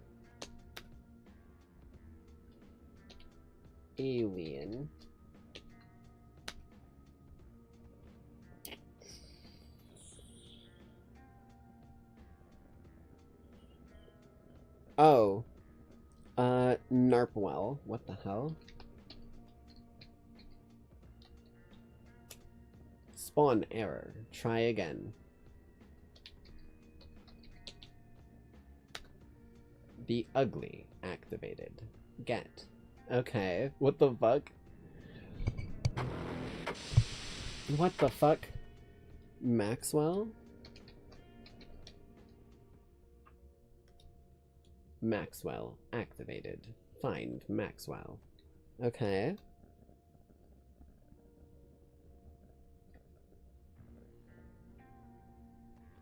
Boom, doom, doom, boom, doom, doom, doom, doom, doom, boom, doom, doom, boom, doom, doom. Lama Satana, I like that. What the fuck? That's both L's, right? Lama Satana.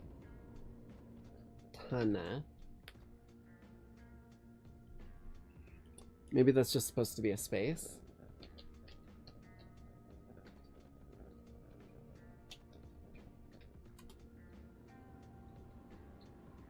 Wait, it didn't give me an error. I just realized it didn't give me an error.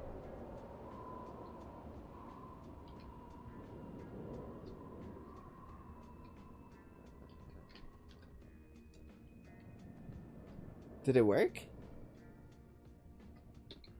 Hey, listen. Oh, I already fixed the server. I'm on top of it. My neurons are firing.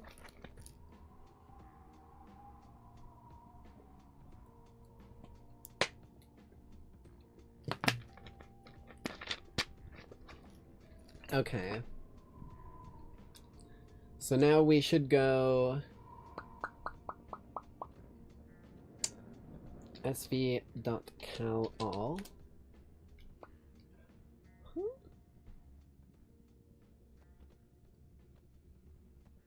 Oh, SD. Whoops. Cal all.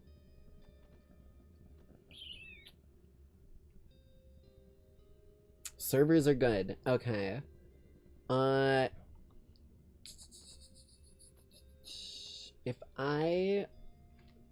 Is there a way to set my target to base? If I just do sv.target base? It's alpha that's in there, right? sv.target. Shit. How do I target back to base? That's all I need right now. Is it alpha? Let me see where the what the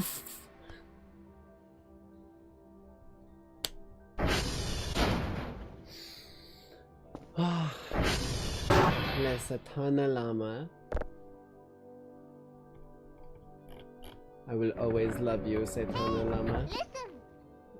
You will be my friend forever.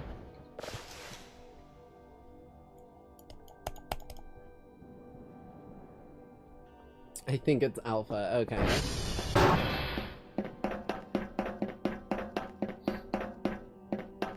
I've got a new friend. Oh god. Forged through fire, frenzy, and fuckery. Brought on by the Lackeys. Jesus Christ. I knew I was gonna like you, but I didn't think you were gonna start it off with a fucking ring?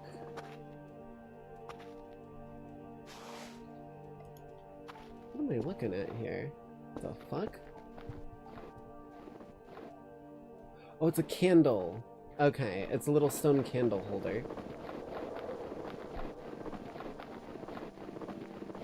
Keep an eye out for music? Oh, for fuck's sake. One moment. Where the fuck?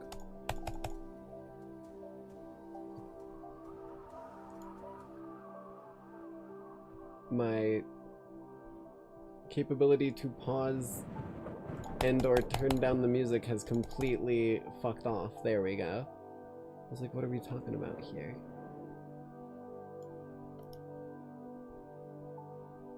Turn that down even further.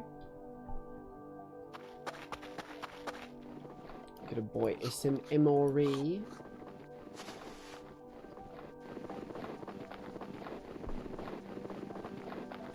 What's that behind you motherfuckers? Don't do that shit. It's turning to daylight too.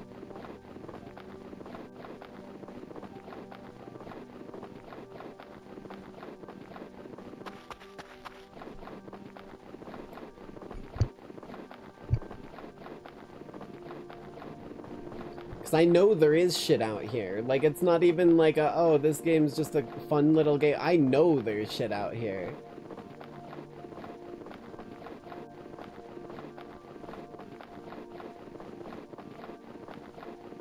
Cowabunga, let's jump off a cliff.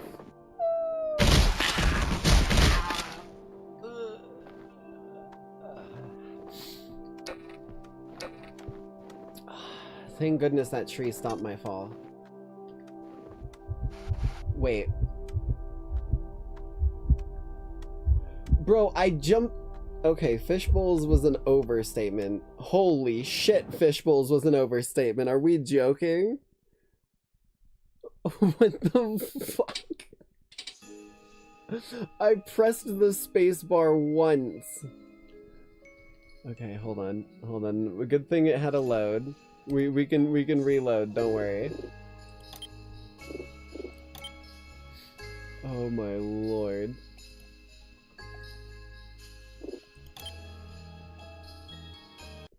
Glass bones and paper skin, that's a bit more accurate. What the fuck, dude? I jumped like 3 feet forward in the snow. Like, it didn't even go down that far. It was literally like the smoothest little slope, and I just fucking ate utter absolute shit. Natural causes, once again. Jinx being a fucking idiot. We've got our llama, though.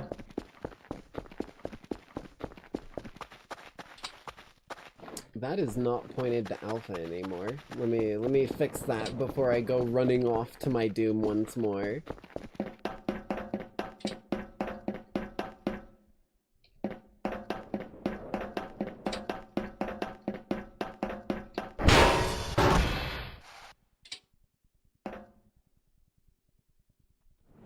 I forgot about that.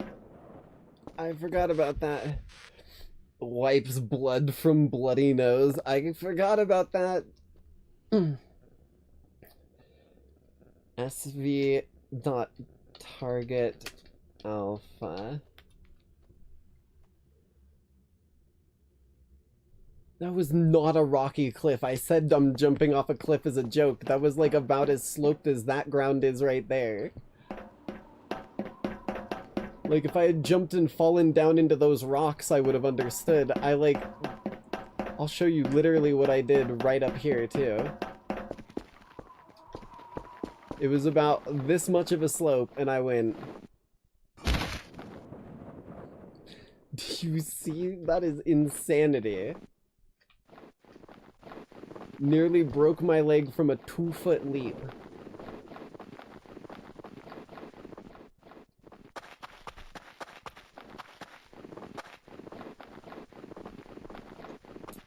Wait, where's my llama? Where the fuck did the llama go? Did I drop it? Listen. Oh, I bet you I dropped it when I rammed into the goddamn door. I forgot that that happens.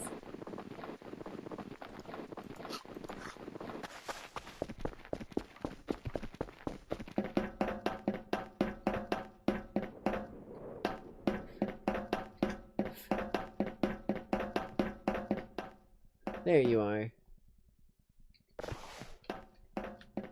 Okay, now we can head back home.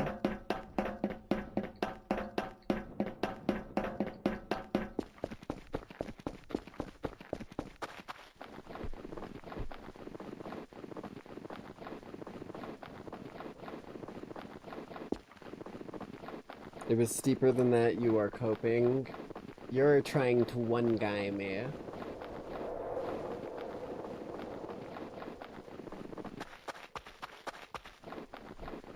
I refuse to be rage baited in a game like this. I've rage baited myself in it enough as is.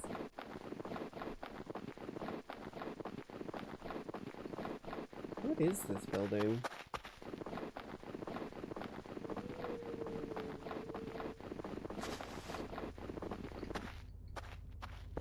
Oh, it's a transformer building. Power. Yeah, okay. I don't think I need to do anything with those until they, like, go down or something, if I remember right.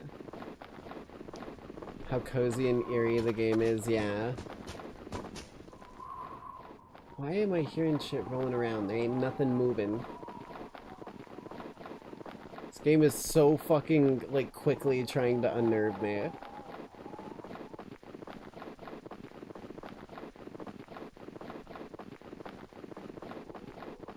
Okay, that would have been death. That would have been death.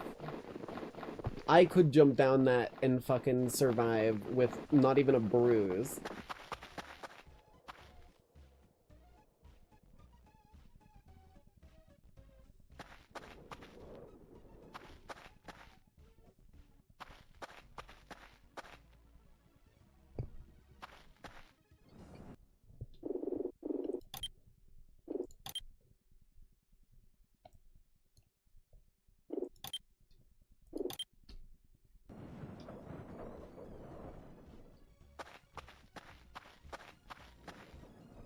Oh, fuck. Are we serious?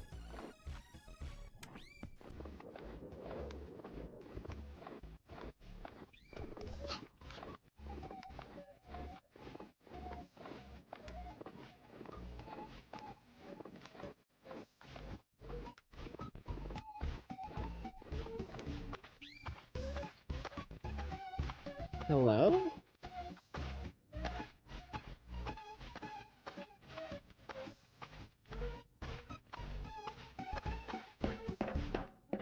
I don't think I'm bleeding anymore, which is good.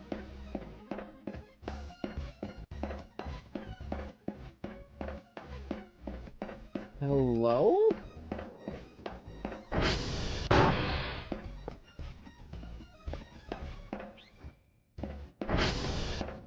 What the fuck am I hearing?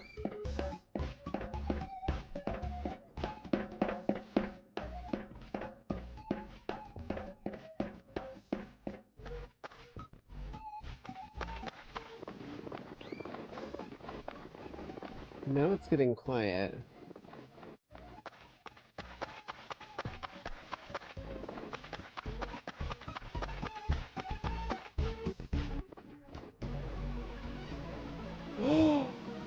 Dingus! I got him. You're mine, Dingus. You're coming home with me. We're having soft tacos later, bro. You're a fucking homie.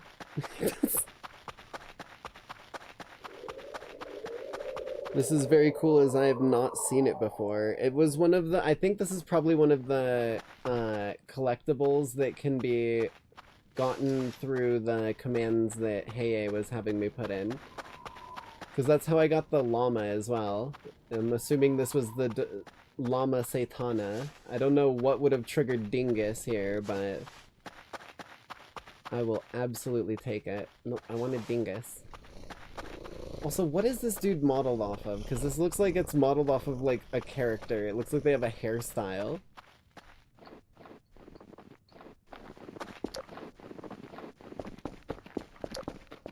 Let's put that away. I'm gonna grab you. Where's the lights? I want to just turn the lights on, because it is too dark in this bitch. Is it only in my room that I can have lights on? Okay. Oh. I'm hearing pings. Hey, Okay. Because that's the close range one. I don't remember what the button was. I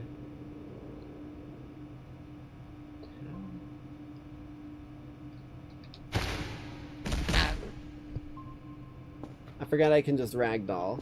That completely caught me off guard. Hold on. There's gotta be a button I'm missing.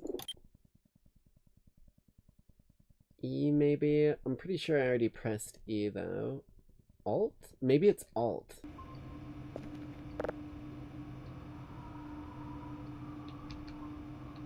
No? Okay. Maybe Alt plus F4?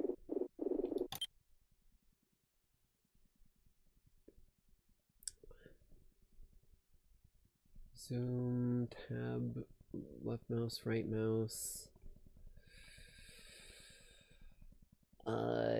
Spawn menu. I don't do anything.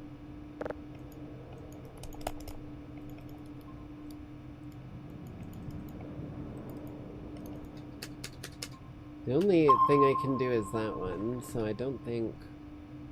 I'm hearing ping sounds over this way.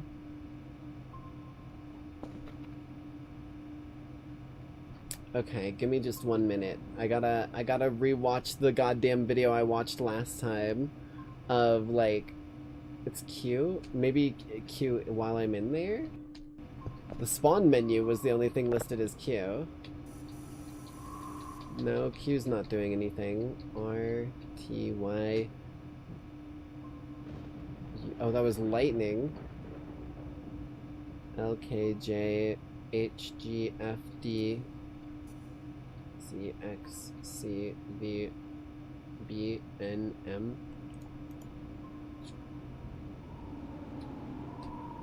That's a little funky.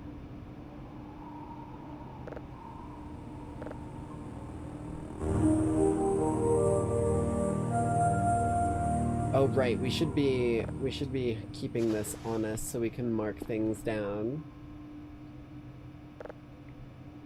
These are all upgrades. Email.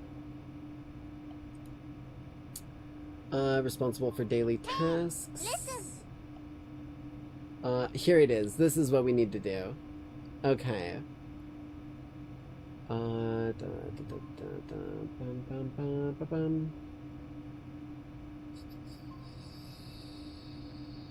Specific amount of drives.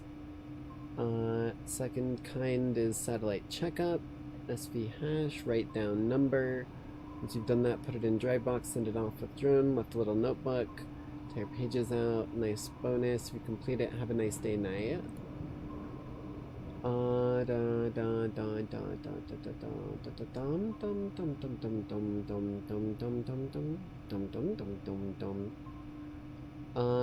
This is telling us about the drives and how to process the signals.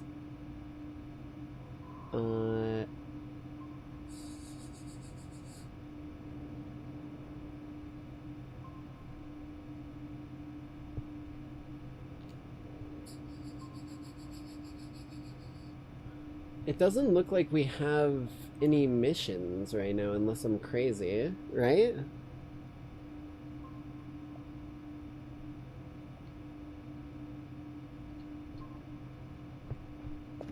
Okay. I'm gonna have to look up a video, I guess. How to scan for signals. VOTV.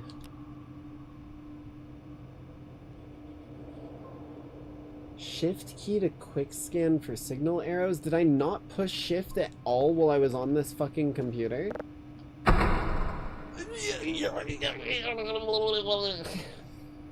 Okay.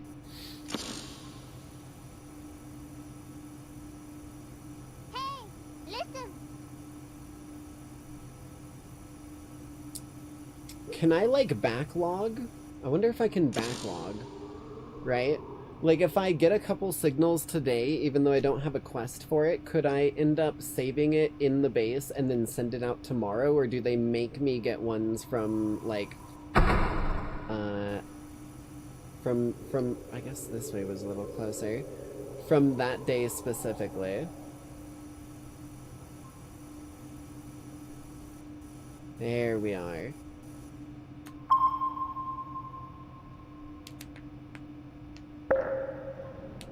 Initializing satellite rotation, which is gonna put this one in range, I believe. It's either that one or that one. I just don't remember which. It's cool that you can actually see the satellites rotating.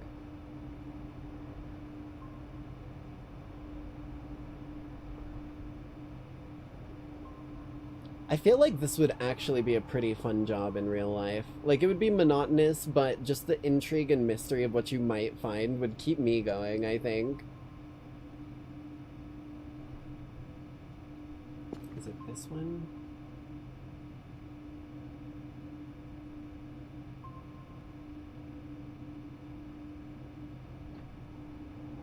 Shit.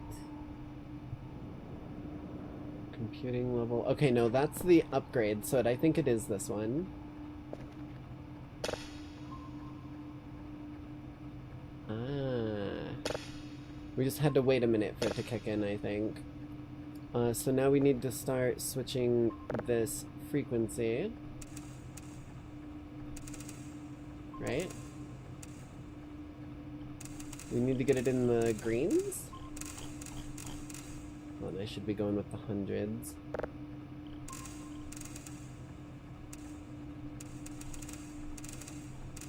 Why is it not moving?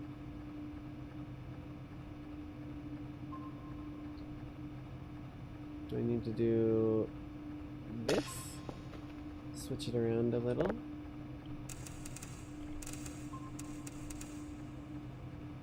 The detector status is slowly going up over there.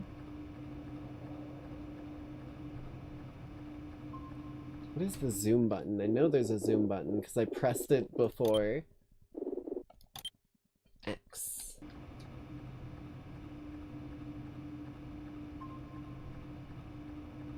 That's at 17%.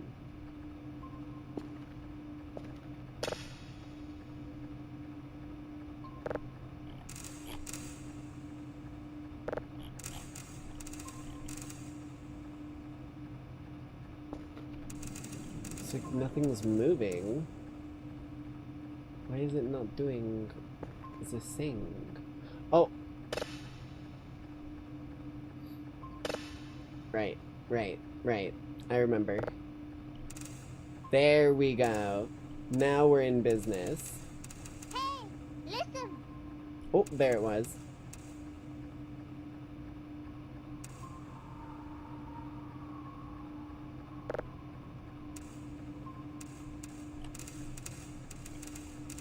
Oh, shit.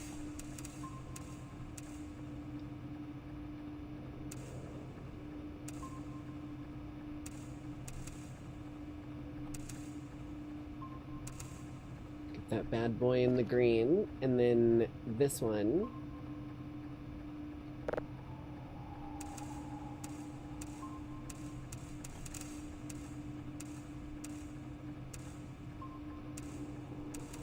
Perfect. Okay. And then save signal? Or do I need to wait? Oh, right there. It's doing percentages. Efficiency.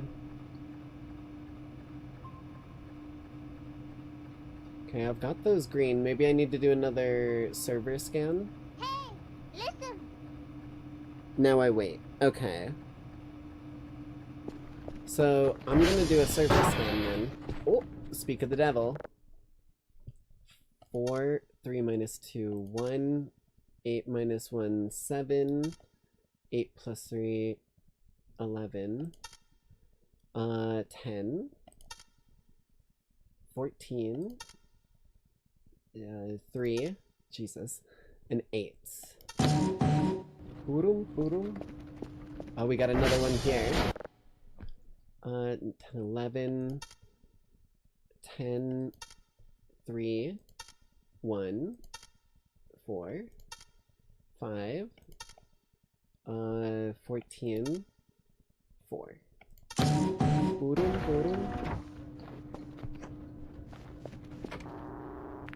Something over there doesn't sound like it's having a good time. SV... Wait, right? No, SD. Let's see.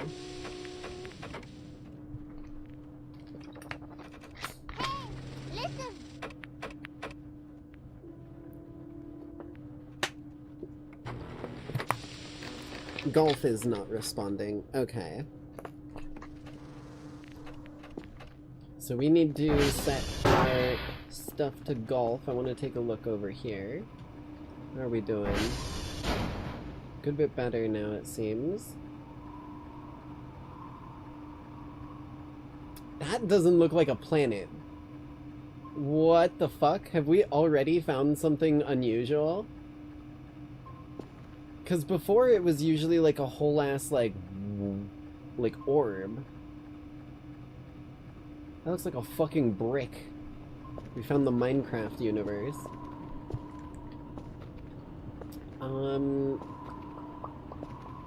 always forget we have a radar. That's what I was hearing ping. I don't know why it's pinging, because there's nothing over there.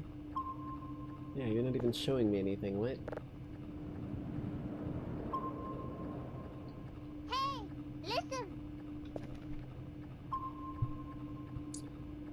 I have no idea what that is.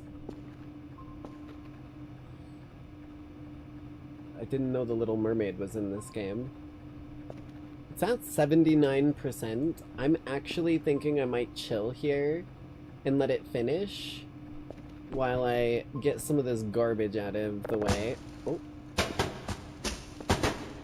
Okay. That way, it's not... Oh my god, I forgot that it fucking sticks to the walls. Sometimes.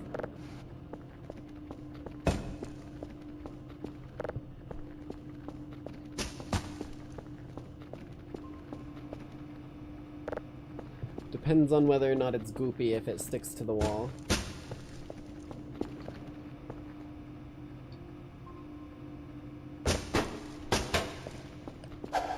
Oh, there we go. I was pretty sure there's a way I can throw things.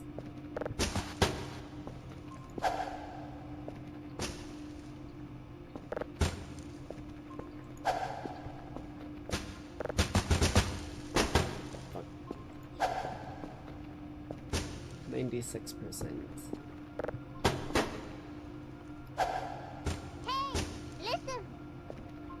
Okay. What in the... Okay. Oh, it's a neutron star. That's kind of sick. Okay. Signal quality. So save signal, right? Open lid. No. Save signal. Oh, it's downloading the signal now. Okay. It's doing it at a not a great pace. I gotta stop doing that, man. I gotta go fast, though. It's just in my nature. Oh. Oh, this feels like an important thing to have.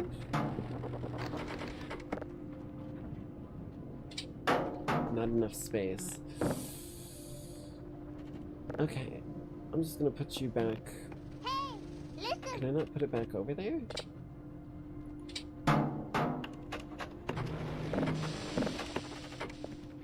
There we go. I don't know why I've got metal just randomly laying around. You need to fix the satellite. Yeah, I know. Golf. SV dot target golf. Did you guys hear that someone made a 4th dimensional golf game? I watched a video of a dude 100%ing it recently, and that was the most, like, wild, mind-bending shit ever to watch. There's my light switch. The light switch was garbage. Okay. The hell are you? Hello?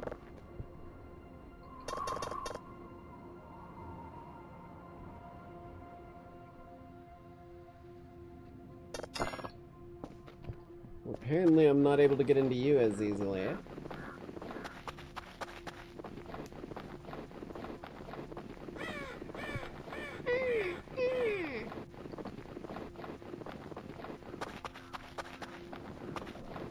Bring it around town. I think this one might be golf right here. 'Cause it's rotating pretty damn fast. Hey.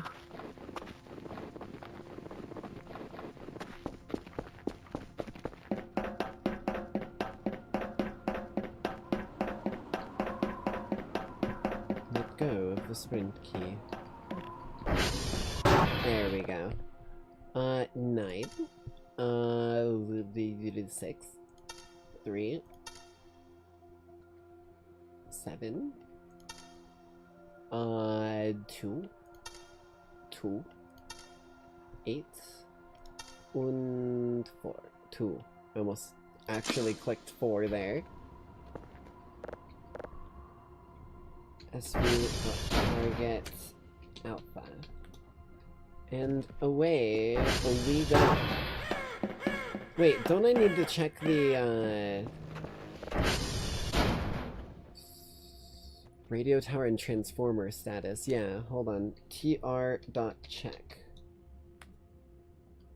Active power. Ooh. tw.check.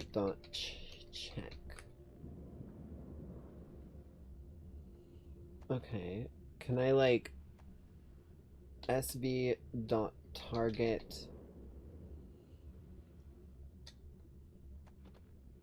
tr_3? Okay. So I need to keep the transformers going as well. I do remember that. Radio tower is online. I don't know where this transformer is, but it looks like it's going the direction that I want to go to get back home, so I'm here for this.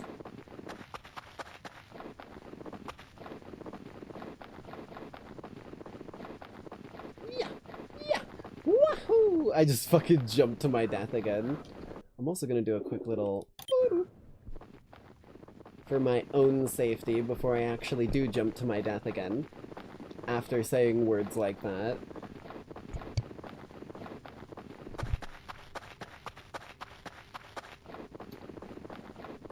Nah, I've got a signal downloading as we speak, bro. What are you talking about? It's a neutron star, but it's a signal still. Skyrim. No Skyrim.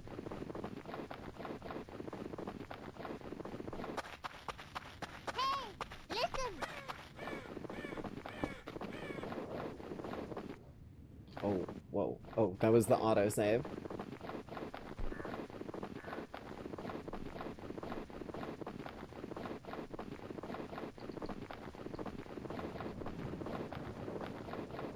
Apparently we've also got some windmills over here. I don't know, or maybe that's what all the power here is generated from, and the transformers are...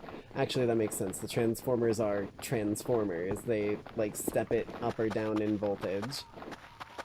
That's kind of what transformers do. It's kind of steep over here.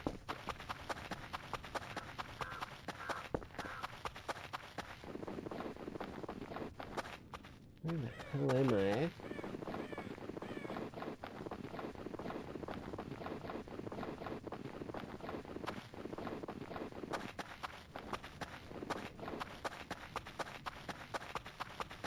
Going on a goddamn adventure out here to these transformers. Can only assume I need to go... Those power lines are gonna fucking break, dude. Do you see that shit? That is not safe.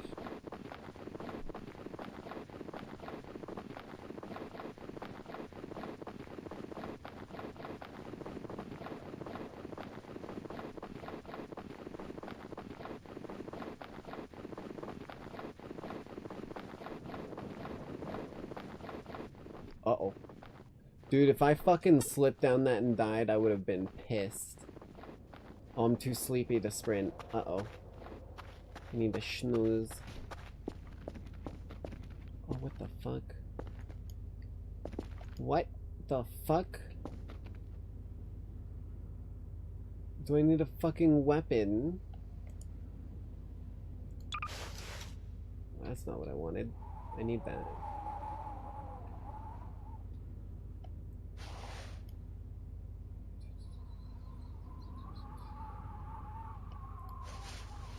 Equip. Recipes?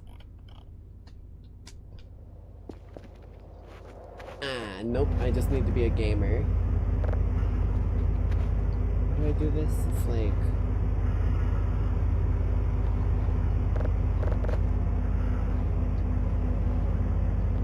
that. Perfect, okay.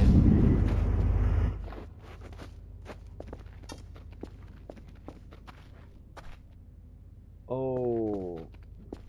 Oh no. Oh, there's a satellite nearby. Okay. I was like, I just realized I don't have a way to set my direction back towards base, but there is a satellite just over here.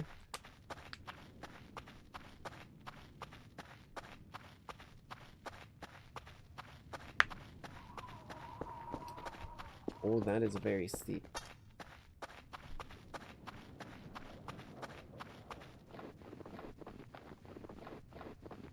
I didn't even see a bed in the place. Maybe it was in one of the other rooms. If I had realized I was so low on sleep, I would have gone for that instead of going out to the transformer.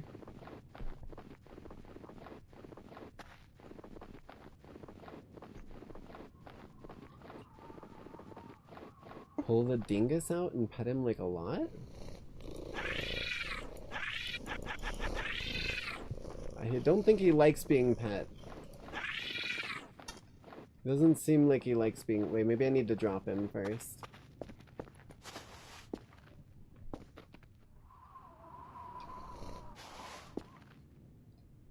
How do I...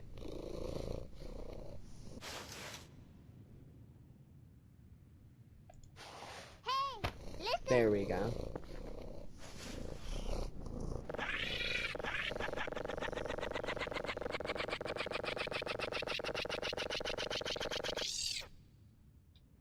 What did I do? Oh, by God, what did I do? Oh, by God, what have I done here? The game is frozen. Are those shrimp? What are we doing here? Huh? My game is frozen. Where the fuck? My game is frozen. You fool! You son of a bitch! I'm gonna have to reload my save now. I don't know. Fuck. I have to close it, don't I?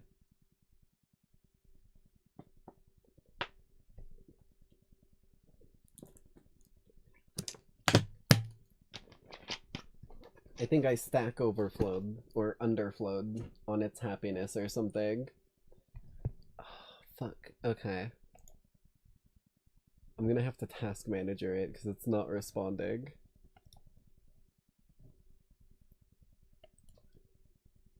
I thought it was gonna like give me some of my sleep back, not fucking make me reload to an earlier point. Jesus fucking Christ.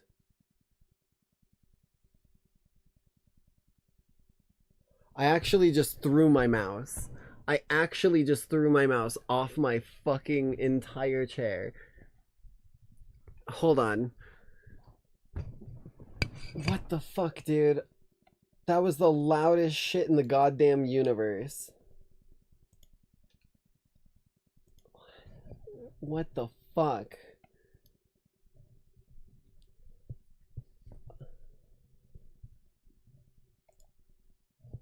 Did not know it could. I opened the task manager to try and close the fucking thing, and just like always on my PC, the moment the task manager came up, it decided to function and not be non-responsive, and it just exploded. The cat fucking detonated. It didn't just like create a little ball, it actually detonated. That motherfucker said, meow, meow, meow, and fucking cast the ultimate explosion spell. That was, oh my god, my fucking ears. What the fuck, dude? Holy shit. Okay, well, it crashed after the explosion, so I can relaunch it now. Hey, listen.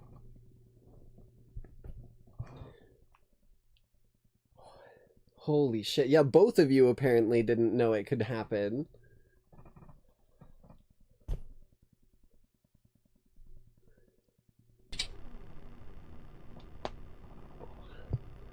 Omega warning. This game contains the following elements: bright flashing lights and colors, violence, gore, phobia triggers, disturbing and questionable images, and cognito hazards.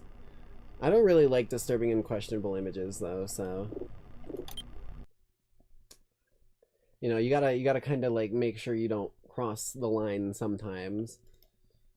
Cause what are we playing tonight? Right, Voices of the Void. Okay, let me get that launched up real quick here.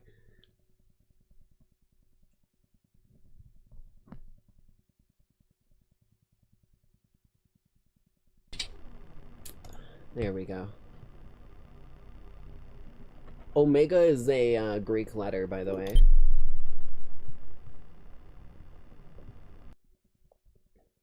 When have you ever heard of a being that rapidly raises in pitch and doesn't explode?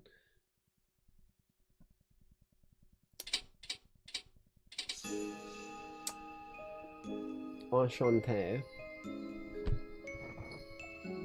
Or wait, I don't think that's the right phrase. Fuck.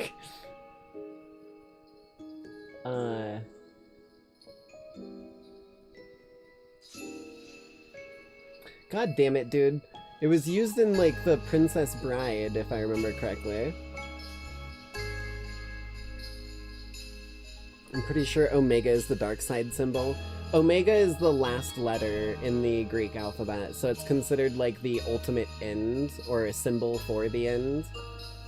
It's why my coin on my hip, that's kind of my calling card, is a gold coin with an omega on it. And it's also where the idea of alpha comes from, because alpha is the first letter in the Greek alphabet, which is a symbol of the very first. That's why if you ever hear the phrase, I am the alpha and the omega, I am the beginning and the end, is what it means. Touché! That's what I meant. Isn't enchanté just like hello? Or something like that? That's why I was like, wait, no, that's not right. Touché is what I was looking for.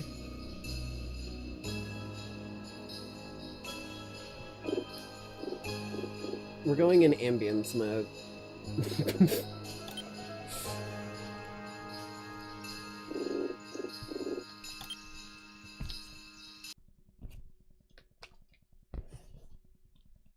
Not pretty sure it's the dark side symbol.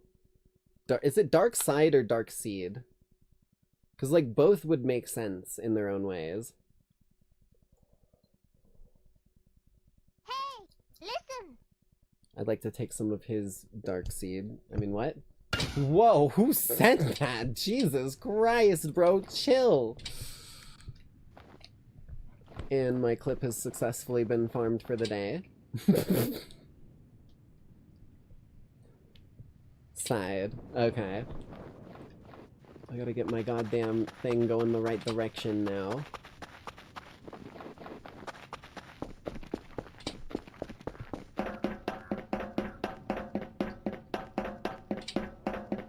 My sleep is still fairly low, so I need to head back home pretty fast here. SV.target. Oh.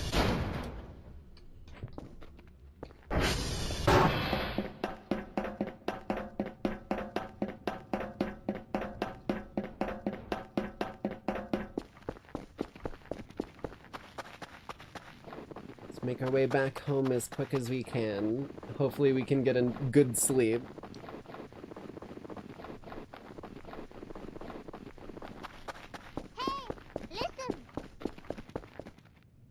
What the hell is a parademon? What is it? What does that like autocorrect you out the goddamn ass there? What happened?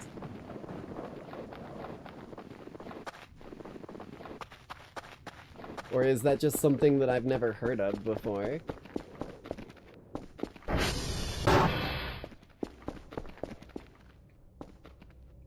Ooh, there's goodies in there.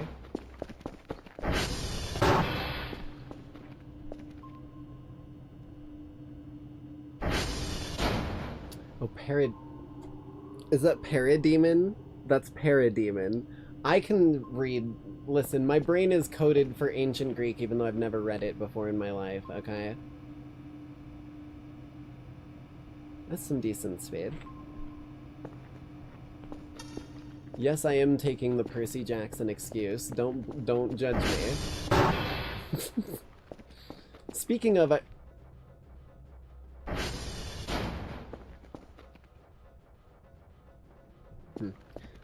local ambience be like. I thought that said gullible there for a minute. I'm not even gonna lie to you.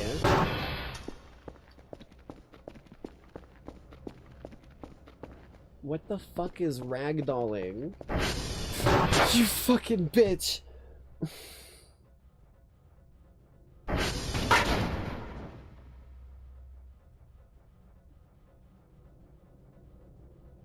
That's what you deserve. That's what you fucking get, you piece of shit. I fucking hate you. Die. Get crushed in between hydraulic fucking doors, you bitch. Oh my god.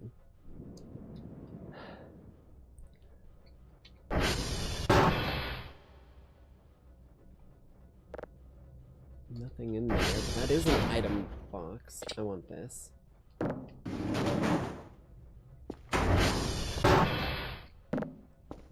I want you.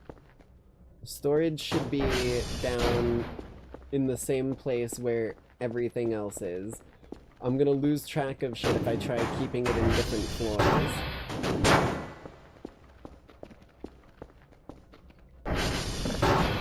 So you're going there.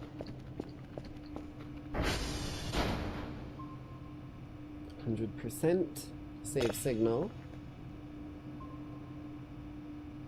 That sends it here?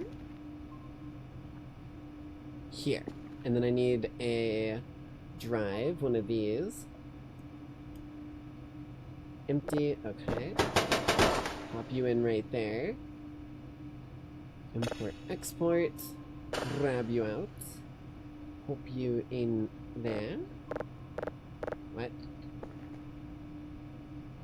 Can I not enhance? Is this not a possibility? I need to drop it, don't I?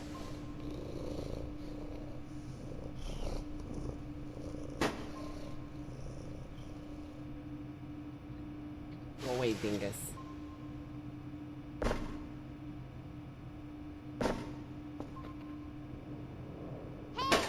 There we go. Import, export. Got it on there. And then we... I don't think... Yeah, it doesn't... Oh, my voice. One moment.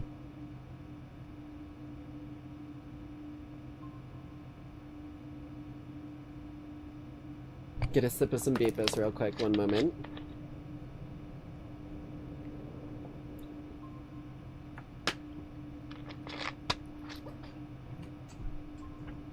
Okay.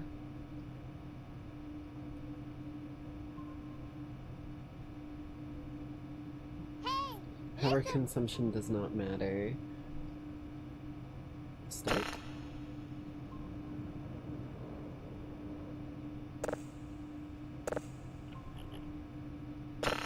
Okay, so I'm assuming I can't do anything with this yet. So instead it needs to go in one of these, if I'm remembering right.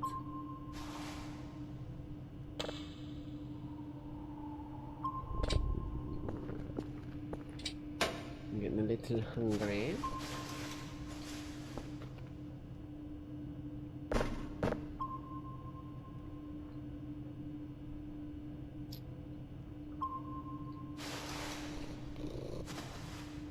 Pop you in there. What? Listen. The fuck do you mean empty slot? What? Am I crazy?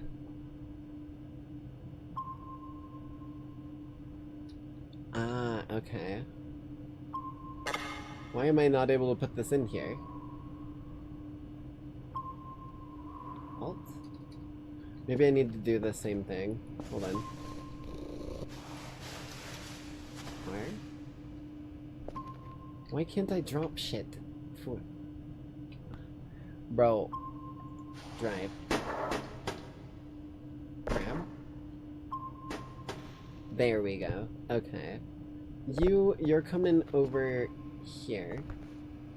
You're gonna be emotional support llama.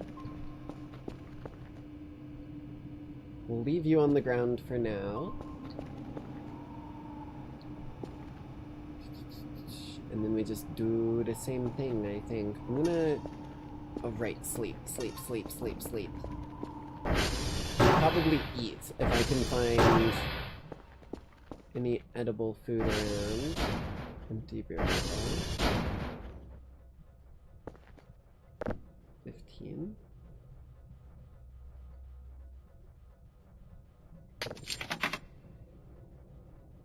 I actually had money, I guess.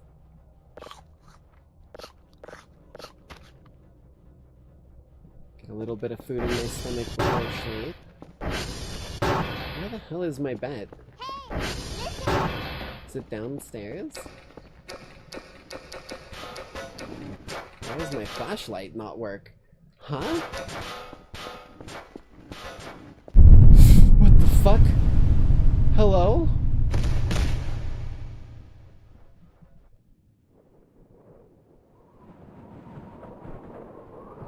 What was that?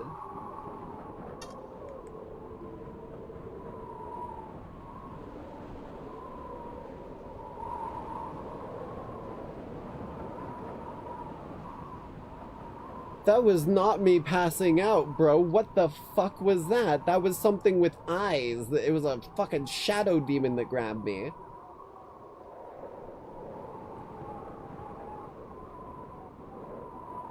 That's a whole different fucking ball game. I didn't realize we had invisible stalkers from D&D in this bitch, but I guess we do.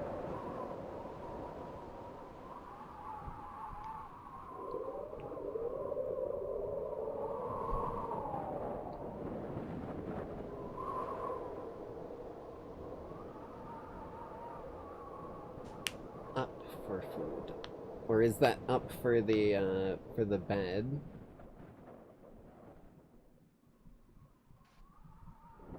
Holy, oh, that's snow. I was like, what the fuck are the stars doing, dude? Oh, I can't see.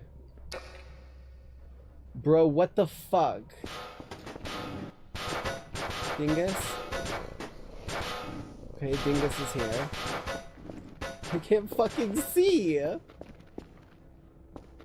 Where the fuck? There's trash there. That's outside. I have a drone supply coming in. Are you fucking joking? Gamma, gamma, gamma, gamma, gamma, gamma. Gamma, gamma, gamma, gamma, gamma, gamma, gamma, gamma, gamma, gamma, gamma, gamma. Holy shit, I can see again.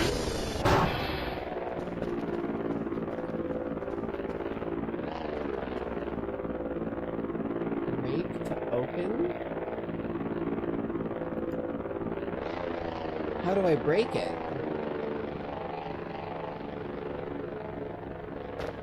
It's like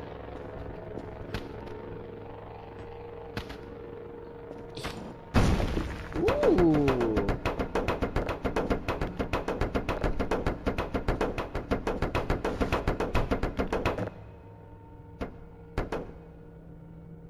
Hold. I got a glow stick. And a soccer ball. Both banger items. This one a puppy? Points sack. Is that money? I didn't know it was Christmas. Hot dog! MRE? Coal? I'll have a use for that in a minute, don't worry. Some beer.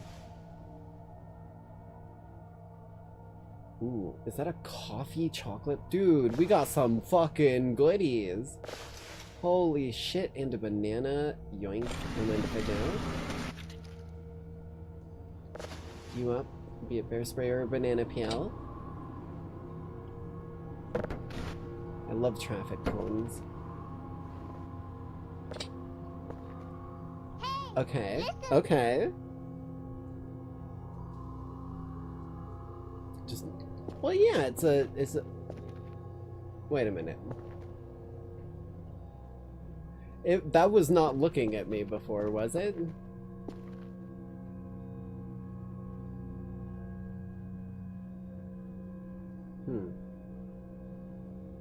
See, I don't mind. I know that Christmas is like Yule and stuff like that. That don't bug me. Collect. Trash. Fucking Toblerone? Are we are absolutely in the money. I need to go deposit some of this shit. Use.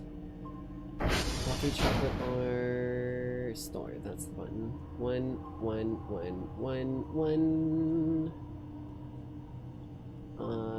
We'll keep the banana peel on us for now.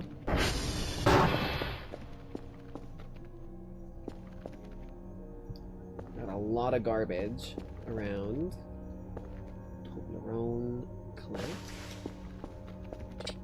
I will not turn down any gifts being given kindly. I just need to make sure I give something back. A doll. That's a cool looking doll. Collect. Unusual shrimp. Not enough space? Egg. Battery. That's probably for the flashlight, would be my guess. It's a food box with actual food in it. Okay, some of these I'm gonna have to put somewhere. I don't know if there's spoilage in this game, so I'm just gonna keep this one on my desk here.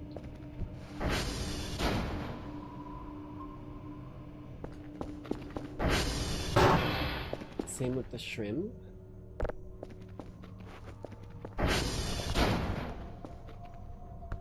You crushed my shrimp there, I would have never forgiven you, Door.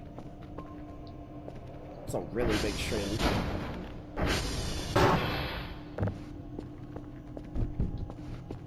Okay.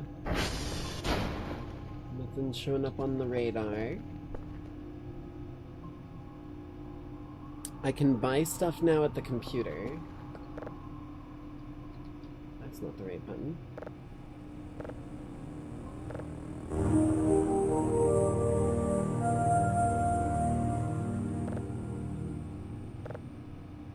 Store. Okay. So I have... Can I see how many points I have anywhere? Because I don't see it.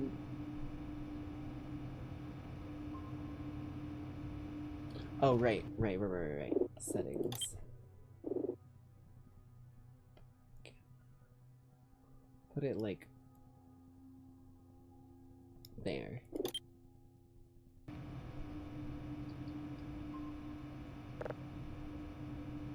How do I see my amount? Is it in my inventory? 175. Oh, is that up here? Okay. I can barely even see that on my monitor, so... Used in flashlights and other electronics. Repair kit, cameras... Notepad, sheet, sleeping bag. Allows you to sleep wherever you like. Ooh. I mean, I've got enough for it, but I don't think I should... until I've got damn sure... Cooking book, flashlight, glasses.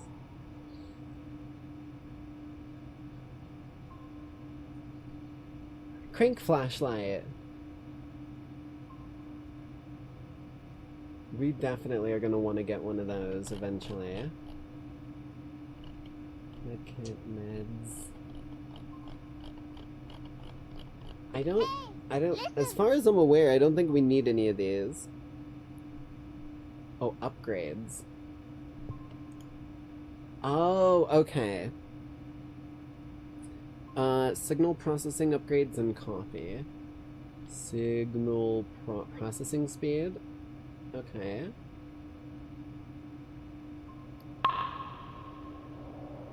And that was how many? 20. I see, right there. Okay. 20. How much was coffee? Let me look at that real quick. Store. Coffee.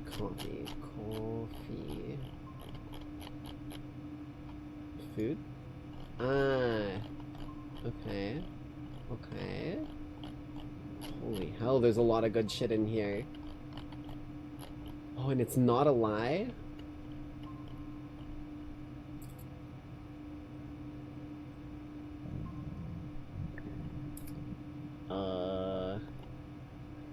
I'm assuming you mean the coffee chocolate bar, right? Or no? Because I am not seeing coffee anywhere. Oh, wait, there's more down here. Hey, listen.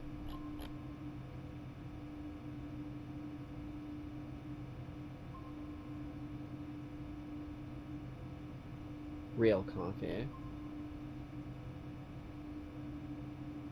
What, Jinx, no? What? Oh, that's good too, like, really good? Trash bags? Okay. I'm not finding the fucking things, though, that you're saying. Tools? This is probably where the trash bags would be. Either this or miscellaneous.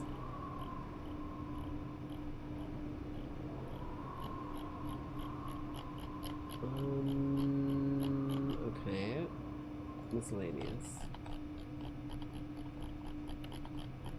Can make a farm pot garbage bag. Okay. 12 bags. Coffee bag. Placed on a coffee... Wait, do we have a coffee machine already, or do I need to buy that as well? I don't know if we have one of those. So I'm assuming that's what I need to get for coffee? Go to all and then search. Oh, shit. What? Oh, there we go. C-O... Coffee machine... Cool, funny, Sweden, man. What the fuck?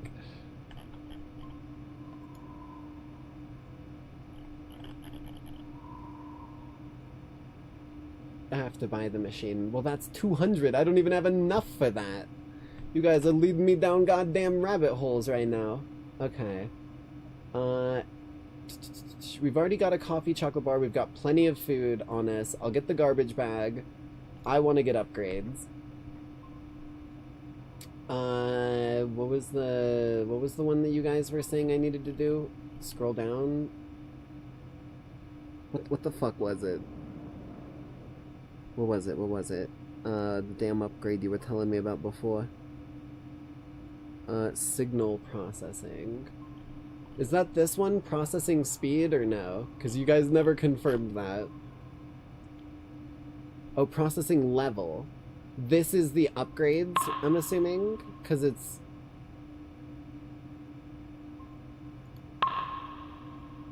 How many does this put me at? Still got 92. Yeah, this is what I figured. This was the upgrade to him to make him more valuable.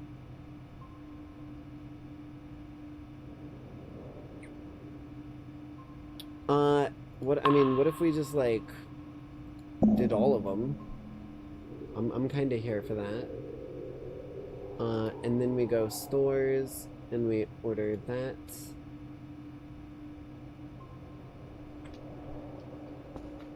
Let's eat a little bit of food. I have food on me. You.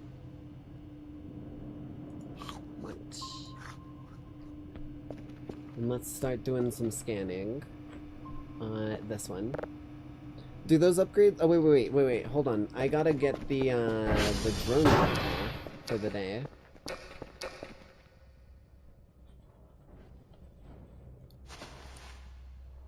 How do I do this? Do I drag it onto the flashlight? Oh, you fucking asswipe. Equip. Discharge flashlight. Flashlight is empty. How do I do this? Also, I've got a drone drop off. So I need to get this done soon, hopefully.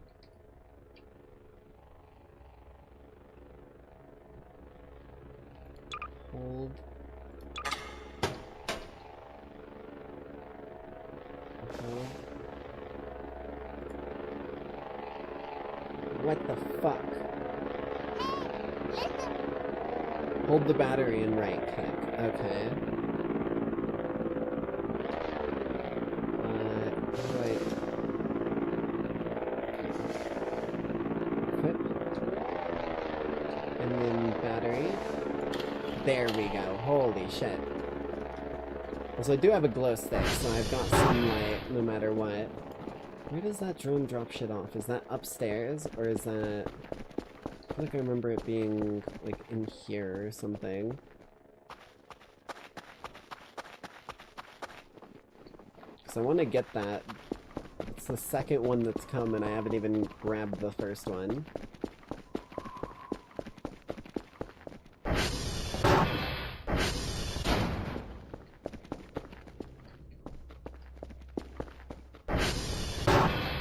Here? Is it this place? This feels familiar. Why is my flashlight still dead? What? Okay, there we go. You fucking bitch. It's on the roof. Okay, I need to go up.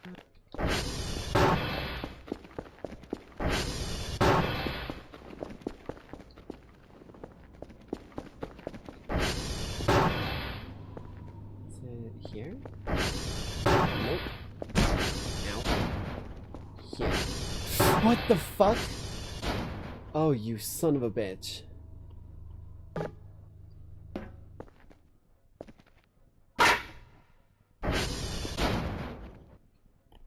Is this my supply drop?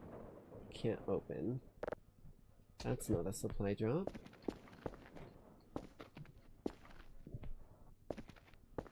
What the hell, am I crazy? Hey, listen!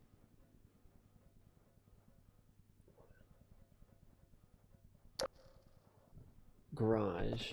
I was just in the garage, I didn't see it in there, maybe I'm crazy.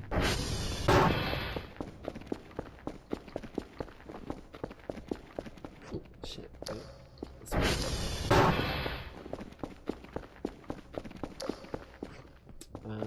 Here.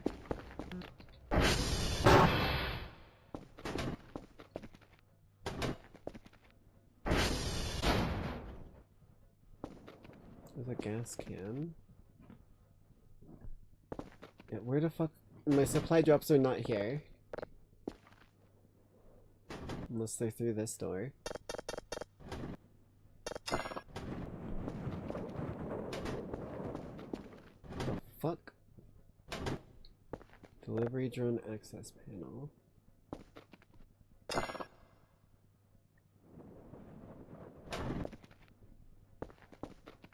I'm a little lost here. Directly out from it?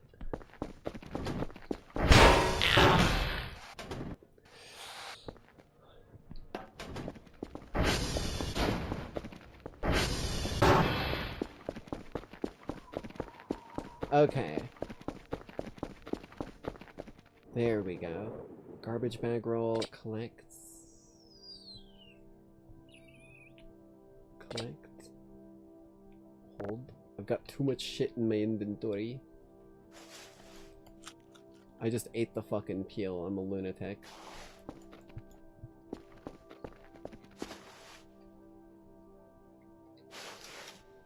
Why the fuck do all these damn buttons the game's been teaching me not work? You drop.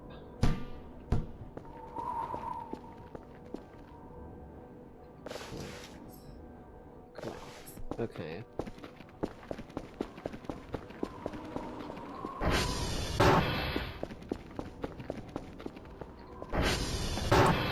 Okay. We've got our goodies. We're back in business. Why is it just not letting me place? Am I missing the goddamn button here?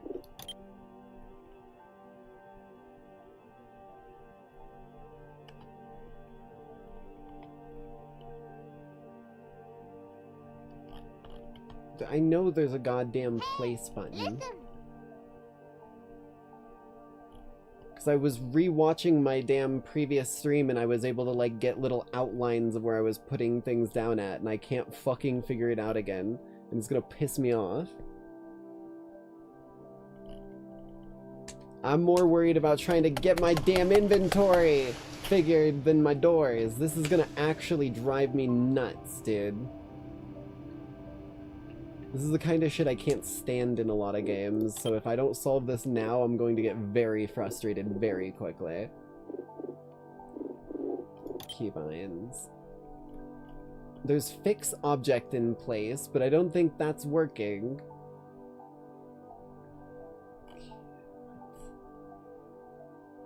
And R doesn't fucking do it either. What are you telling me, game? Just puts it in my fucking inventory. Hey, listen.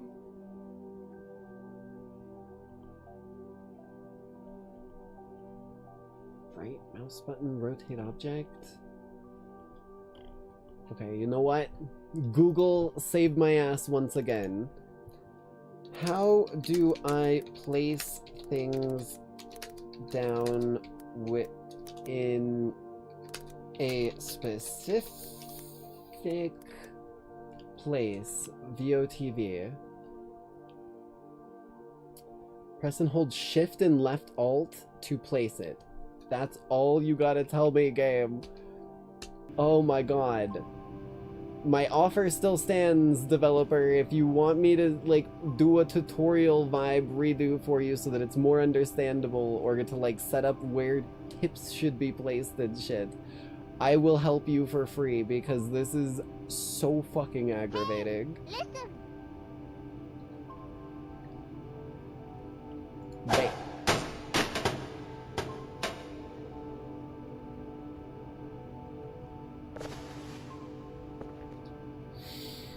Let's try that again.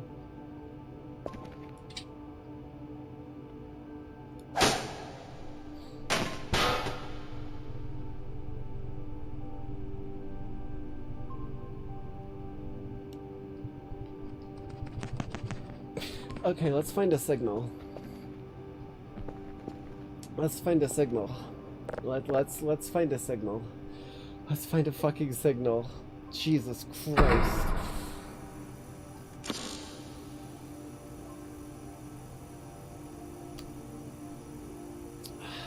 What the fuck is that? I can't even go up to it.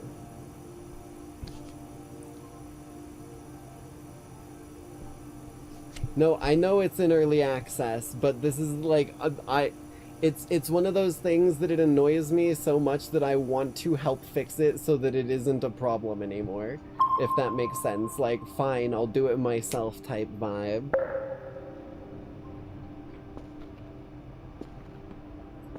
Where did that drive even fucking land, man? It went to the fucking stratosphere.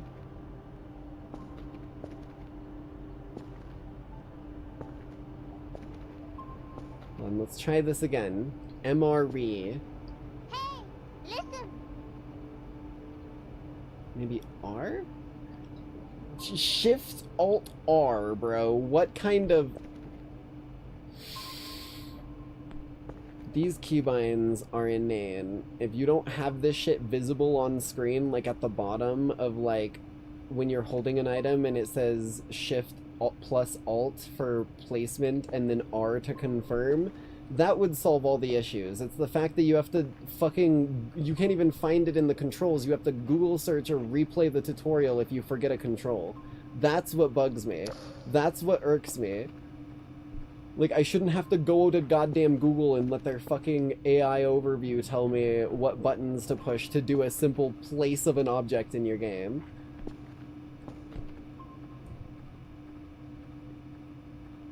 Alt-R if not Shift. Again, this is why you... This is why this game needs a UI overhaul. Like, I have played, you guys have even seen me play plenty of games with inane controls, but when I forget them, I look at the controls, or I look at the on-screen prompts, and I don't have to Google search it. Like, this game, yes, is complex, but it is not as complex as, like, some shit that I have played, that's for damn sure. I should probably fix the ones in here first. 7. 2, 4, 3, 3, 13, 14. There we go. Turning, what the fuck? Turning feral. 2, 6, 4, 3, 1, 10, oh wait, no, 2, and 4. Am I fucking something up here? Hold on. 7. 9 minus 1 is 8. 14. 5 minus 7 is 2. 1 minus 5 is 4. 7 plus 2 is 9. 4 minus 3 is 1. 5 plus 4 is 9. What the fuck was I doing wrong there?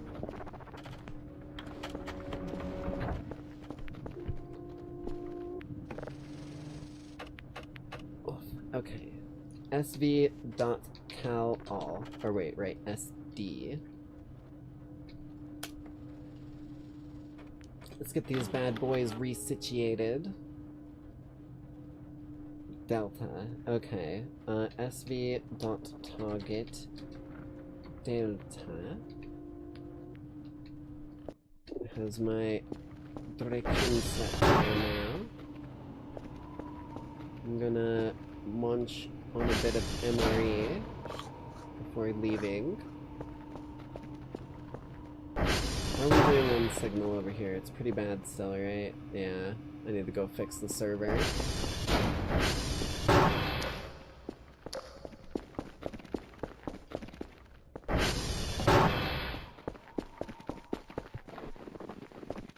Get this bad boy up and running.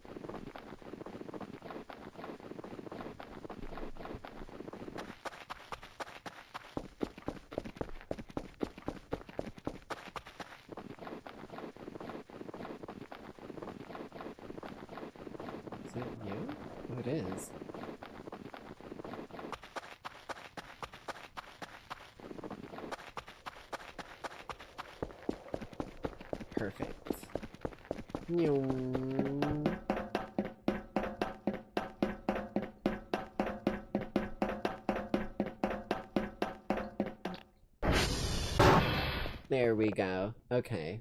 2.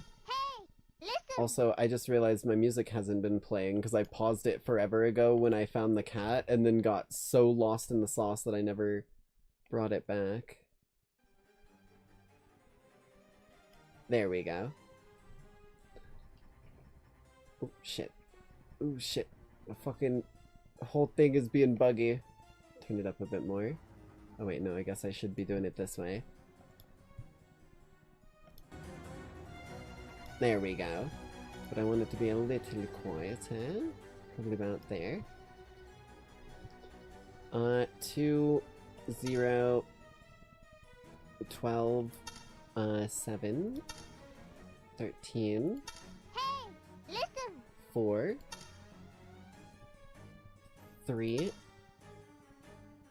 11. A. Okay. That's the only one that wasn't responding, I believe. So then we want to sd.cal. Oh wait, no. tr.check.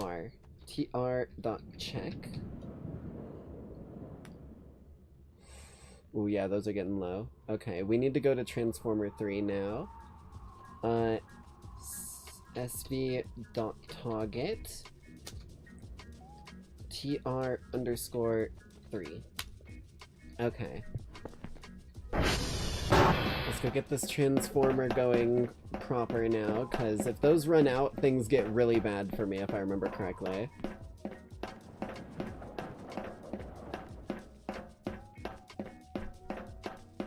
Check email for quests. Oh shit, you're right. I haven't been doing my daily quests. I do want to get this transformer before, like, completely heading back. Because it's at 50% power, which is really fucking bad. And I think it's a transformer that's really far out here. So getting it taken care of now is probably smarter than leaving it. Gotta follow the power lines. Fucking power lines that are swaying in the wind like it's a goddamn nightmare.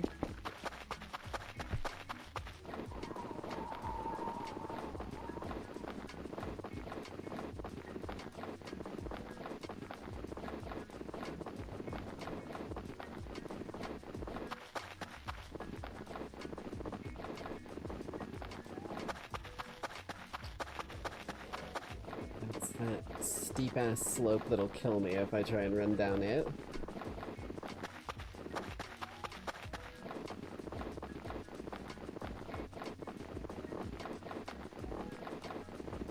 Hey, listen.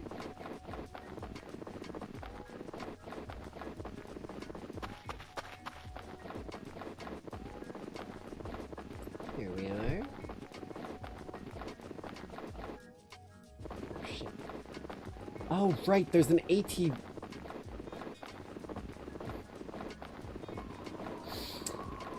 I should really remember that I have vehicles at my disposal, and it would probably save me a lot of trouble. Granted, there's also a solid, like, 75% chance I just wreck and die the moment that I leave the base with it, so maybe it's a blessing in disguise, you know?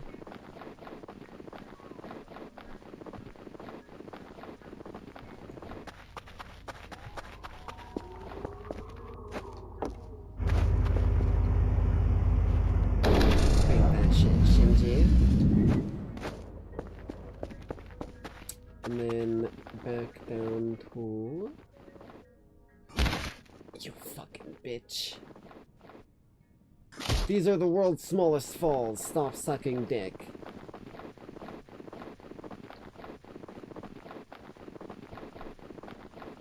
And here...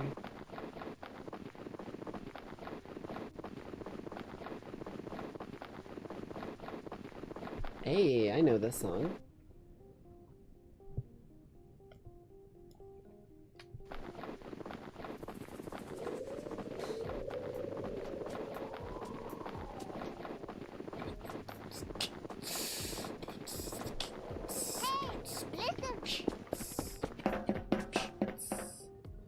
You can turn off fall damage if you really don't like it. I'll leave it on for now, but I'm gonna be honest with you, there is a solid chance I turn that shit off. SV.target. Cause like I am a person who likes taking shortcuts, and when games punish me for that, I get angry. Like, it may be funny a few times, but when it's shit like that and I'm like going down the world's slightest little fucking gap, I wanna die.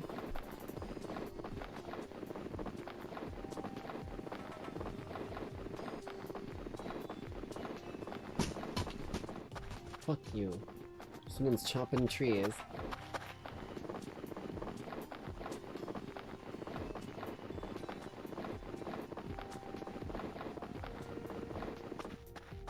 Like this, if I take fall damage here, okay. I was like, if I took fall damage there, I would have been fucking angry.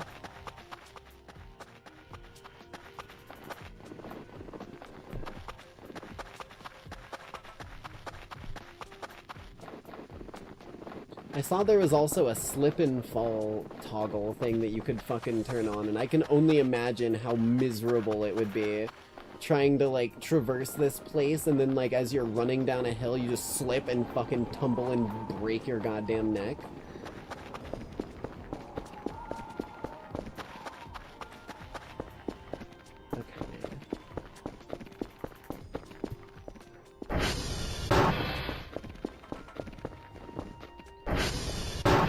How are we looking on this download? 100% there. Now we gotta get these bad boys in position. Hey, listen. Perfect. And you? Oh shit. Okay, maybe we go with the 10s.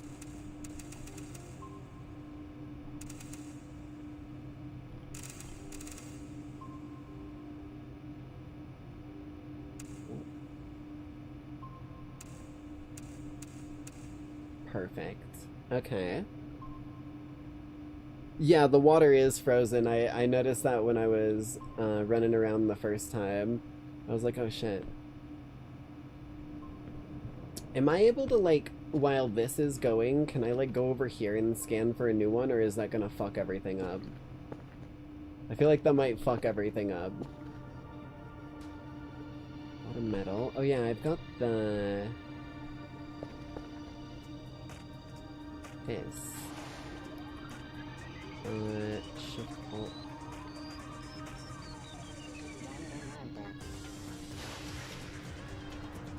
What the fuck? What?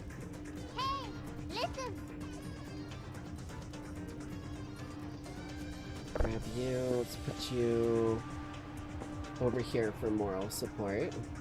Alright, I gotta get my missions. Do I, like, lose if I fail to do my daily missions? Is that something that will happen where it'll, like, fucking kill me? Or some shit like that? Or is it just for bonus money? One signal of level 0. I've already got that. Oh, what the fuck?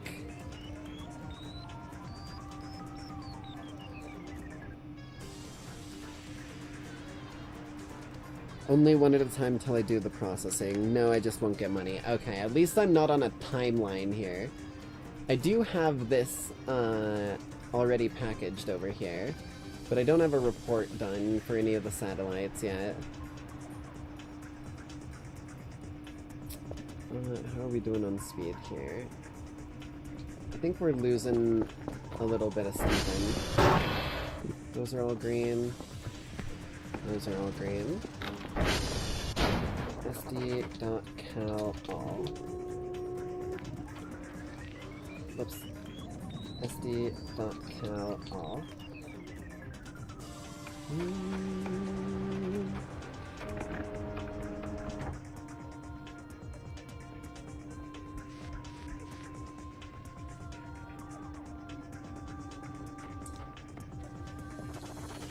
I like that it at least realigns all of the satellites for me when I do that. tr.check. Yeesh. And then tw.check. Okay. Well, we're doing alright for now. I'm getting pretty tired again. So I gotta make sure I get some sleep. I believe you guys said that sleeping was upstairs?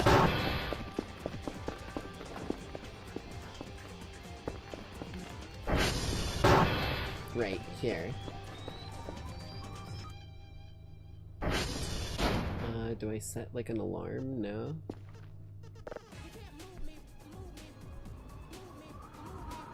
Can't move me, move me.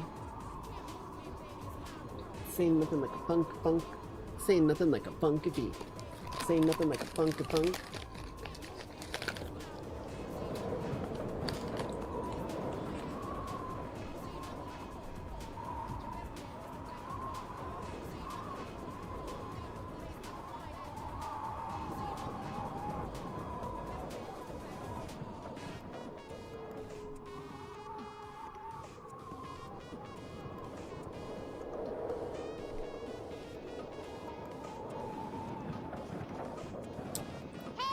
There we go.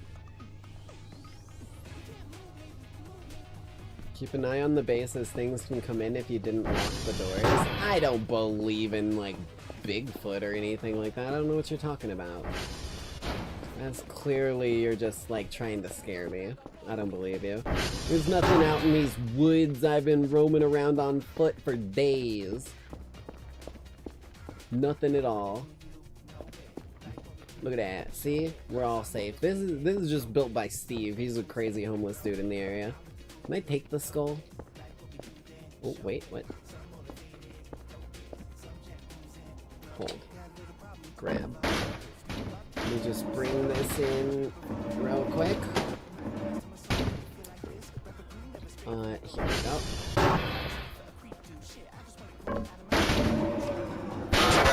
My knee.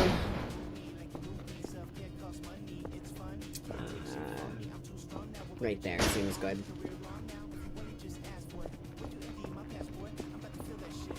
Okay, we're at 100% here. So then I save signal. That sends it here. And then I need to put it on a drive.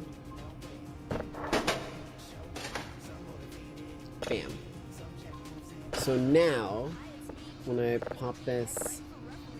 Fucking bastard. Shift Alt R.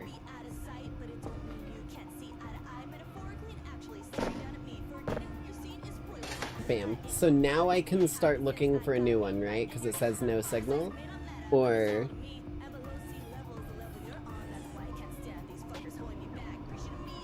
not entirely sure.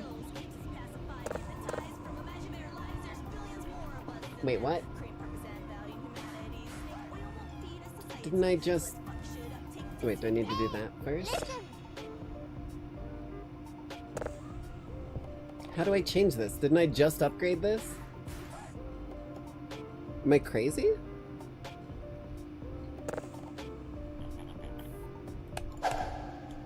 It's not letting me, like...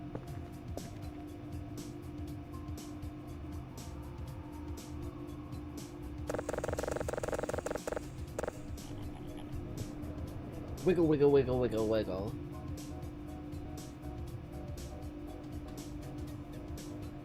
But I'm trying to change the max computing level and it's not letting me. Like, is it gonna do any... Oh, it is. I'm just a fool. Okay. So let's start looking for a new one while that's running. Pretty much straight down in this direction.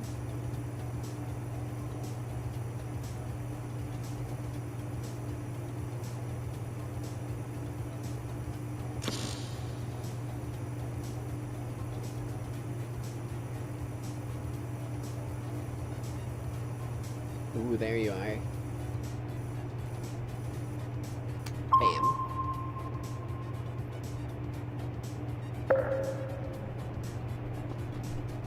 It's gonna get them all nice and rotated for me.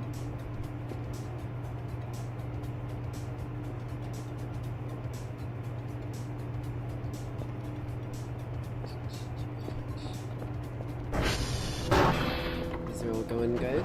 Oh. 5 and 7 is 12. 7 minus 6 is 1. 2 minus 7 puts you at 5. 5 minus 1 is 4. 0 minus 4 is 4. 2 plus 4 is 6. And 5 plus 3 is 8. Uh-huh. 2. 13. 9 minus 5 is 4. 2 minus 6 is 4. 1 plus 3 is 4. Weird. 0 and 9. 2 and 7 is 5. 9 and 4. 5. There we go. Gonna have to wait for the detector status to be 100. Oh.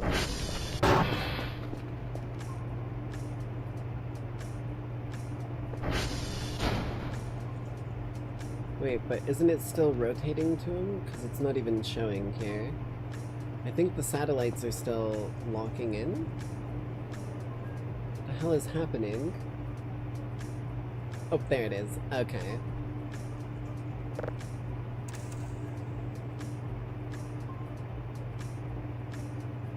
Where are we?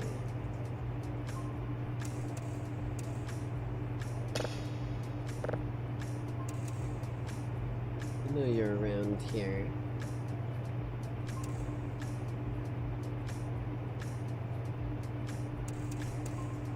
Okay. A bit worrisome. Listen.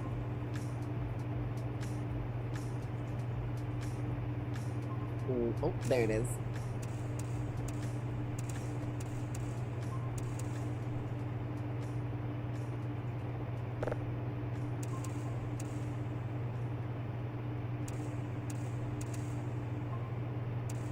Perfect. Okay. And then you.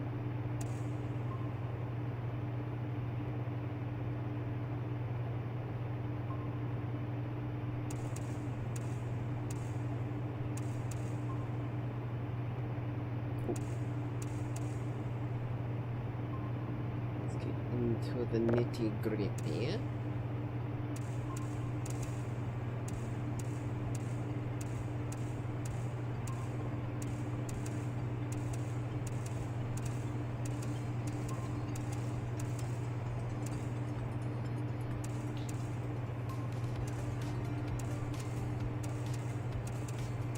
There's a spot in there.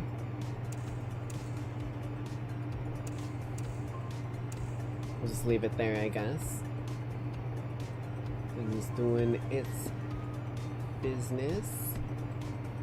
This one's going, it's about 40% done. Let's do a little count on.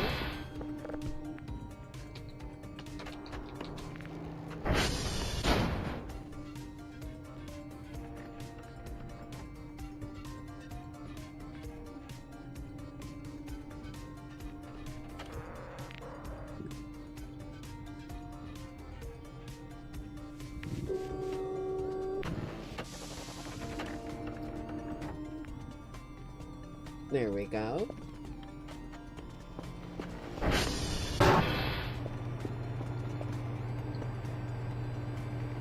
That go a bit quicker.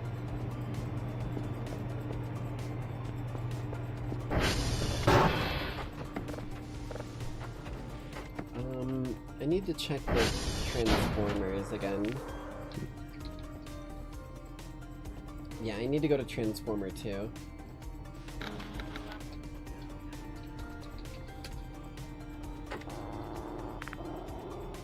Oops, 2. Because if I let that degrade too far, it's not going to be a good day. Let's go for it. Little hungry, but nothing some Toblerone can't help with. Oh, Toblerone also gave me sleepy stuff. ATV. Did I just get cut in half by the door?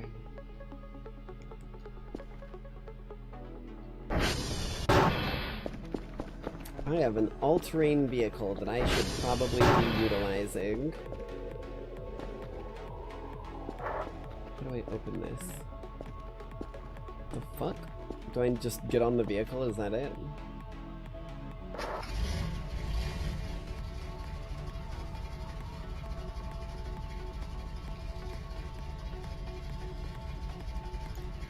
What?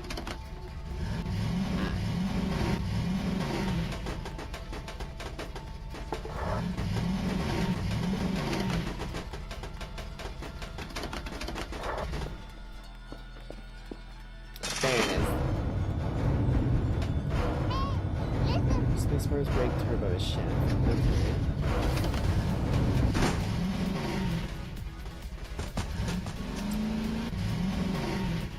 Thank you.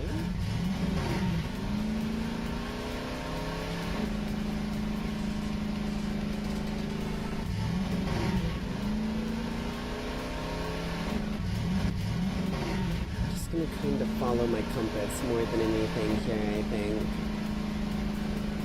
I was gonna try and follow the signs, but I don't think they point towards the Transformers. I could be wrong though.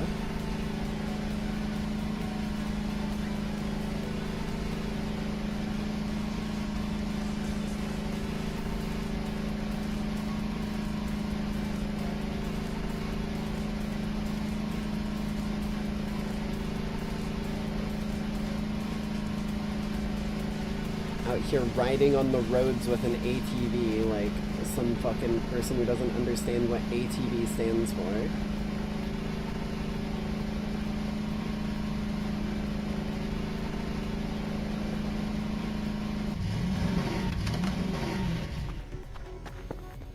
Ooh.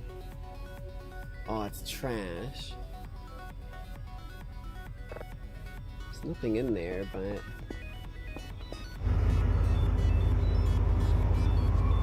a lot of garbage.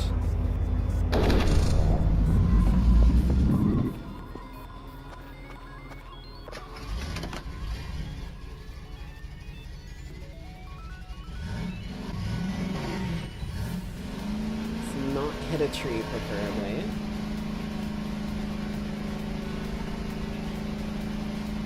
Should be able to get myself resituated here.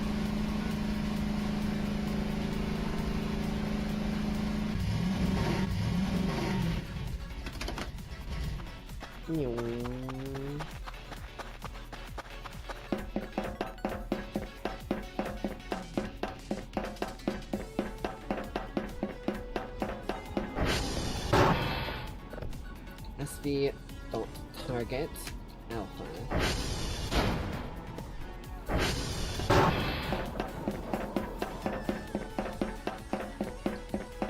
No shortcuts for me, at least not for now.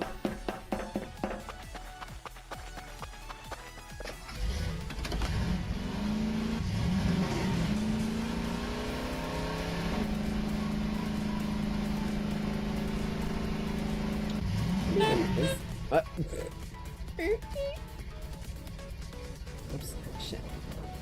There we go. Oh shit. Why do I have a fucking thing here? I have like a black bar on the bottom of my screen when I'm on here.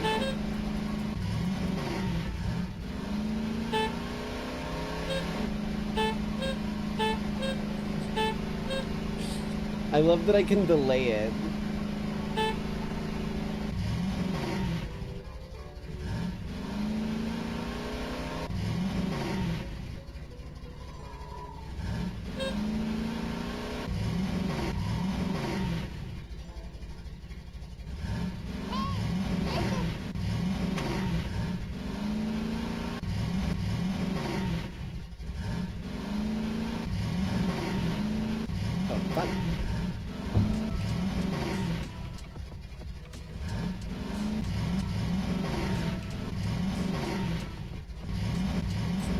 little spin around.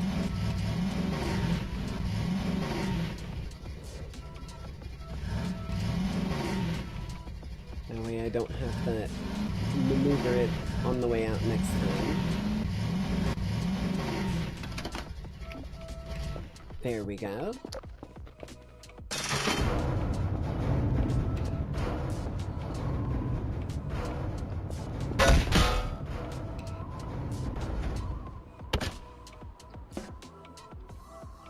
Where the hell does this go?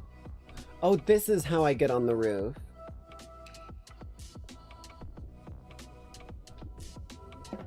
Wait.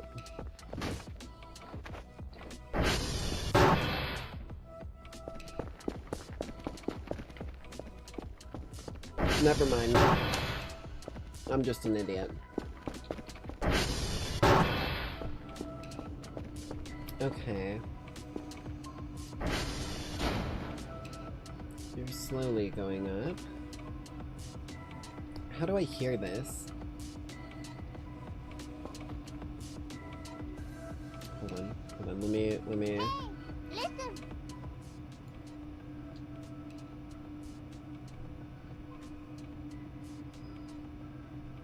How do I listen to it? I've got it here. Do I need to put it back on the drive?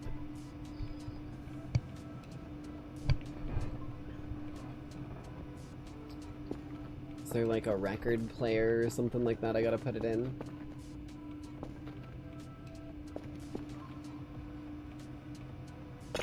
Could also just... Oh shit. Oh, I have to do it twice. Right, right. There we go.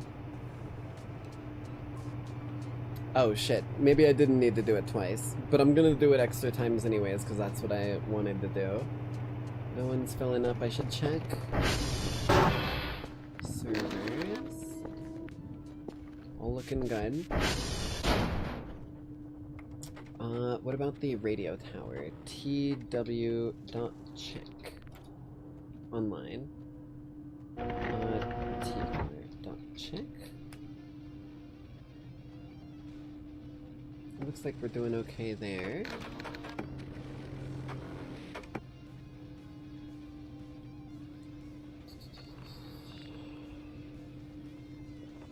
Okay, just do a quick sv.cal all. Oh, sd.cal all. I don't think anything is down, but yeah, things were going a little slow out there.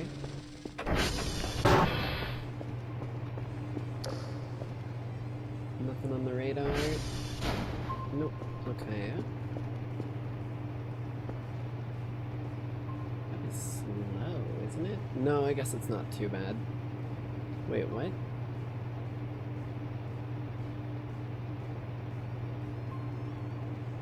Okay, now it is going up. It looked like it, like, looped on 59 for a while.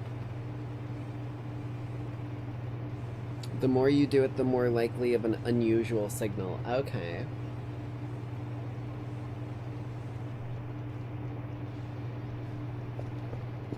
Well, I mean, I did get that. I didn't get the other things that the lady wanted me to check on. But, oops.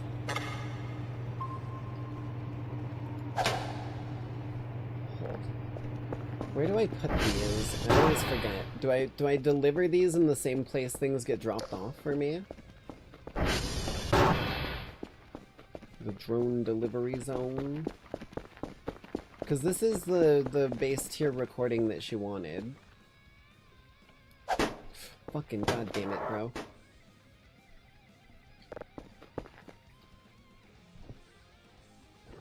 Doesn't look like it's here.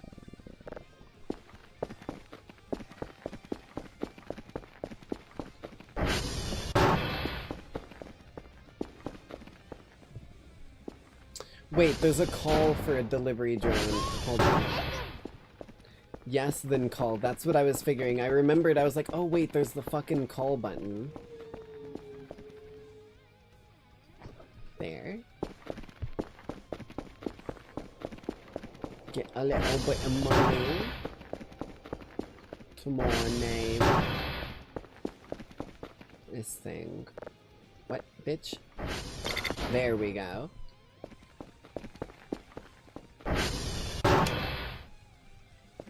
How does fuel look on you? I literally can't even see what fuel looks like on you. Oh, there it is, 86. Okay. That's still pretty solid.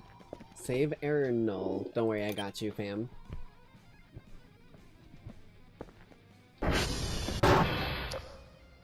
There needs to be a light switch out.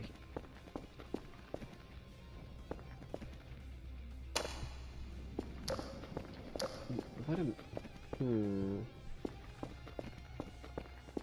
Because people do not understand the words fucking... Like, look at this. We got light. Is there a light switch in here? Doesn't look like it. We got light everywhere except that goddamn hallway. 75, 54.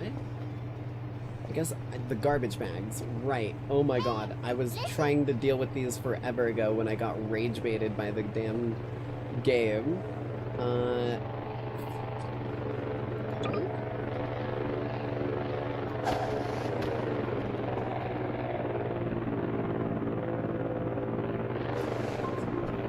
What the fuck?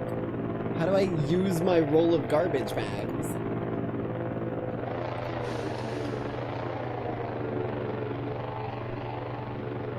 Place.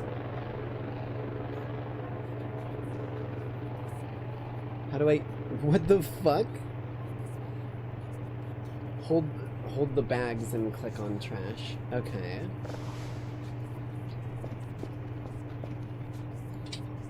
Ah, okay. Akumasaika, bro. Wait, what?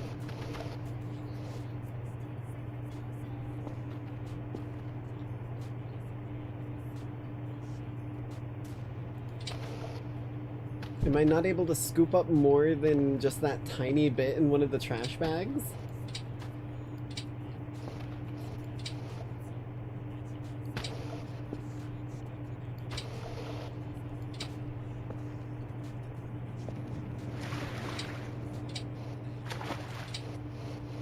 What the hell do I do with the trash bags? Because that's not much better. I thought it was gonna, like, get all of it in one bag. What the hell do I do with the trash? Is there, like, an incinerator? Do we have a... Do we have a secret fucking thing that I can feed trash bags to and it, like, gives me money? Money!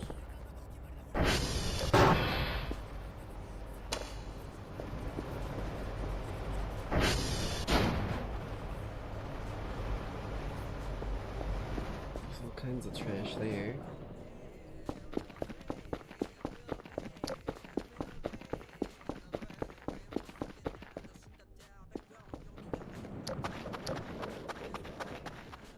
Waste management. Oh my god, I gotta bring it all the way out here, don't I? Grab. I can move them? Hold. Alright, you're coming with me. We're getting you nearby one of the fucking doors. Ooh, fireflies. Come on. Come on.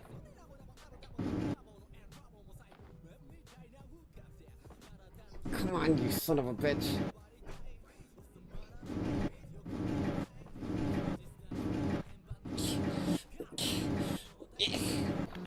Fucking let go. Put it in a box and give it to the drone? We're talking about my garbage bags, right? Like, am I just able to... What? What box, though? What the fuck are we talking about here? I don't think it'll go in one of those. Do I need to buy it?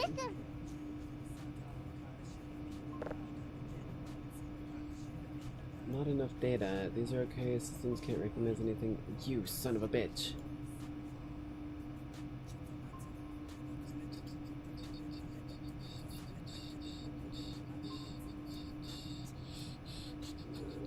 Oh shit, I didn't do the fucking,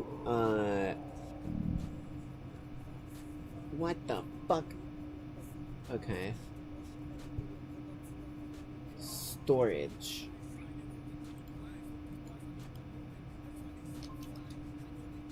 Okay. Anything that you can store the stuff in.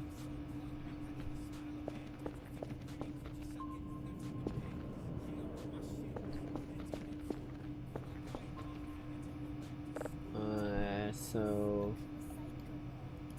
large.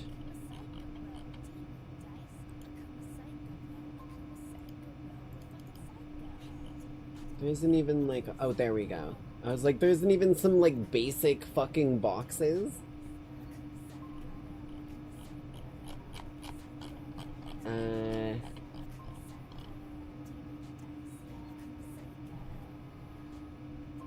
I don't know. Bruh. I feel like I'm being led down another goddamn rabbit hole because I don't know how many things will be able to fit one of these.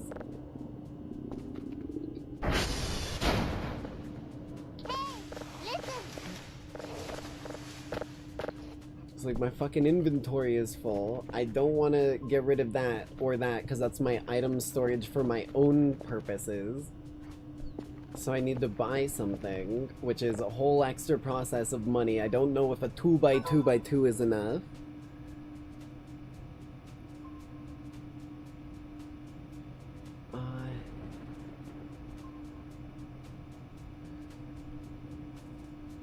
I mean, I guess we'll just see if this is enough to hold anything. Boca? What the fuck is that? What the? What?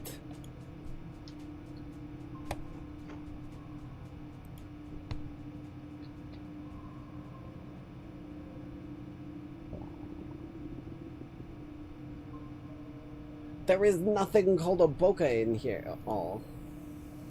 There is nothing called a boca in here. What the fuck?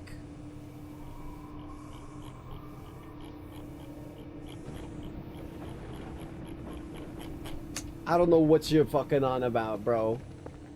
You're gonna rage bait the fuck out of me, giving me all this wild advice.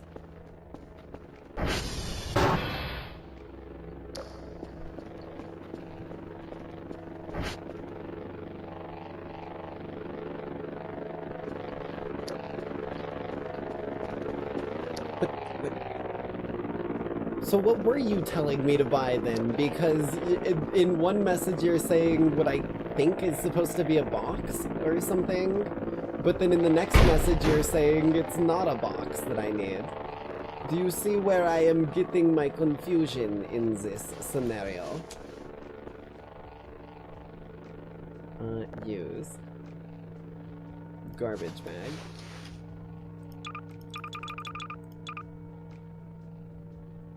Okay.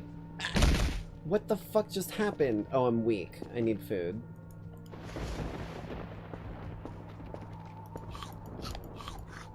There we go. So if I just go pull this lever inside, is that gonna sell it now?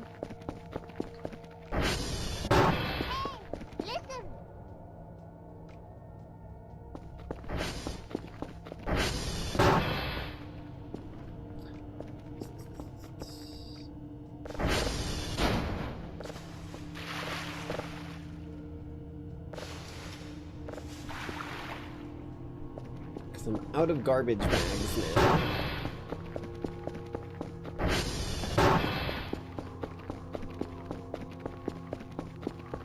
Oh, you son of a bitch, bro. You son of a... Where's my box? I need my fucking box that I ordered. Because I don't have other shit that I can store If oh, for fuck's sake.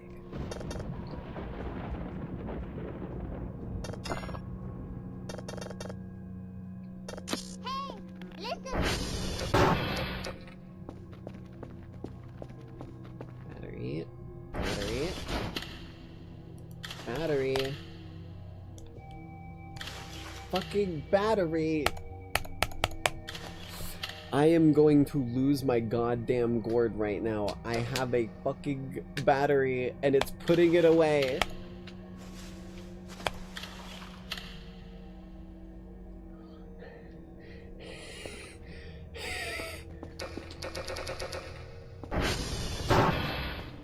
Use the fucking thing. Use it.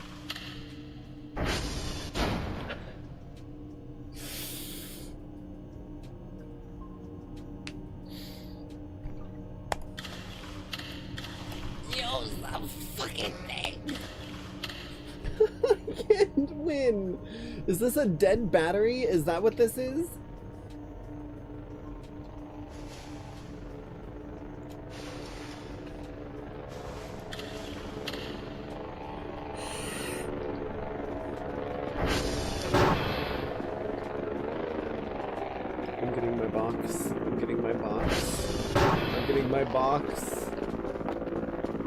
It's my box. My box. Jesus fucking ears. I need to sleep. It's too dark. I can't even fucking see out here. This game is a fucking rage bait machine. This game is rage baiting me more than Fever Meme ever fucking did, dude. I'm gonna lose my gourd.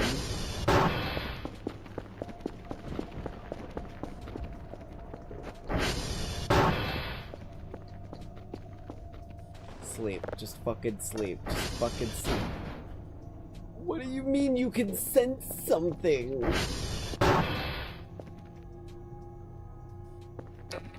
What the fuck kind of SCP bullshit? You have taken every ounce of what I was worried about and cranked it up to 11. Hello?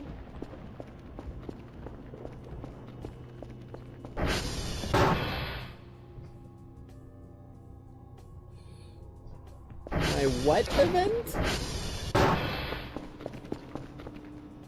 What the fuck is happening?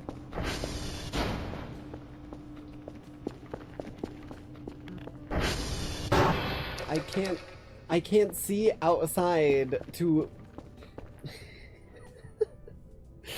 Oh, I should have just kept doing signals! Oh my fucking god, dude. Now I'm like fucking soft locked until daylight. I'm gonna fucking go out of my brain here. I'm also gonna damage my fucking brain with these doors.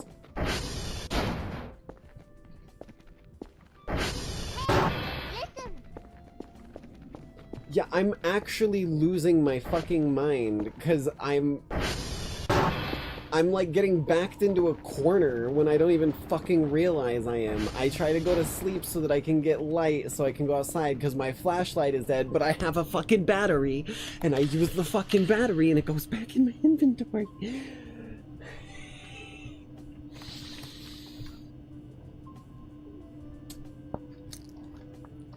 Does this game normally cause mental breakdowns every time someone plays it?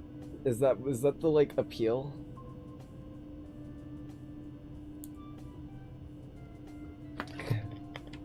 This game is driving me to drink. I swear to fucking God.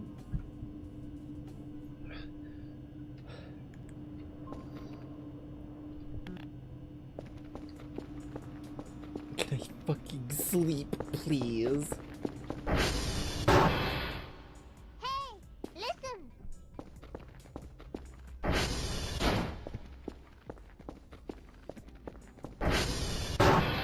I feel like I'm the only one who's, like, making it visible of what's going on because I'm trapped in a Sisyphean fucking nightmare with my own flashlight battery.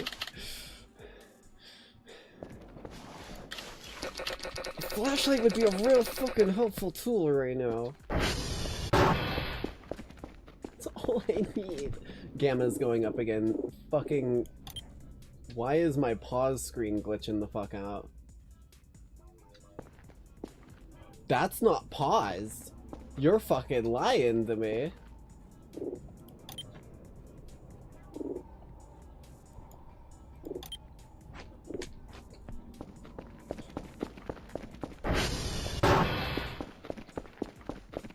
I have night vision for a fucking reason. What? Hey, listen.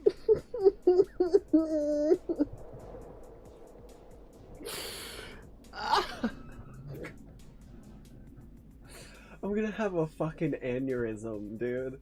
I'm gonna have a fucking aneurysm. What are we doing here? What the fuck, dude? That was my...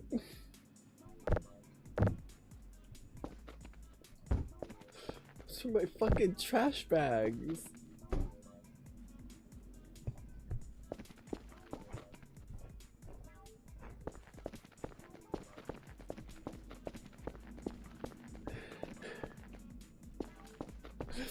I'm fucking losing my mind. What is this game? What fucking paradox of code is making this game function right now?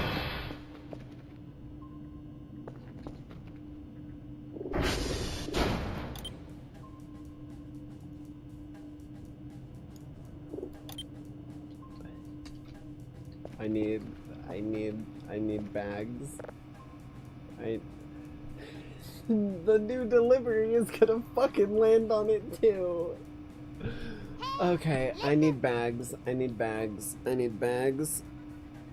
Also, I don't know what the fuck a mid-event is. That doesn't, like, I don't even know where to look because nothing seems like it's fucking going on.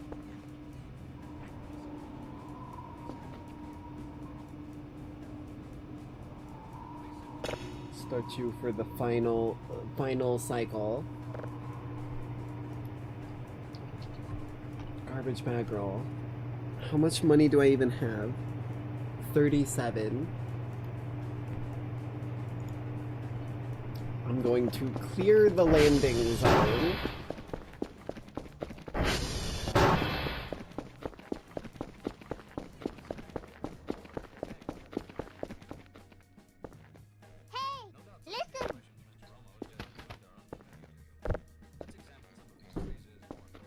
Hopefully this time we won't end up fucked. In the world, something is happening. You may not see it, but it's happening. Okay. But, like, what happens if I fucking pass out without finding it? Is it just gonna, like, not even let me pass out from sleep deprivation?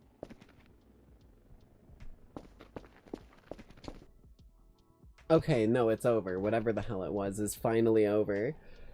Jesus fuck, dude.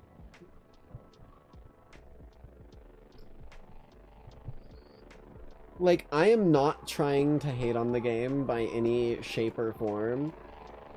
And that's not my intent with all of this. It's just frustrating. Like, it actually feels like I'm playing the fucking game of Sisyphus, that, like, roll the boulder up the hill fucking game. Because a slight hill sends me fucking tumbling back down a good ways.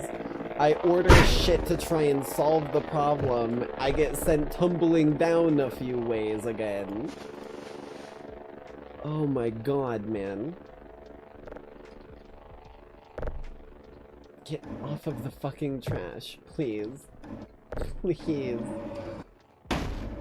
Jesus, okay. Hey, listen.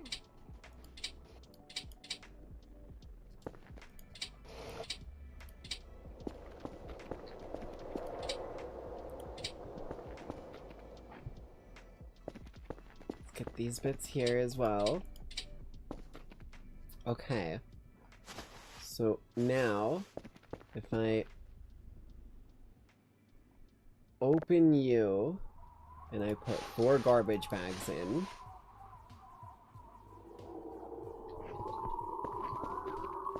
I didn't put them on. What the fuck, bro? That scared me so bad. Use garbage bag. No, no, no. Collect.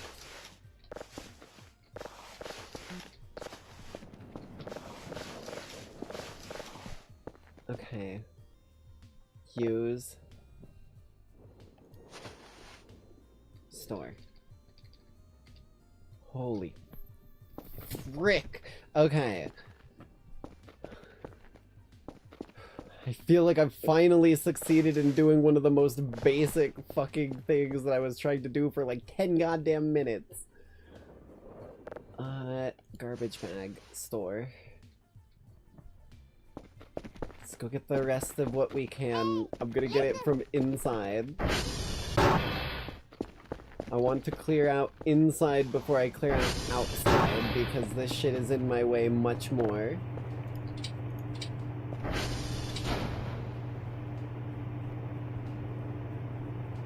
Bam, bam, bam, bam. Oh my god, there's so much of it.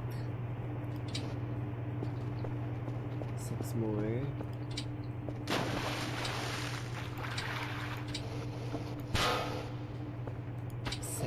I'm gonna put as many of these damn bags as I can in one box, because I am not repeating this fucking loop if I can avoid it. At least not, I'm doing it as few times as possible.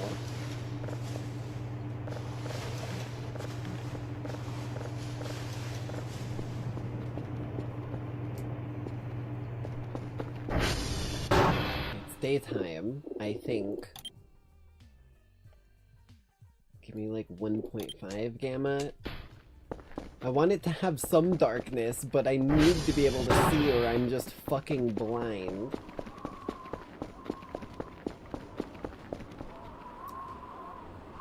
Use garbage bag.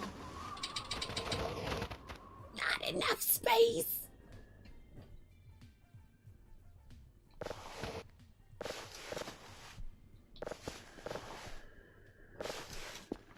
This is why I bought a second one.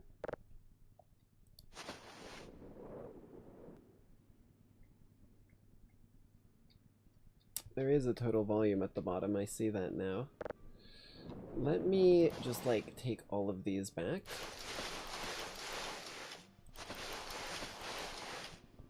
And put them in here. Listen.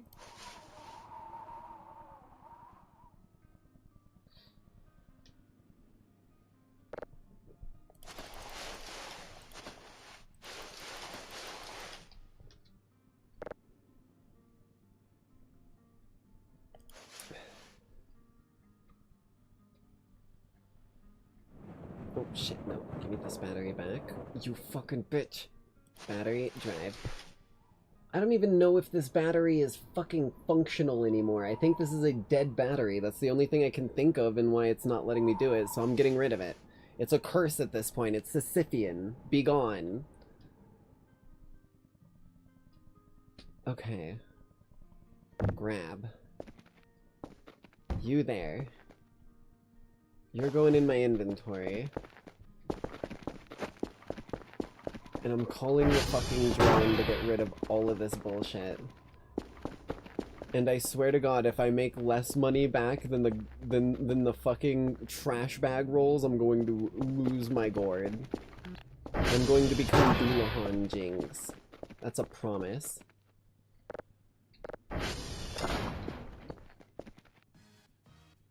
What?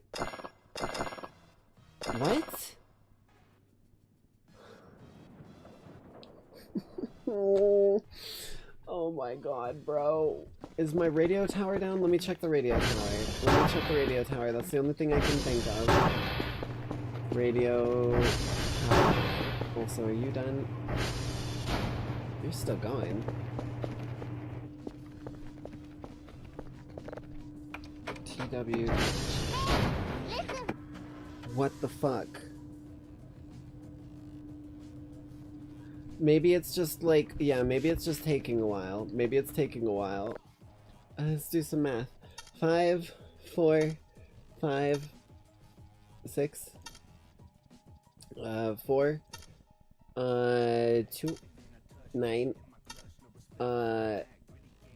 6. I love math. Math is my favorite, especially the crystal kind. 8.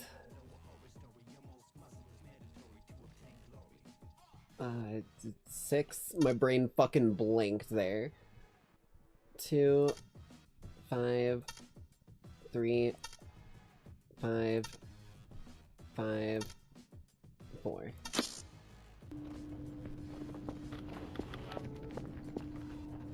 Okay. Well, I'm gonna check the tr dot check. Okay, good enough. Good enough. sd.cal all. Oh, I have caps lock fucking turned on. That's doing its thing.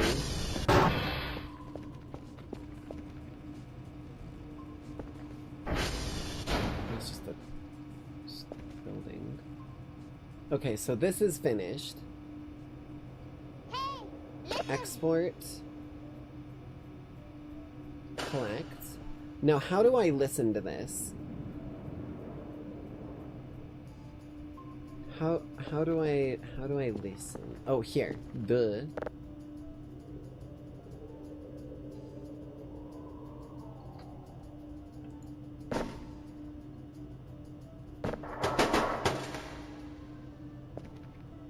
Okay. Is there not a... Oh, right there. No, no, no, no.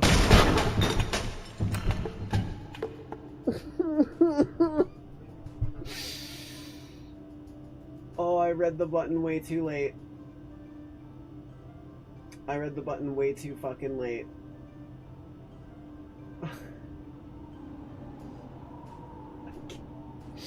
What is the fucking curse with me in this game? I actually can't fucking wrap my brain around it. I cannot wrap my fucking brain around what is the curse with me in this fucking game, dude. That was not a bit. That was not a bit. That was legit. This is a fucking, this is a tape player. This is a tape player.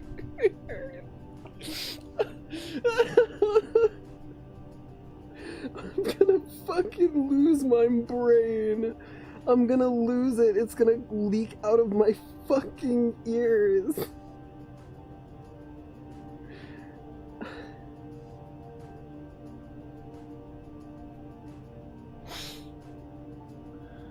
But you can't be fucking doing me like that, man. There needs to be a big red sign. I mean, I get that there's a big red sign right there that says use the clear drive. But there needs to be like a fucking thing that says, hey, this is not a tape player. What the fuck?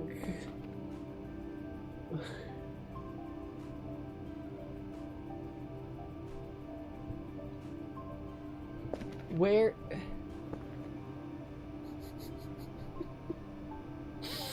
Where would I have even plugged it in? Can you at least tell me that, please? Can you tell me where the fuck I would have plugged it in to hear it? Because I at least want to pretend like I didn't just do that for a moment, so that my brain can fucking have some level of cope. Because Jesus Christ. Middle left. Here? Aw, fuck.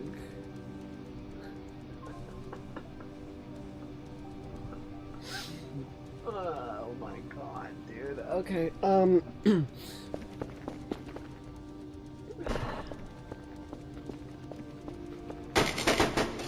Boop. Whoa.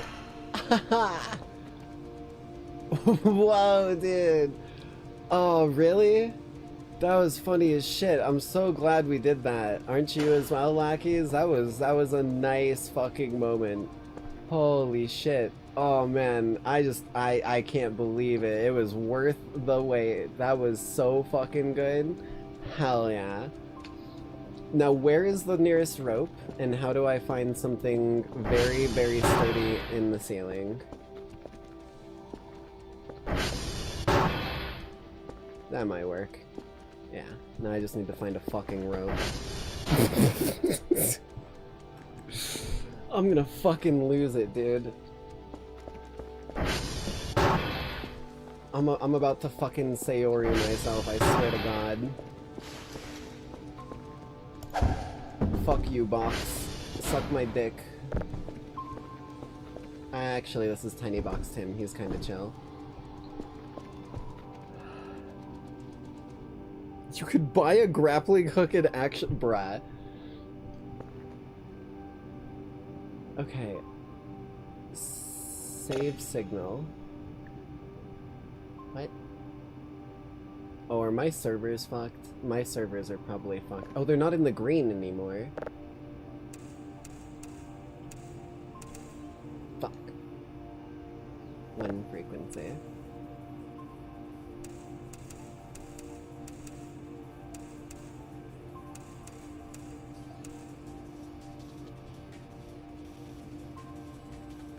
There we go. Okay. Fuck me, man. You guys ever wonder why I'm a streamer? This is why. Okay, this is why.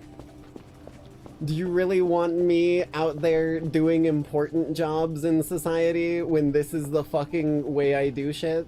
I don't think so. So, I'll accept any and all thank yous you want to send through chat and or the comments. And or the subscribe button.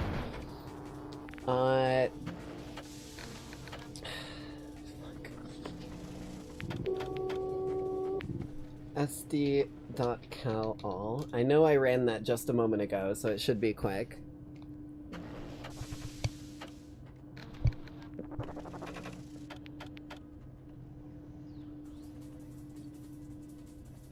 Honestly, I'd hand you the keys to a nuclear power plant.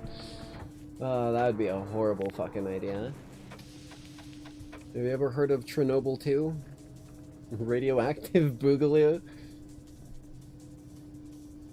Like, I'm the type of motherfucker to cause a demon core moment, like, and you can't even tell me I'm wrong.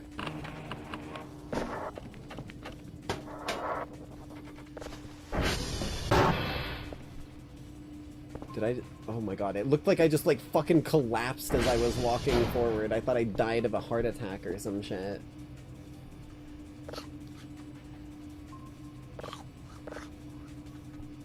Munch down some shrimp. Okay. That bad boy's doing its thing. I do think I want to check the transformers, because one of them's going to be getting low. 71 ain't too bad. I'll leave it for now.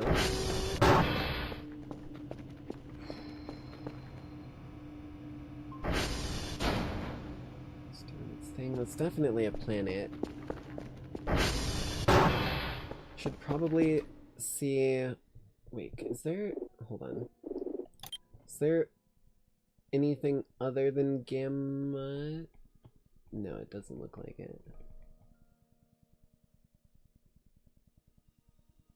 Oh, volumetric light. That's what I was looking for earlier, but it's running well enough now.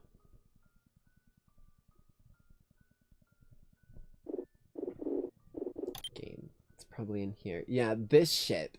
If I had this turned on, I would be fucking dead. Several times over.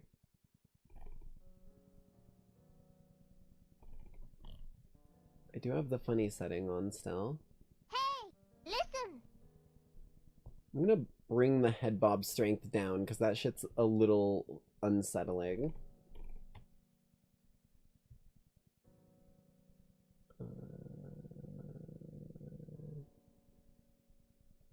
I'm not seeing...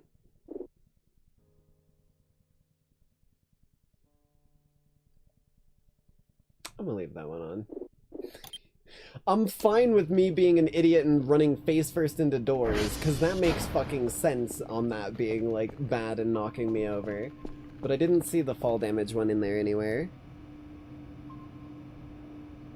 Okay.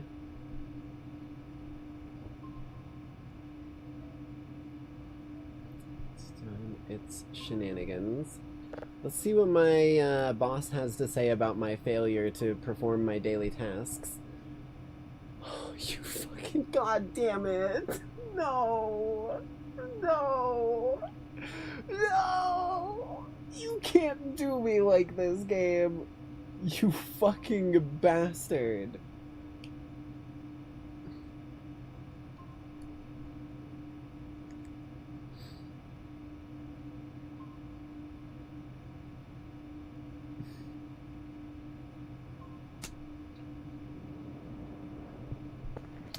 Okay, I need to go to certain computers. Which ones? Bravo Hotel November. Bravo Hotel November. Oh wait, don't I do that from here? Bravo Hotel November. Bravo Hotel November. SV.hash. Bravo. Wait, no, that's for this one. Bravo Hotel November. Bravo Hotel November.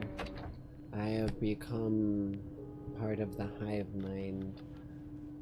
Bravo Hotel November. Wait, tag? Is that what I need? Report. Okay. Oh my god. Okay, we're moving. In settings, press the E? Huh?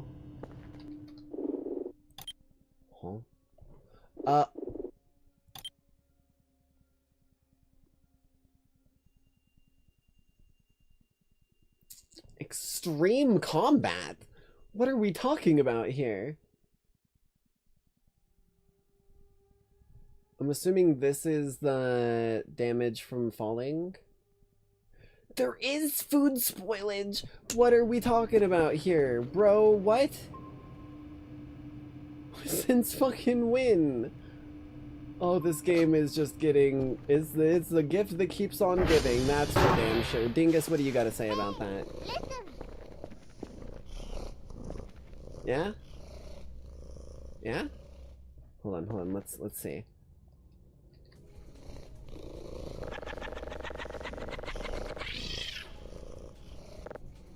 That's what I thought too. So my brain is broken right now, and I have officially become fucking that one dude from Castaway. How do I put this dude away? The fuck? Oh, whoops.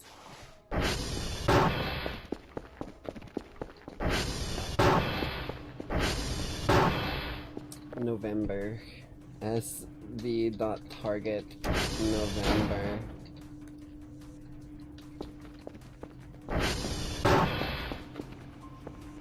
74%. You know what? You'll be good. I'm gonna go to November first, and then I'm coming back to base. That's what I'm gonna do. November, then base.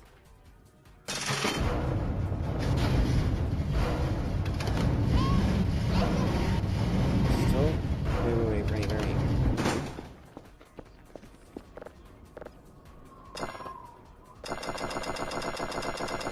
Why? I'm gonna fucking, like, actually end up dead by the end of this playthrough.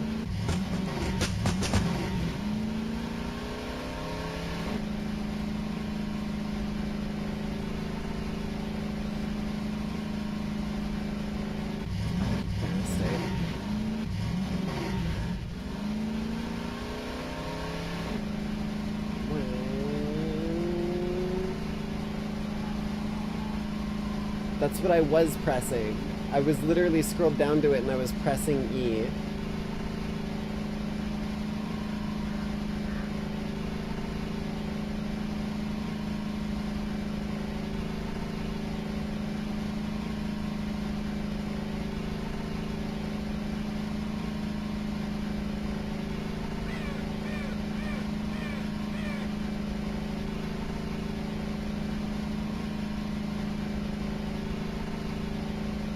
Holy shit.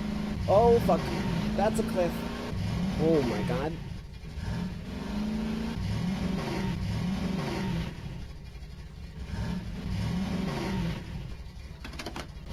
Okay. Holy shit, that could have been bad.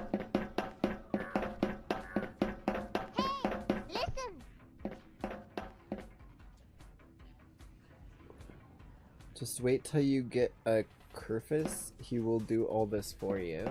I have no idea what those words in that combination mean, but I will trust you. SV dot hash. Can I copy and paste that, or does it just go automatically onto the notepad? Oh, you fucking... What? What? What?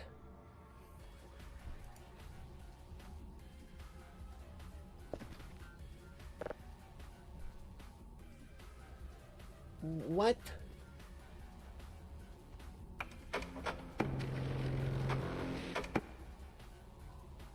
How the fuck? It is the hash code, right? Do I just need to write it down? 1321? Because on here it looks like it's a smaller number. Okay, I thought maybe it only needed 4 numbers because of the X's. 1321 494D.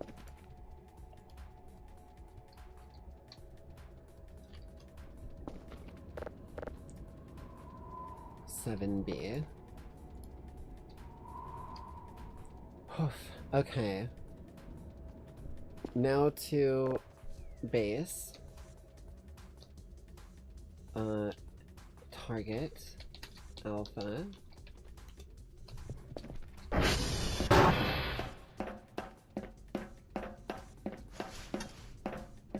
I'm too tired. Oh, I'm sleepy again. Oh, fuck me, bro. Okay, we gotta get back to base now.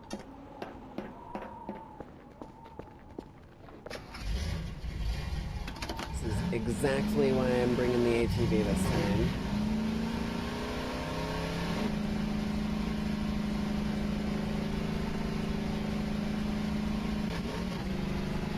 Turbo! There we go.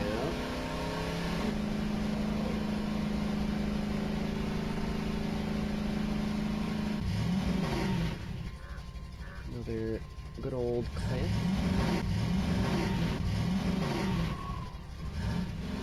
Uh-oh. Okay. There we go. We can just coast. Hell yeah. Don't hit a tree. Ay. Okay. Could have been way worse. Could have been way, way worse.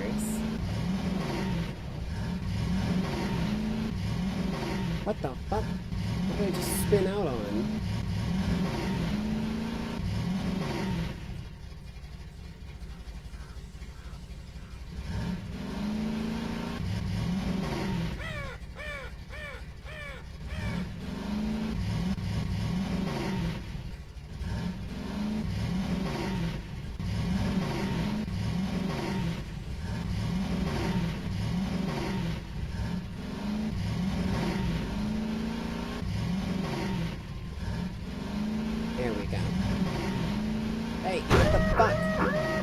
I was pressing forward! I'm gonna fucking crash out. Get me off this fucking thing. Brakes off. Still can't sell this. Hold on, look. Down to use. E.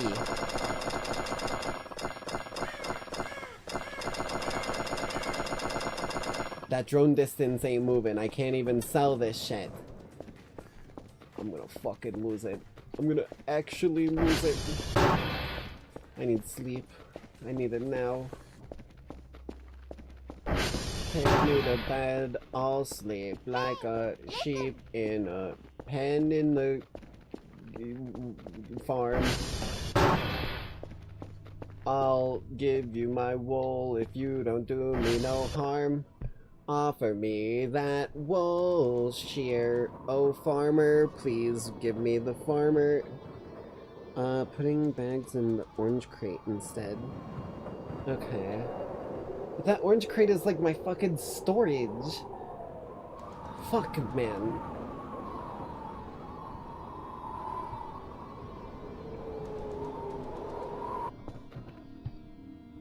Hello? I am either having a crazy ass dream. I literally... Hamburger. Hamburger. Hey, listen. Hamburger. Hamburger.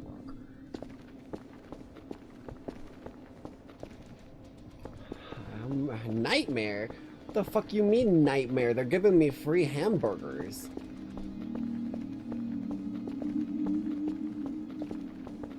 Hamburger? No hamburger.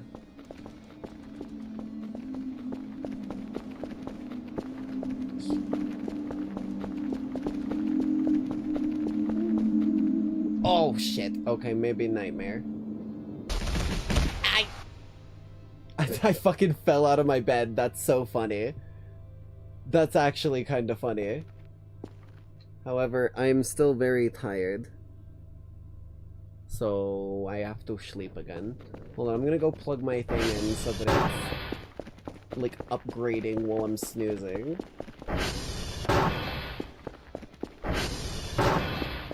Because it should be done here.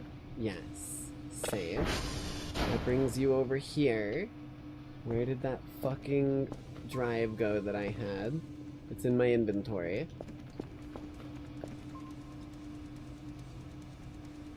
Grab. Import. Wait.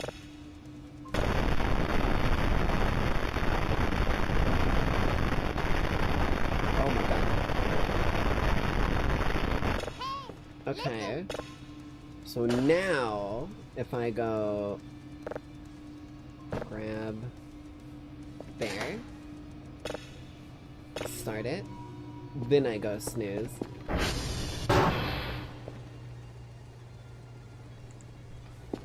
I mean, I was checking the radio tower from the base and it was saying it was online, but if there's like a bug that maybe it's offline when it's saying it's online, then I guess we can see.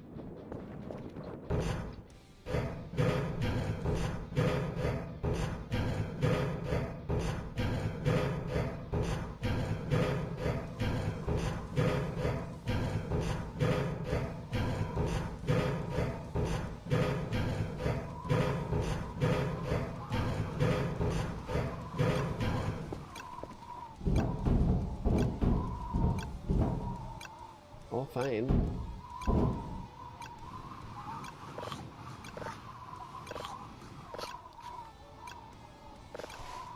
Take that with me, don't mind if I do.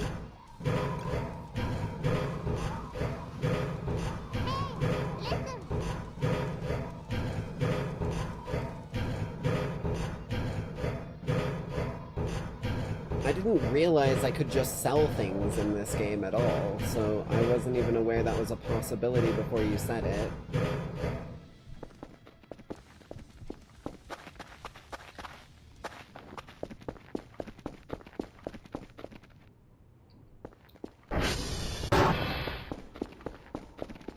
Give it one more try at this.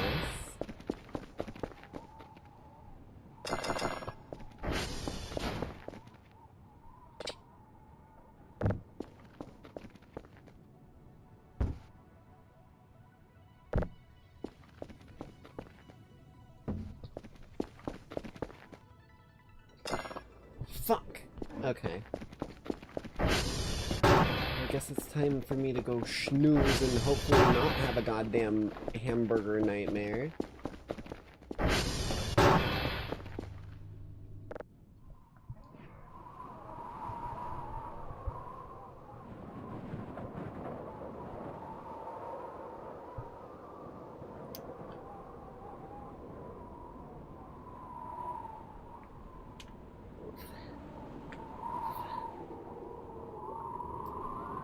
I'm gonna be right back.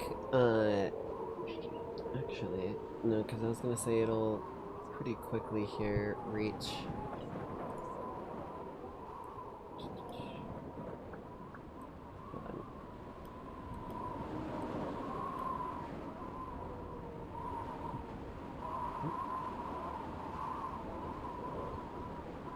Once I get up. What the fuck are these sounds, dude?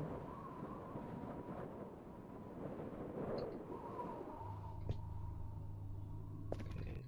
We're gonna pause this up. We're gonna take another little bio break here. I'm gonna quickly get some tunes kicking, get the memes on for you. Blam. And oh shit. Blam. There we go.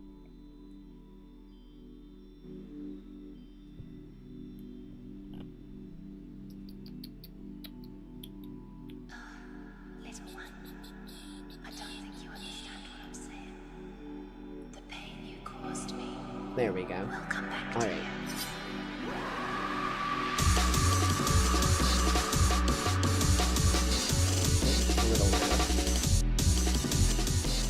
There we go.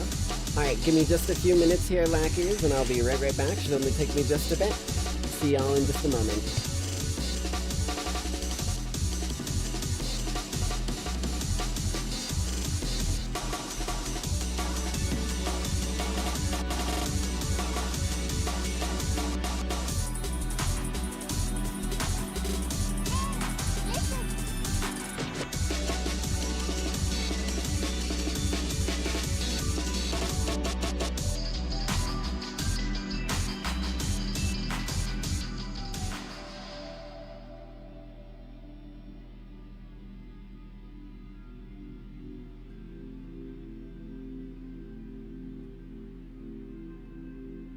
This world is just too small. You are wrong. I refuse to believe in you.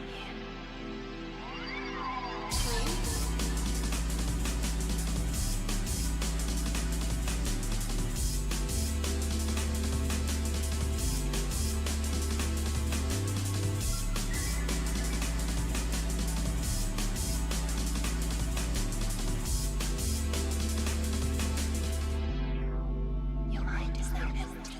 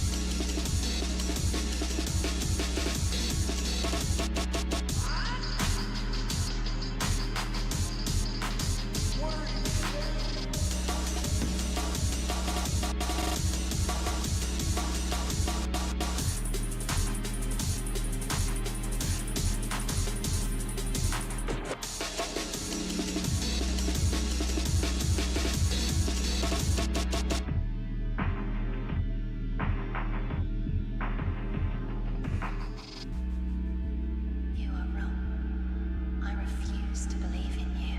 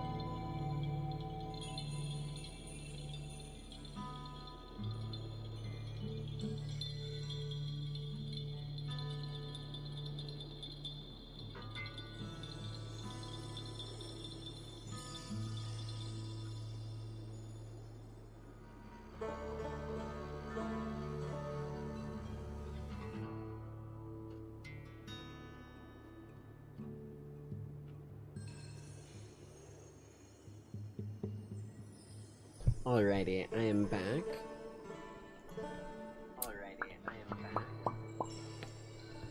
Let's try and make some progress, if we can.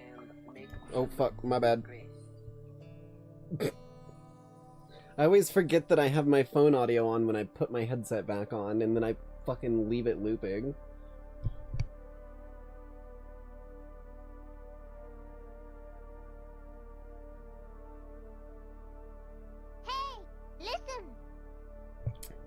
I don't think I'm looping anymore, right? I'm not still echoing. There we are.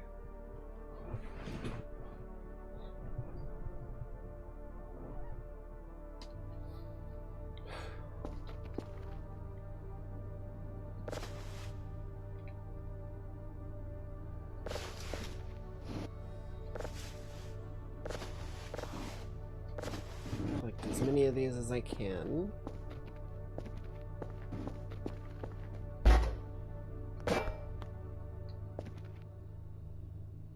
Bruh. Are we fucking joking? Oh shit! There was a coffee chocolate bar hidden in there. Borger. I'll leave that in there in case of emergency. What about up here? I mean, I guess it makes sense. It would help it be really efficient. I don't fucking know.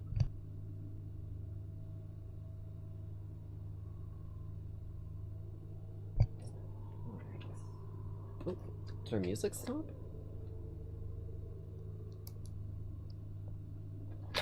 Hello?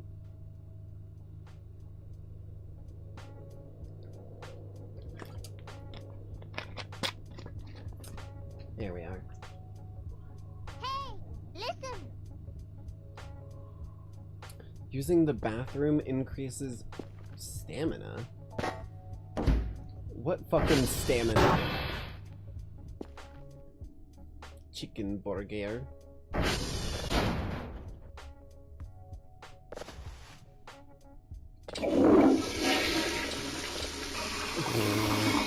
What stamina?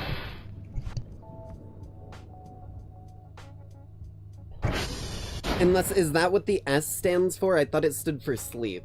Cause you fucking pass out when you're, like, done, when it's gone. That's the phrase. Hold on, my chat just borked on my phone. Let me fix this real quick. All messages.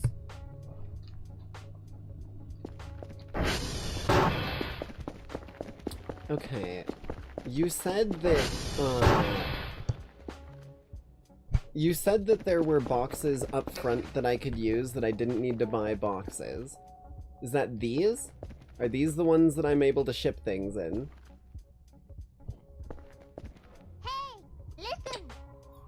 Can't open. That makes it a bit more difficult. Also, where is this fucking light switch, dude? This is the one area with no light. The only reason I have any visibility here is because of my gamma being up and the fucking unholy Christmas tree on the other side.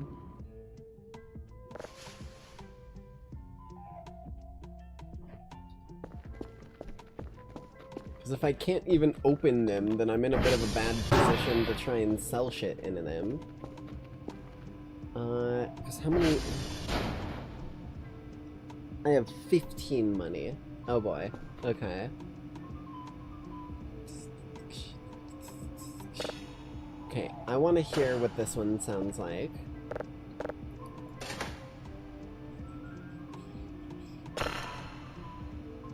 Oh, right.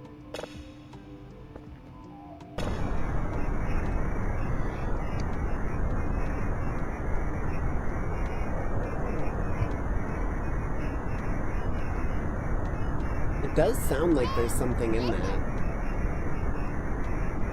Now that it's gotten a little bit clearer, it does sound like there's something in there. It sounds like there's some sort of speech that's super garbled down deep. The office by the garage I know has a light switch. Okay.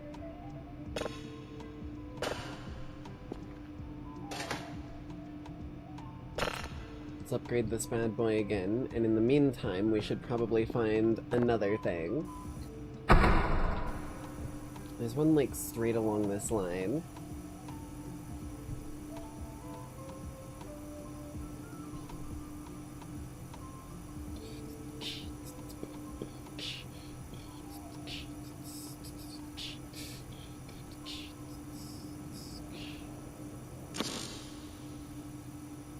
Still going the right way? Hey, listen.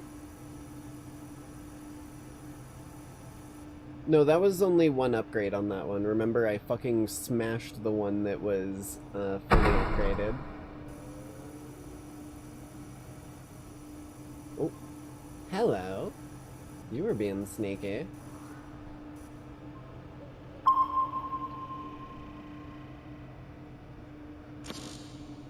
Invalid object?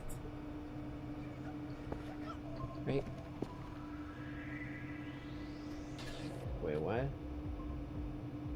Oh, can you not upgrade everything 3 times? Oh, shit. Oh, wait.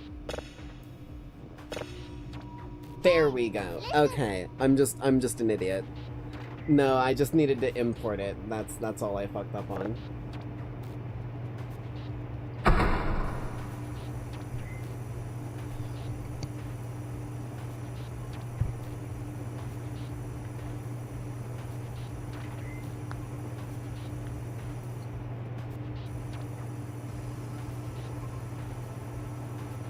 The way the stars move sometimes really does look like there's like a cluster of signals. Hello? Bam. Invalid objects. Son of a bitch, dude. I like never got invalid objects before.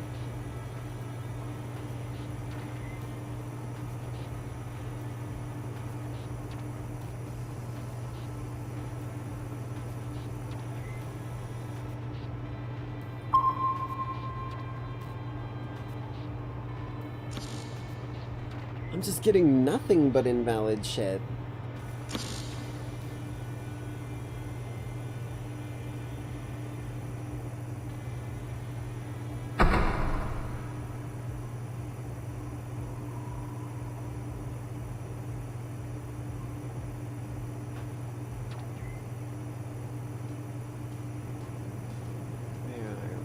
Where are we? I know you're around here somewhere.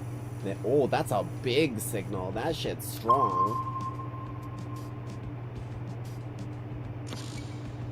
Sensor error? What the fuck does that mean?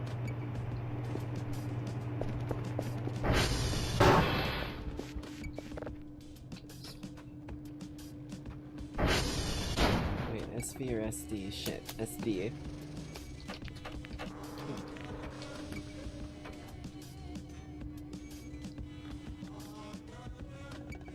Juliet's not responding.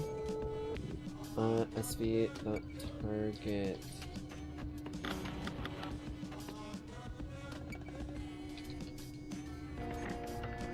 Okay. So I've got eyes on Juliet now. It's doing its thing. I guess I should check these ones, right? Oh. 0, 7, 6, 10. I almost got fucked up there. 6, 1, 6, 5. 1, 4, 7, 3, 5, 11, 10, 0. What the fuck was that sound? Was that good?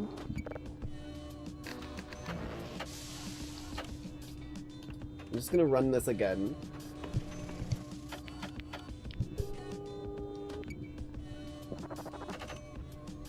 Because this is the satellites, right, that we're doing here?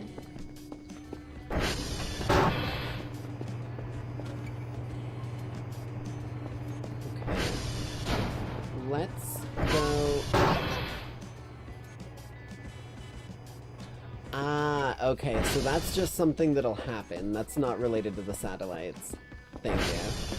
I would have been confused by that for a while. So I don't need to go directly to Julia immediately. I think I'm gonna try and get something that's not a false signal and then go to Julia. If that's something I can do. That way I can have things slightly somewhat multitasking at least.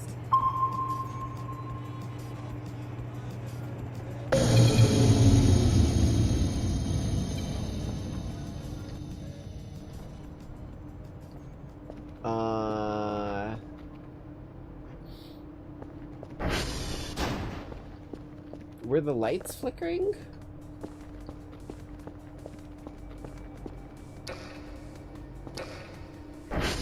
Oh, it just saved on me too. Uh-oh. I didn't realize the lights were flickering. Can I even set my compass to where I need to go with... Oh, fuck, I'm gonna have to follow the power lines, aren't I? Because these are gonna not have power either, what, right? Hold on, I'm gonna go see.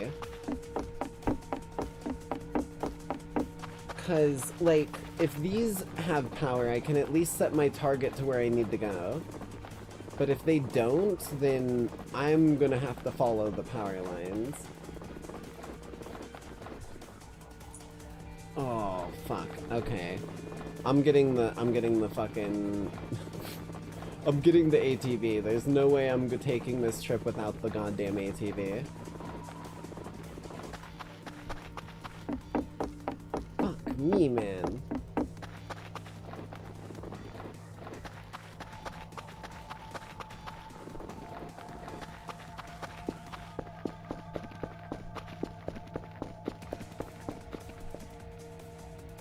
What was that? Oh, fuel. I know I saw gas around here. There it is. Hey, listen. What if we do a little bit of that?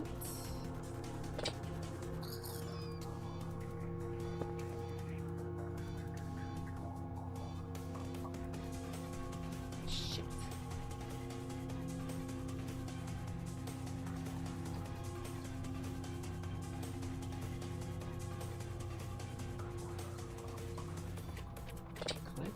How is it not enough?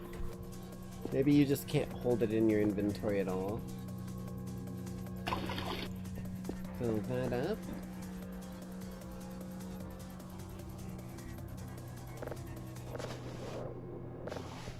Take all of those back.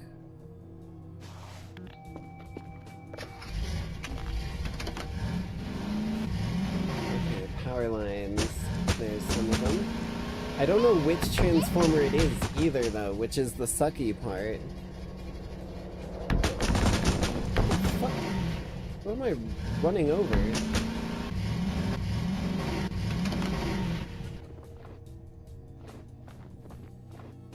The fuck?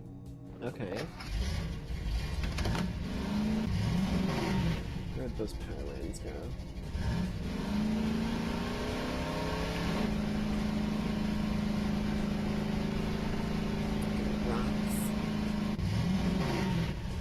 Uh-oh. I got a fucking airtime, Brad.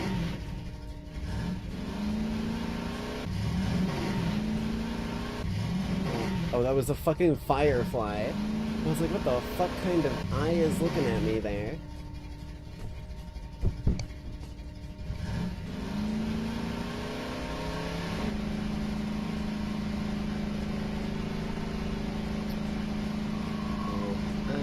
Looking for signals all the live long day. trying to find aliens just to pass the time away. Where the fuck did the cables go? Oh, there they are. I'm making my way to the transformer to get it going. Hey, I've been working for the signals. I'm really bad at my job. I blew up a very valuable signal because I'm stupid. I lost track, there they are, of the cables. I'm trying to find my way to them. I gotta sing a song so I don't go fucking crazy. Oh, I'm riding on my ATV and going through the snow, 'cause everybody knows if you don't, you'll fucking die to aliens or worse. Who knows what the fuck is out there, and I can't even do my job. Oh my god, man. Okay. I'm pretty sure we've been to this one before, so I don't think it's this one, but we may as well top it up as well.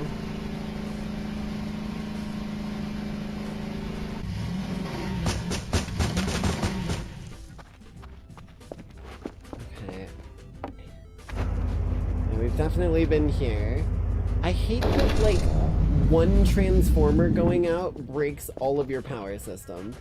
That's something I'm not really a big fan of. Like, one. We have 3 of them. What is the point of having multiple? Ow.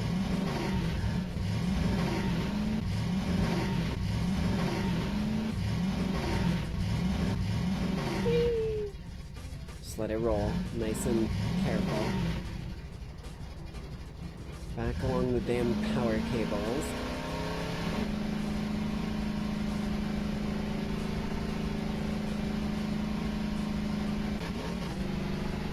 Some speed.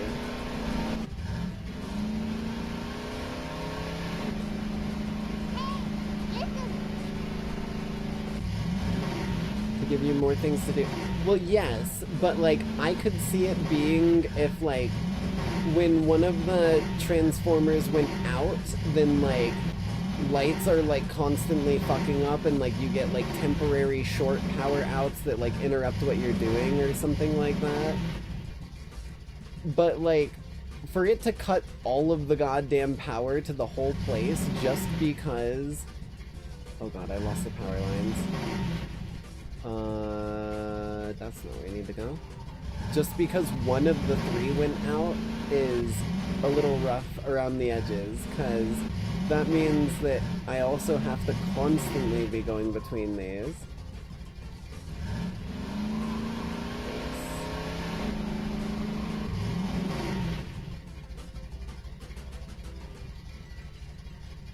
Like, it's not a bad thing. I get why they're doing it, but it just doesn't make logical sense to me, and it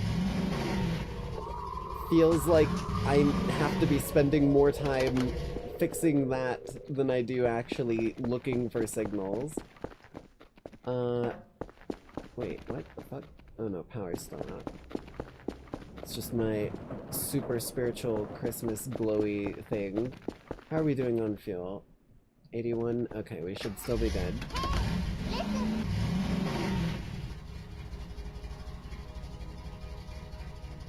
The more you're outside, the more you run into danger. Dude, you guys keep saying, oh, there's shit out there, don't let things in, don't... I have not seen anything. I have died to natural causes out here of my own doing multiple times. I don't feel like there's a goddamn... Wait, am I going the same way? I'm going the same way. Right? Oh, fuck me. No, because I came back from that way. This has to be a different way.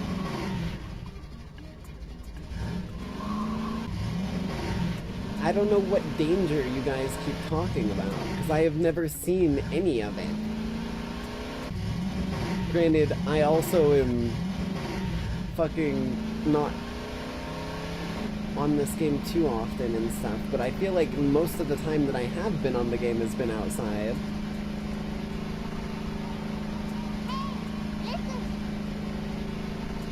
Oh, I know I've only merely dipped my toes in the water, but what I'm saying is the whole time that my toes have been in the water, I've been outside, it feels like. Either that or sleeping because I fell unconscious.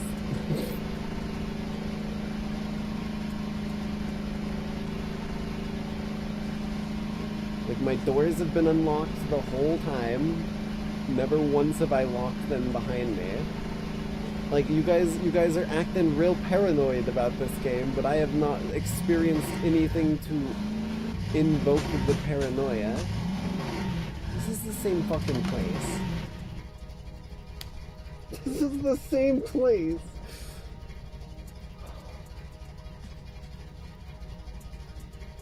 Am I crazy?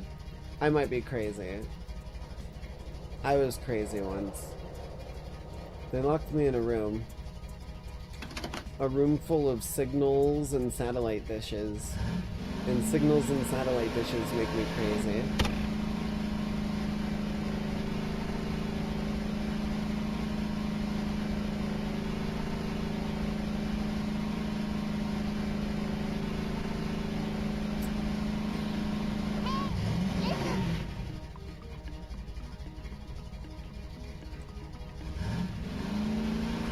When I get later in the days. I mean, maybe. I have not succeeded once in... Oh, Jesus. In finding anything that would put me in danger other than myself. So, it's just that. Oh, I thought I could grab the back of the ATV and pull some Looney Tune shit for a moment.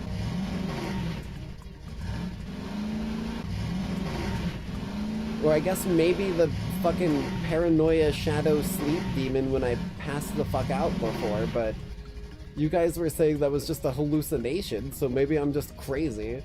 I'm just a dude out here in the real world, and I have fucking delusions and hallucinations and shit.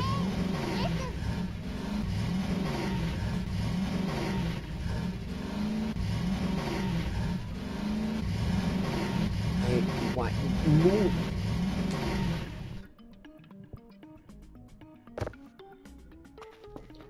I'm just gonna bring you over here. Nice and quick. Let's try that again.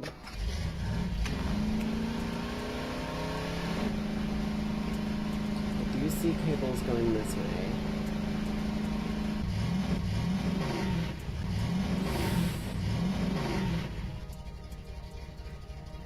Wait, there's fucking 3 of these. There's 3 transformers and I've only seen 2 cables. Oh my god, man.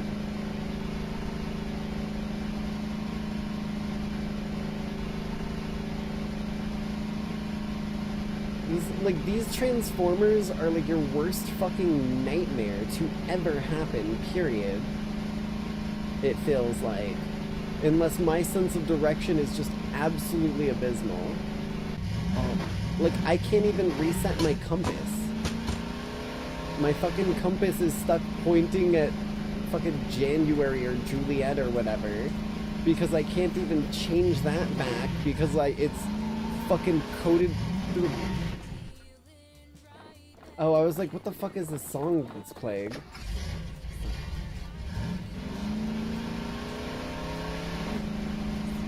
Like, so my compass is just stuck permanently not listening to the laws of physics because of the fact that... Fucking... Why? This wasn't even the one I needed either! Oh my god, bro.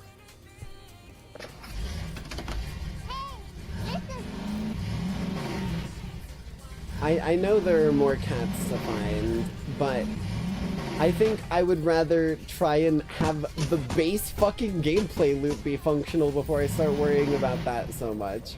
And if I don't have music to listen to that's like just something there, I'm going to go insane. like, actually just outright lose my fucking brain. My one lifeline right now is Apollo's fucking gift of music, and I am not about to let go of it.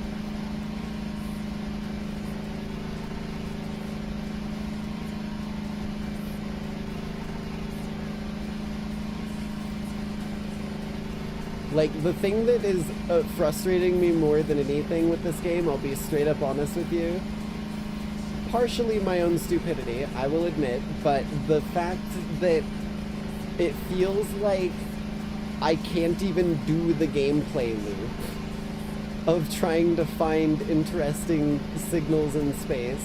We did do that one, yes, and I probably could have done a few more, but like, the amount of time that I'm stuck not doing the gameplay loop is a little aggravating.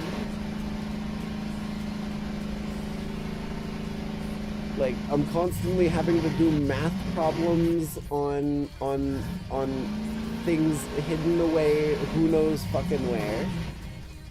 This is the one I've already done before. I'm following it back to base, because this looks familiar.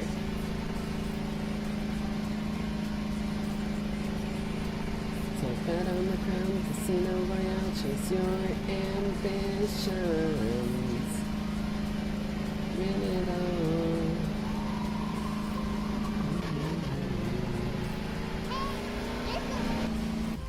Was there a difficulty option? I don't fucking think so, no. Like, oh god. I gotta chase after my thing in a moment here. Game. Like, I chose the what is it? I chose the fucking story mode, or not story mode, whatever the fuck the like normal mode with anomalies and shit is.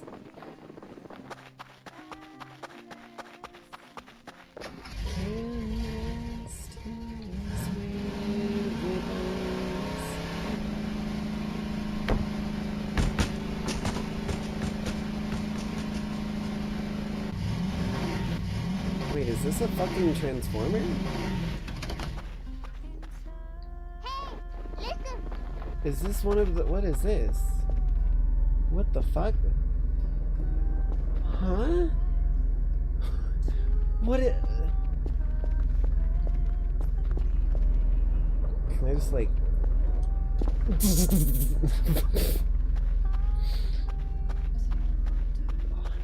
God. I'm like fucking Deadpool. Whenever I'm in a situation that is annoying, I just want to fucking like find the nearest way to make my way down to the river Styx for a little while. Ow. Okay. That looks like it's going back into base, right? Am I wrong on this? I'm going to follow it. Because I definitely don't remember running through this before. So this might be the one I need to follow.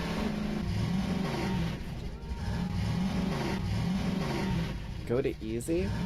Why? I don't want the one that doesn't have the anomalies and stuff or whatever. Ow.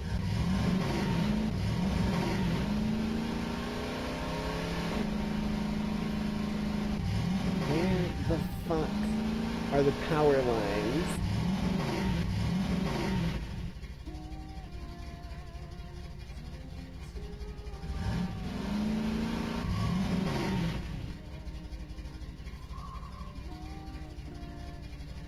What?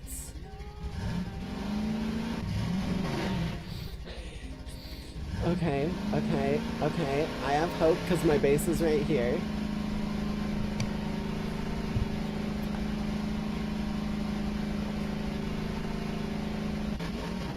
Turbo.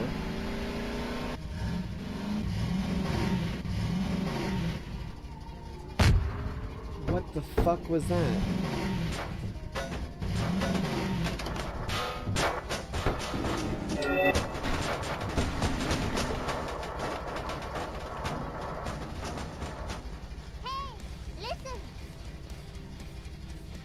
What just happened?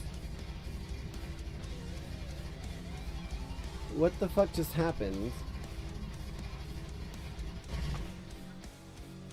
What the fuck just happened?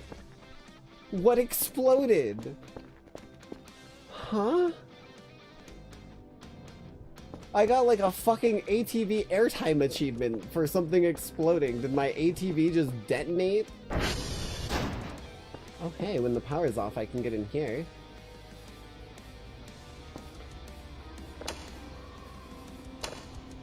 I toggled those lights finally. Because this door was locked before, I couldn't get in there. Hello?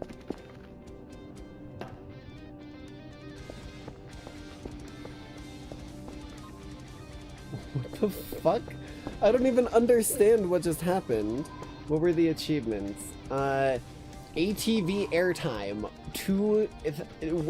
1, 2, and 3. That's what the achievements were. Fucking ATV airtime. That's why I'm confused, because it didn't tell— oh, for fuck's sake, bro, it's so dark. You're a bitch. Piece of shit.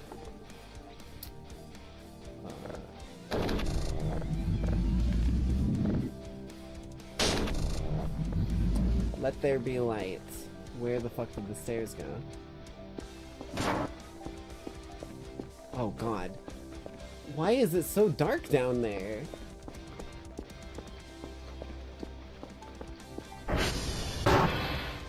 Okay, well at least we're back online.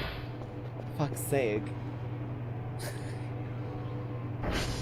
Wait, is my— oh no, my tracking's good now.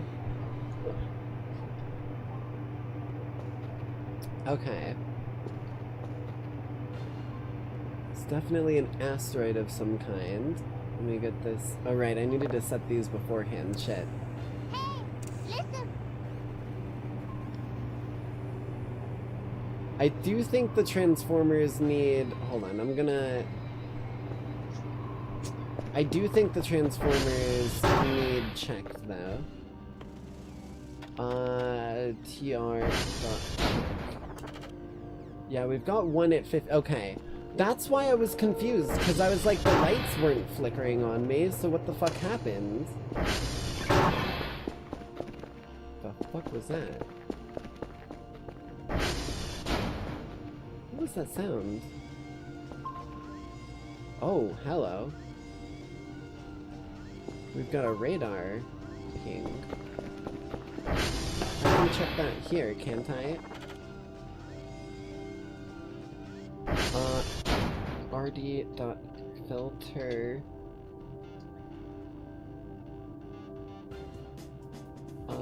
What? Cams?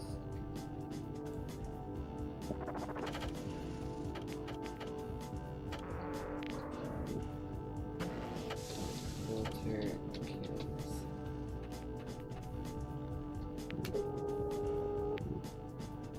How do I— what? How do I check the radar? Oh, wait, this? Hey, listen.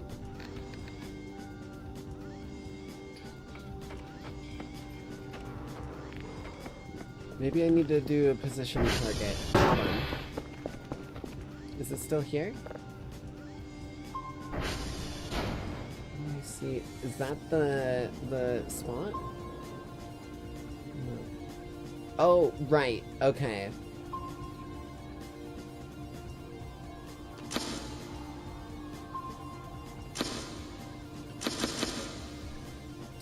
.474.4 358.76. Is that what I need? 474.4 358 4744 35876. 4744 35876.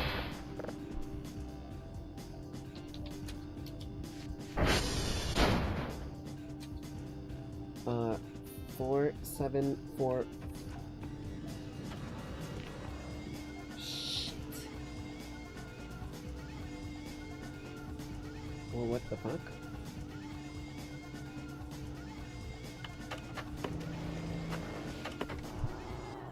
Oh, it's right there. Holy 4, 0. So when I hit enter, it sent the coordinates here. My voice is so fucked.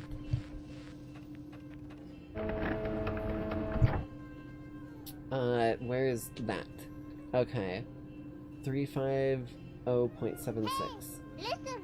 350.76.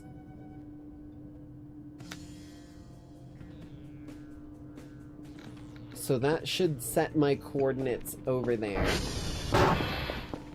And then I can go that direction. Is it still there? Oh, it's moving. Oh, fuck. God damn it, I'm being too quick for my own good.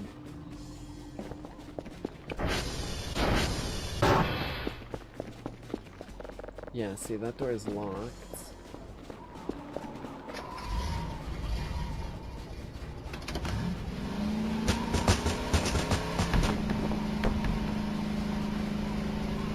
I just want to see what it is. Because if I can get over there and then look up and see something, anything, I would be so fucking happy. I don't think I can climb this, can I? Maybe with a bit of turbo boost. And the wiggle. Nope. Not happening.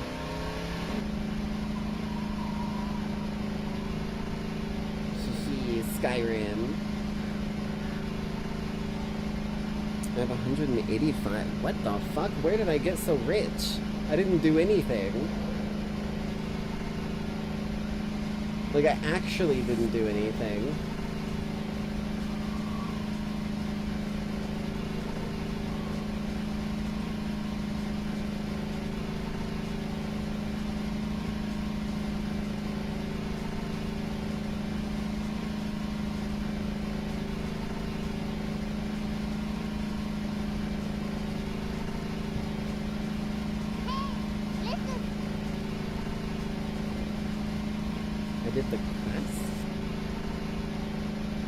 Maybe whatever achievement it wanted me to do with the fucking...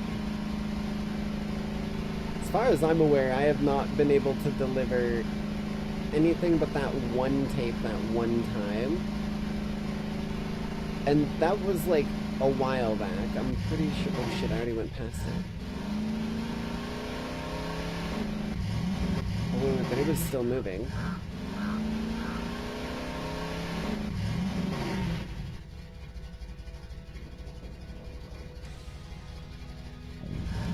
I think I lost it.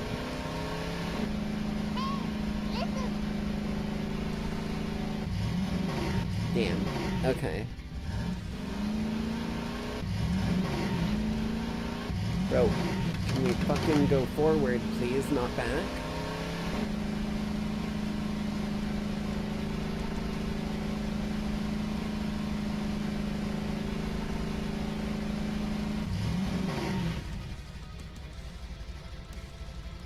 Okay. We're a bit low on fuel, but I can set my target to the transformer I need to refill from here. And then I should be able to get us into a decent position. SV target. TR1.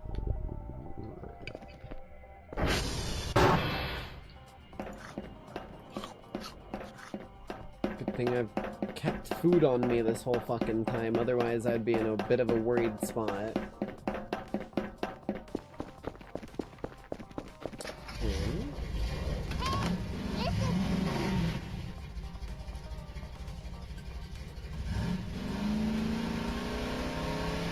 No, yeah, I'm completely fine with it being like slow burn and me not seeing stuff likely very quickly or whatever, you know.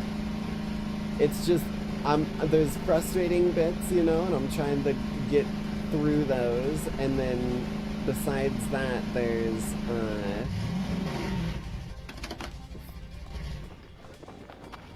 besides that, like, I'm having fun. It's just should have been the right one, hopefully.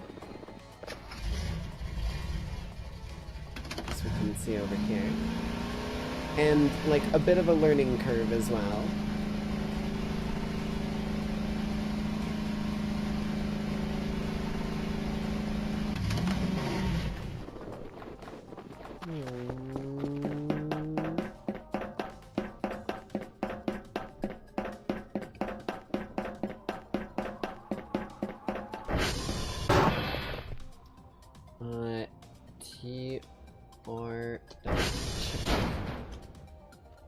Okay. SD.cal all.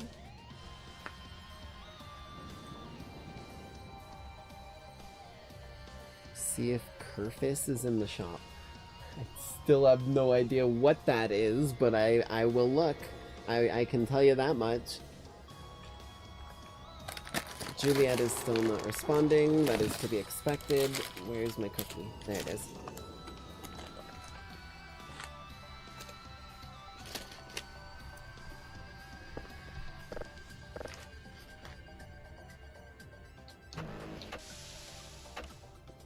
Target. Fuck.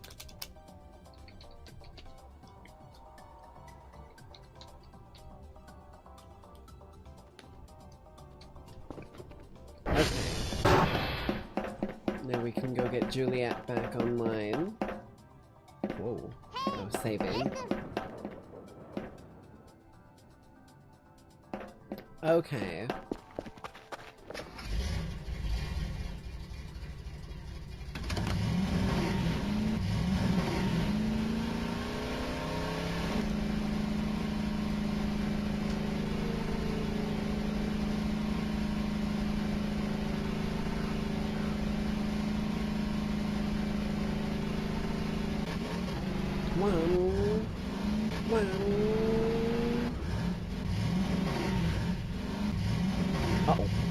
Uh-oh. All-terrain vehicle, baby. Just using it as intended. A cliff is a terrain. Don't question me.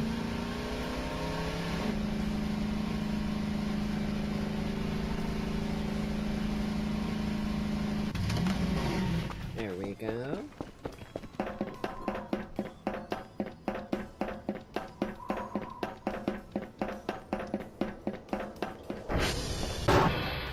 Here we are. Okay. 8, 2, 6, 5, 8, 4, 3, 6.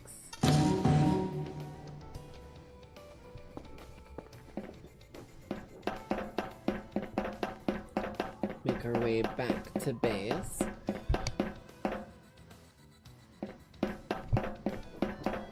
I don't know why my voice is getting so fucked up right now.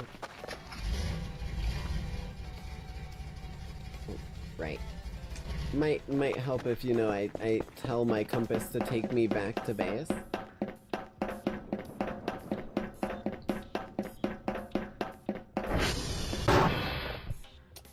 See, target alpha. Ah, okay. That does make sense then. If I'm actually getting money for fixing these, my irritation about being forced to do it over and over and over and over and over again is alleviated a bit. I will say that. But, like, just for complete closure here, like, I can only see the bottom right, like, quarter of my mouse is at the upper right corner of my screen right now. So I can only see, like, the bottom right corner of the money number, and, like, I can't see the letters before the, like, health and stamina or whatever down here. So I've had to, like, look down at my phone to try and read those numbers half the time, so that's why they kind of slip my mind from time to time and I don't notice them going up, by the way.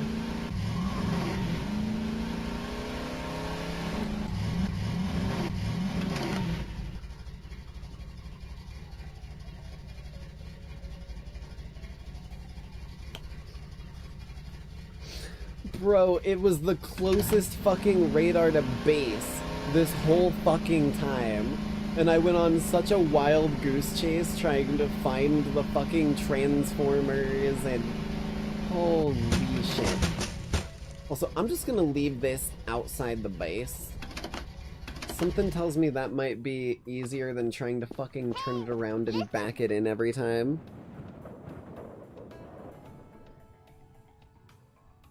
I'll let you know when you get to 20% on...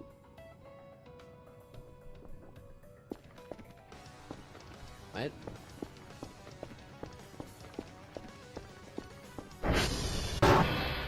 The fuck does that mean? 20% on what? Huh? Is this back-centered? Oh god, my eye. Oh, I rubbed my eye and I rubbed fucking cookie crumbs into it.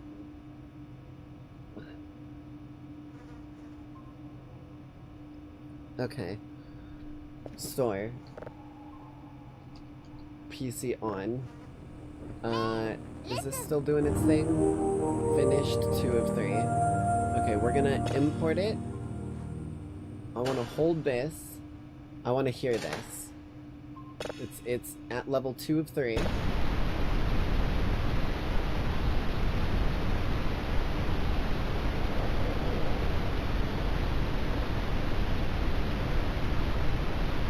Oh, okay. Sleep is low. Okay, purpose. Purpose. Purpose.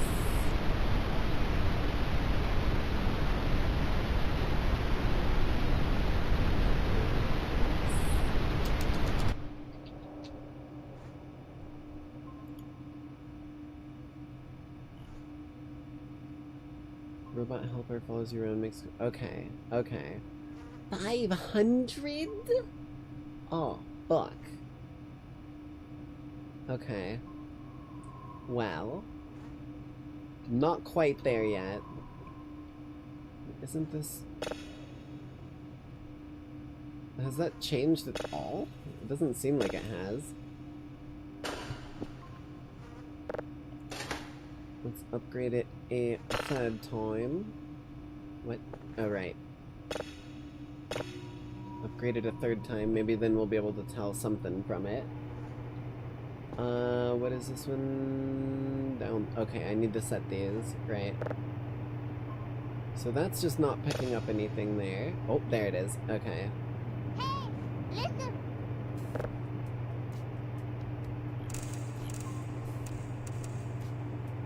Bring it back this way.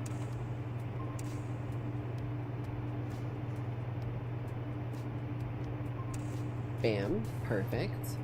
And then this one will go on the 10s.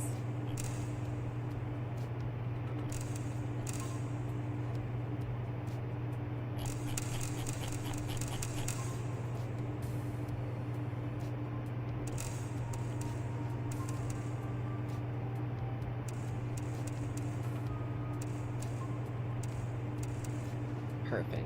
Okay, now that's downloading.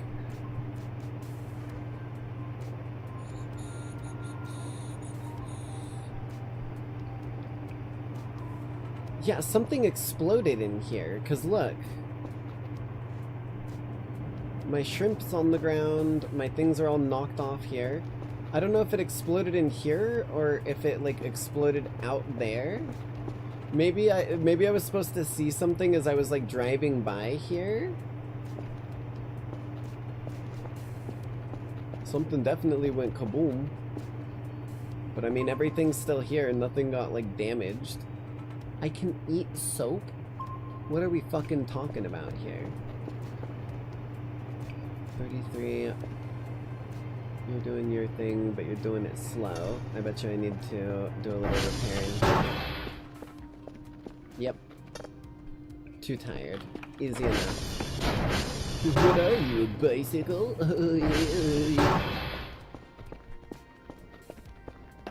Let's go snooze a little bit while our stuff is doing some decoding.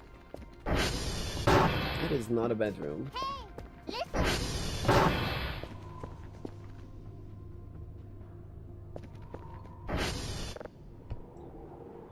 Honkshua, sleep on that thing for a little bit.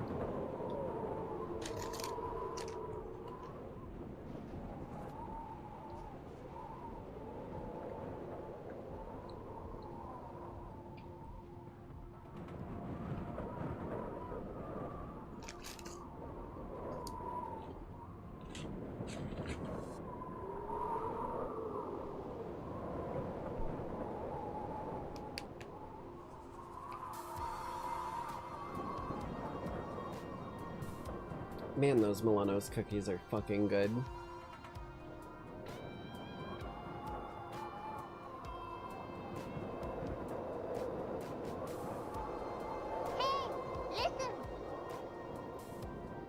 There's a reputation system? With who?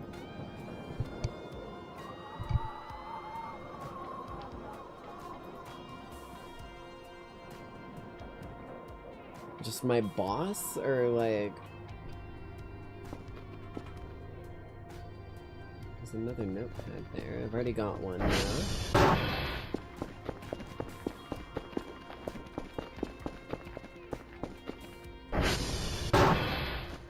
If I make too many dick jokes about the aliens, are they gonna like come over and fondle my balls or something? Like, what are we talking about here?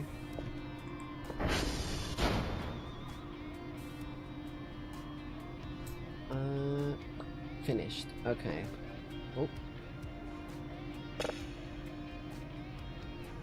Hold. Drive slots. Import.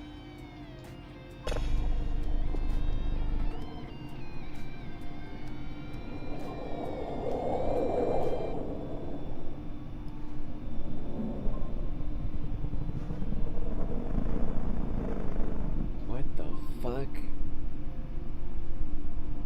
I mean, it's nothing freaky, but like, that sound alone is just unnerving. That's at 76.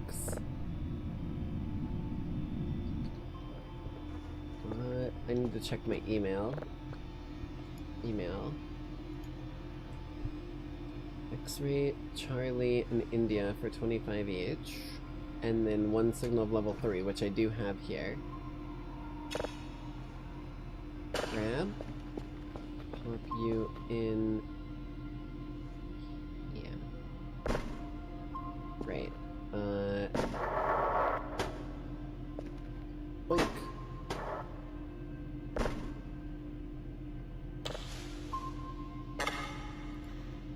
Okay, I click to do that. Where did the lid go? Oh, it's in my inventory.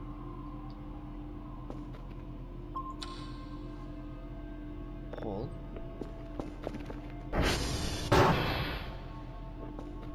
Wait, but I also need the other thing, the fucking... Scheiße. I think I'm just gonna deliver this one for now. I know I'm not making a ton of money by doing it this way, but I think I'm gonna try and get my next daily finished, because it looks like it's gonna be daytime really goddamn soon. So, let's do that. Okay. I know what that one is.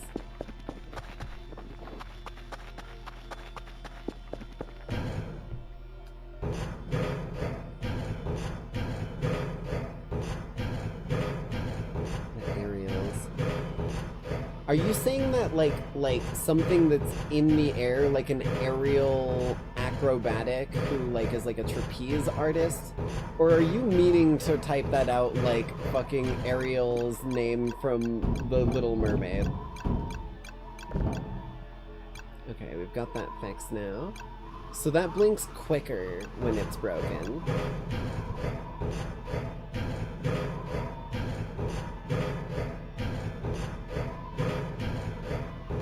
Because if you're meaning to say it like something in the air, it doesn't have an E in it, it's another A, if I'm not mistaken. I could be wrong on that and talking out my ass, but I'm fairly certain on that. I'm surprised I didn't take fall damage there.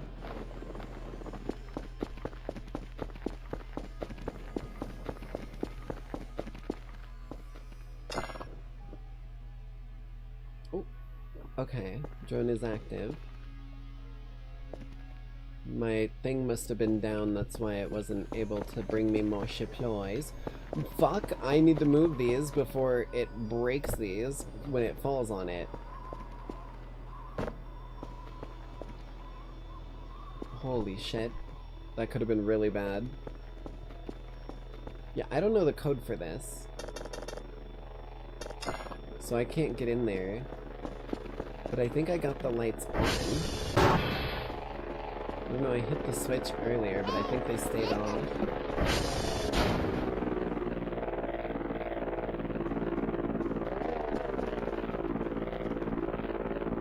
I'm gonna ignore that end piece that you said there because I didn't know any of that, but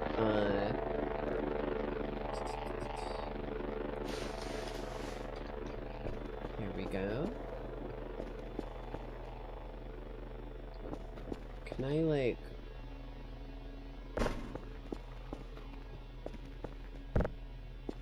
can I trick it into taking that as well? I think I have to wait for it to fly all the way back.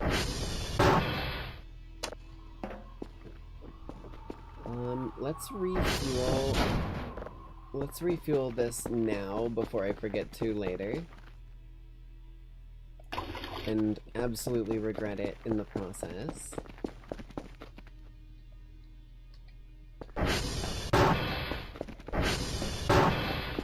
Hunger is getting a little funkalicious, but I got an we're gonna eat this.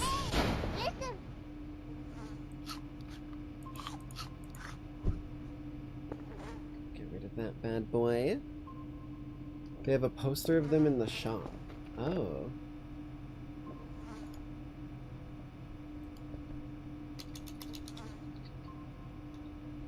Come on.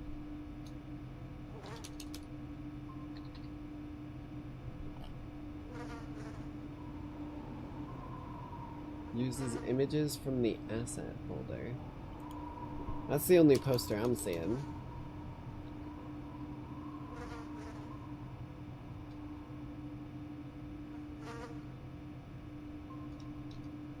I'm not sure. Why am I hearing flies? What's rotting?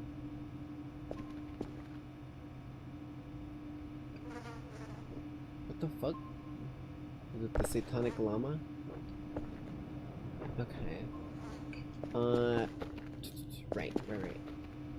You were at 94, but you've stopped. Why have you stopped? Oh, you haven't stopped. I've got servers down somewhere. Yep. 2, 2, 2. Weird. 2, 1. 5, 6, 6. Perfect. 8, 11, 3, 5, 6, 8, 9, 3. Dip 3. Fucking hell. 5, 7, 4, 11, 7, 2, 7. There we go. Holy shit. What are these fucking sounds? Is that just the door closing? 4, 3, 0, 6, 9, 0, 1, and 5. What the fuck am I hearing, bro? Every new sound I hear puts me on fucking immediate edge so fast.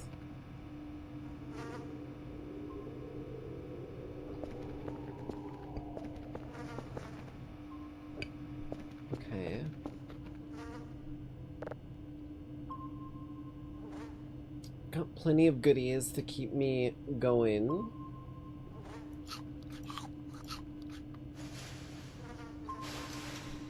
Still got my sick glow stick. Don't know how the fuck you can call that shit blue, but okay.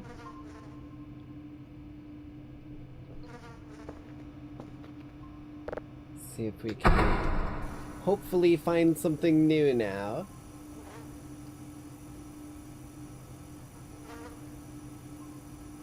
Oh, what the fuck? No, I gotta wait for this. It's almost done. I can go find one though, right? I just don't want to scan it.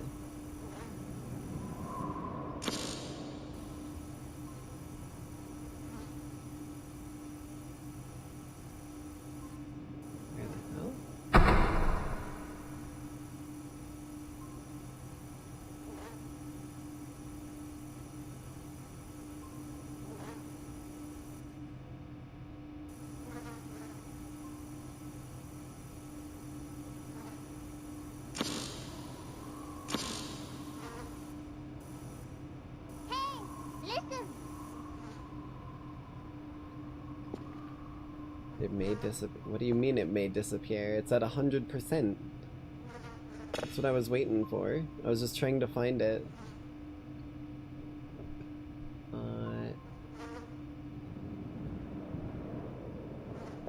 Bam. Pop you in there. What does it sound like? Nice. I love it. Sick mixtape, bro. Pop you in there. Crank that shit up. And then we find what is that little... Are the little arrows closer or... Oh, they are closer.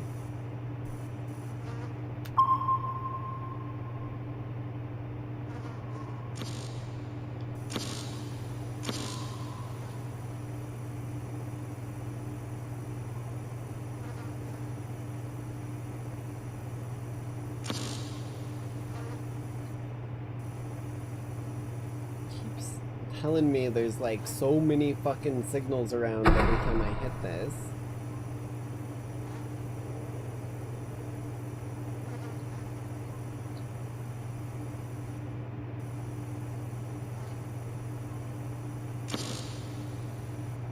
Oh, there it is.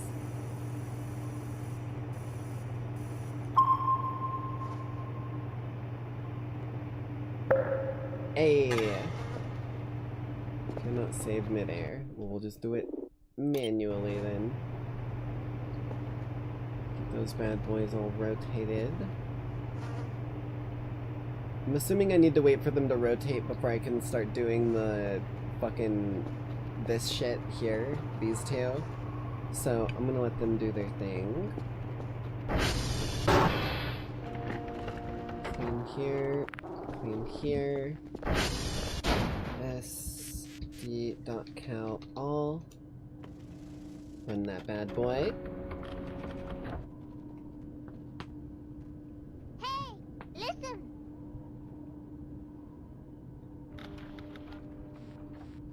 Oh, hotel. SV.target hotel. What? Oh, hotel. SV.target hotel. There we go. Now I should probably look at the map. Where is hotel? Just off to the side. Like right over that way, basically. Wait, no, that way. What the fuck? That compass rose at the bottom is straight up fucking lying. Unless that's an M.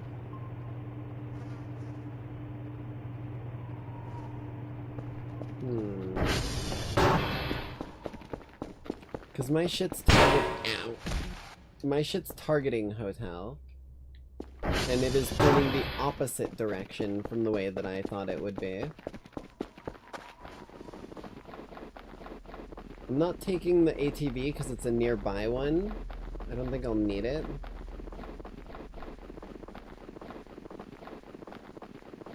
Just a little hike out in the cold.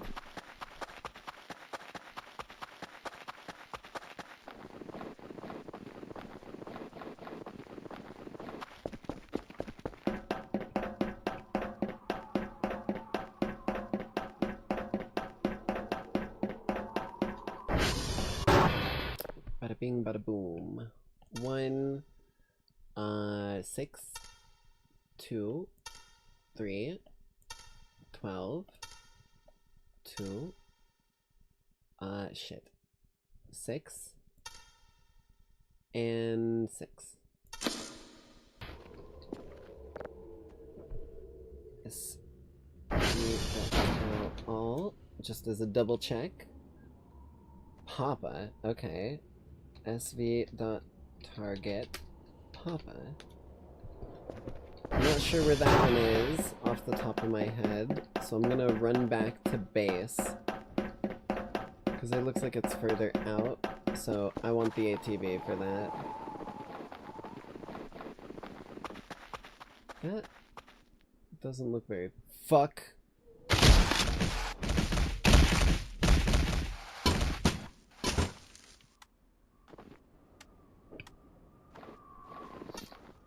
Well, it's always a good time for a burger. And some chocolate. Fuck. God damn it. The one fucking time that I try and lightly walk off a ledge, dude just goes, hurrah! And leaps to his doom.